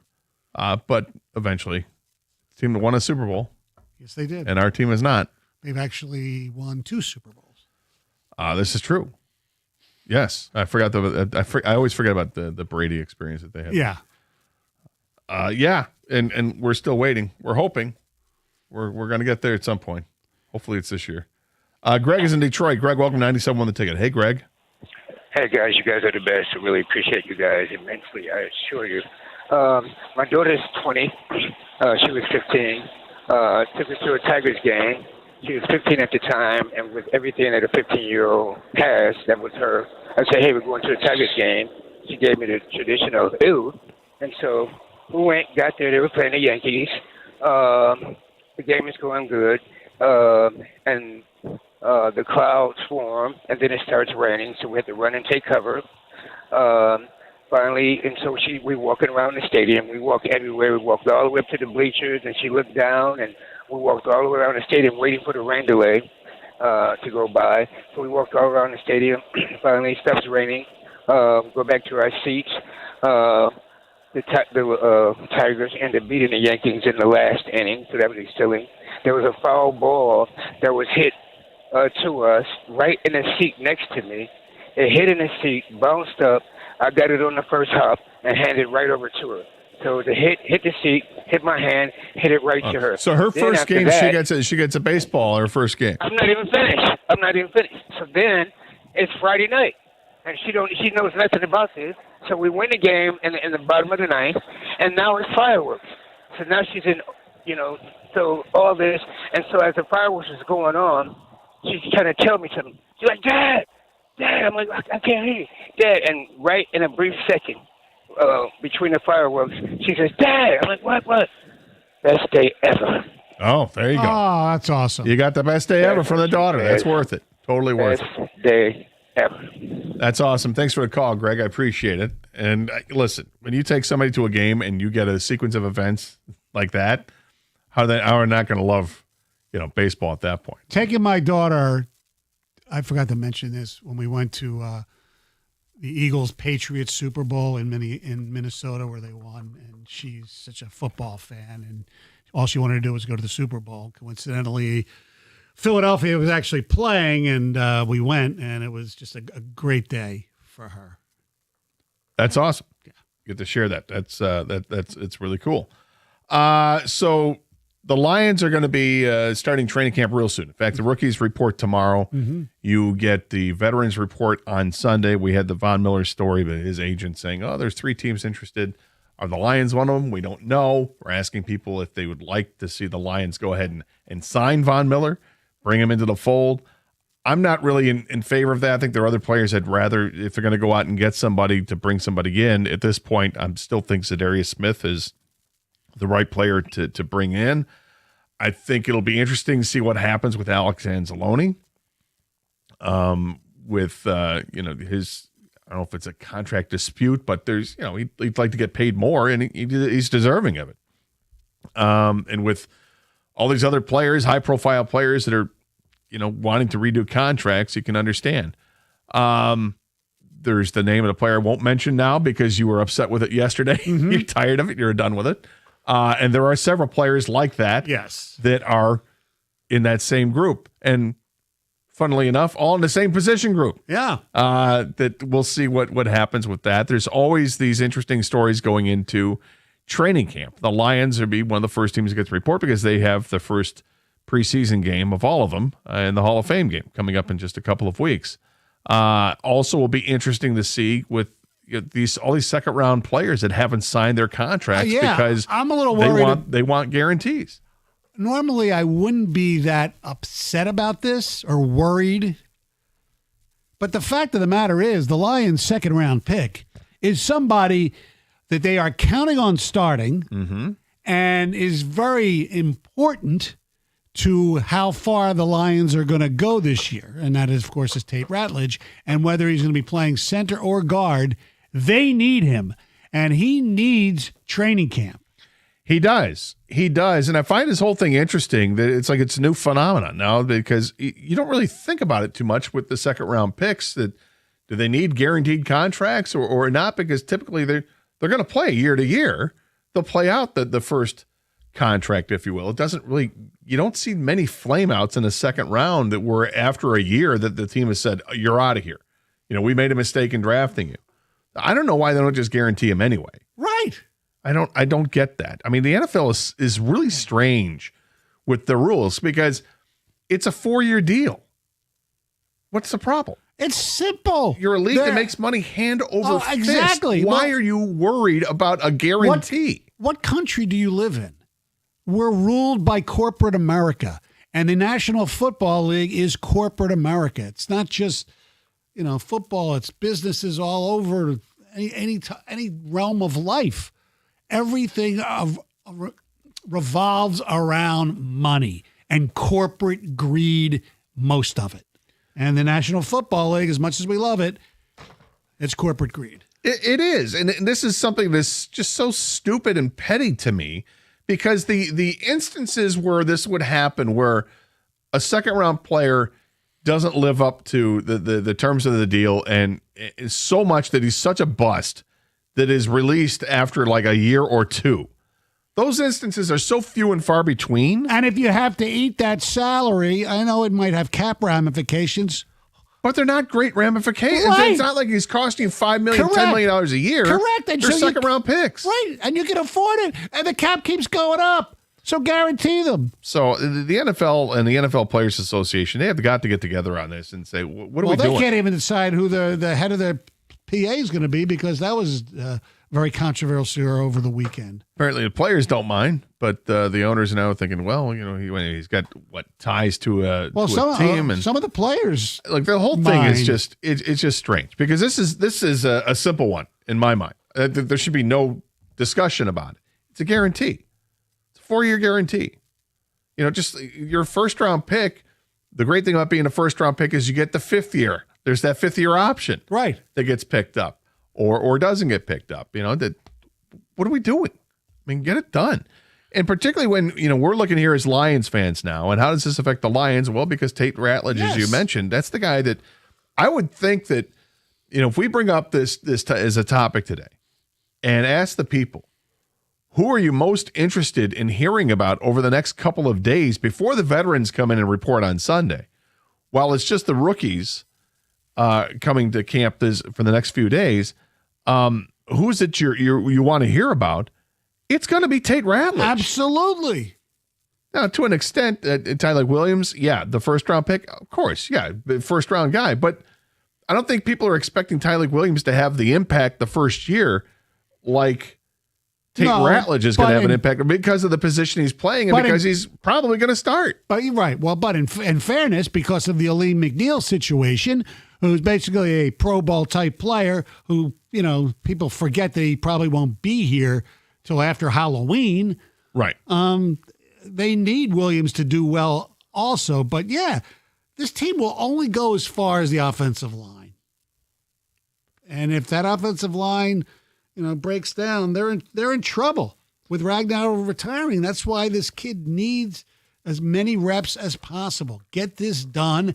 And if there is some sort of, quote, collusion going on, it's up to Sheila Ford Hamp to say, you know what, we need this guy. I'll guarantee it. Right. I mean, that's the other part. It's like the owner, you bring up the collusion aspect of it. I'm sure the individual owners are like, I don't care. I just want to sign the guy. He's going to be something for this team. Do it. Yeah. Buck the system. What are you going to get blackballed from the rest of the league if you do that? Roger's going to call you up and say, Sheila, you're a bad girl. You're a bad girl. Get it done. And just the other part is there hasn't been any official announcement where Ratledge is going to play. Right. I mean, he could play guard. He could play center. We're not sure yet because Graham Glasgow had to go in and play center when Ragnow's been hurt in the past, and he's played really well there. And don't forget, when Ragnow first started, he started as a guard. Stop that. Oh. Shaking your finger at me. Started as a guard. There you have it. Yeah. Because Rayola was still on the team, is that it? I don't know. But anyway, Frank Ragnow turned into be one of the best centers in the league, and they have to replace him. It's a big-time replacement, and I think that's probably, I don't know if it's number one storyline in training camp. It's probably the coordinators, and but that's not really a training camp story. That's a season story. Training camp story, to me, is Tate Ratledge. Yeah. And he needs to be there from day one. 248-539-9797 is the telephone number. I mentioned we got an Dominic and Sue topic we're going to bring up next here on 97.1 The Ticket.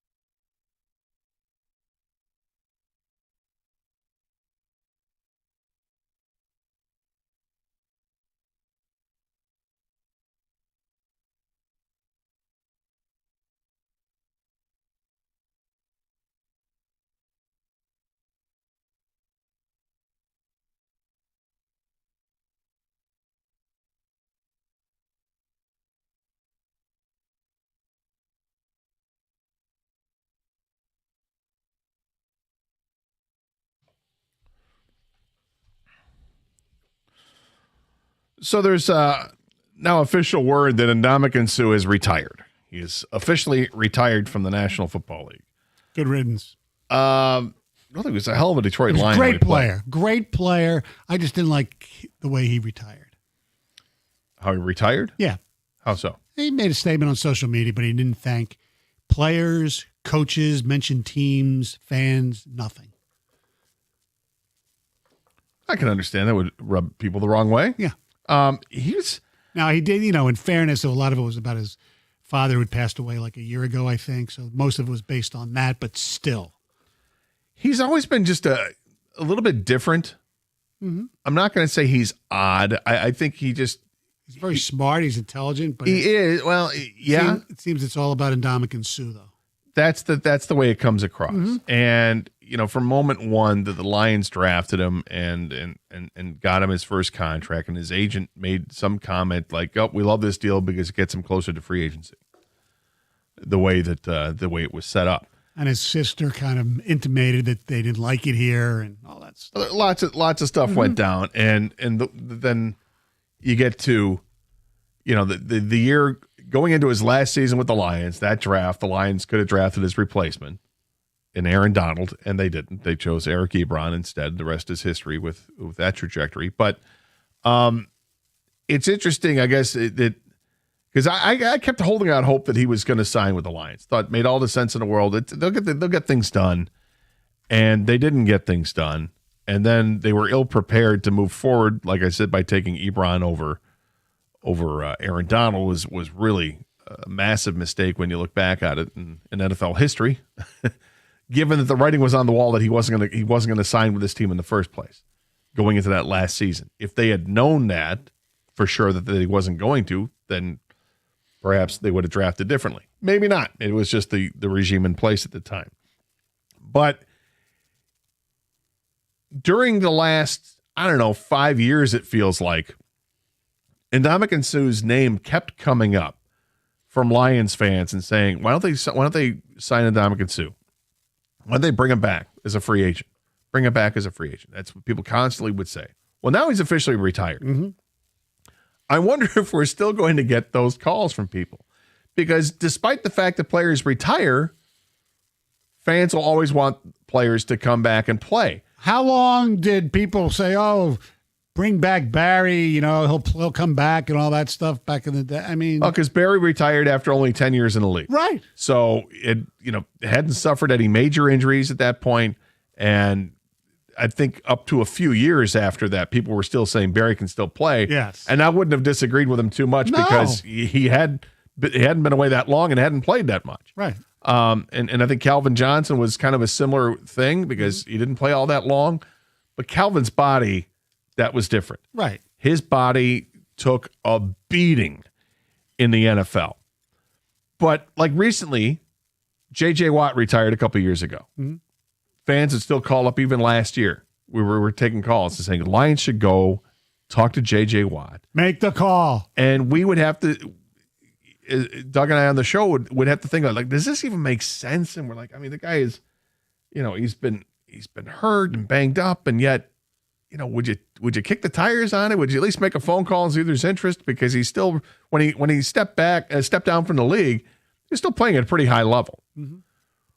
So the question I have at 248-539-9797 is, since 2000, right? Let's go over the last 25 years. Okay. Who's the player outside of Calvin Johnson, we'll say? It doesn't even have to be locally. It could be anywhere. But locally is always better. But who's the player you're convinced that despite the fact that they retired, that you thought even 2 years after retirement, you thought they could come back to the team or a team and still play at a high level and be a difference maker? I'll give you two. One's local, one's not. I still believe, not now, I don't think, but at the time, a few years after he retired, mm-hmm. I think Dominic Hasek could have still played. The Dominator. Yeah. So I'm trying to think what his last year was. I mean, he played a couple years with the Red Wings and then came back and played with the Red Wings. Yeah. He wasn't great, but he wasn't bad. Better than what they have now. Right. He was, I guess, one of the greatest of all time. Yeah. So Hasek is one you thought. Yeah. And the other one, you might disagree. Now, the Lions don't need him for this position, but I think Gronk could still play if he wanted to. Right now. Yeah, right now. I think he can still play. He's another guy. He didn't play that long in the NFL. People think like he was like a 15, year veteran. I think he only played like 10 or 11 years. Yeah. And by the way, since you mentioned Ratledge, yeah. If this thing doesn't get, the Lions need a center, obviously he wouldn't, but you can't convince me that Jason Kelsey couldn't come and help the Lions for 1 year. I suppose. Yeah, well, forget if you want. I think he's already dropped a ton of weight. I think he's already gone down that path where linemen either blow up or they slim down. And I think he's enjoying his life of being, a celebrity outside the game. But interesting because maybe he could. The guy I have is Nicholas Lidstrom. Nick played till he was 41 years old. Right. And when he stopped playing.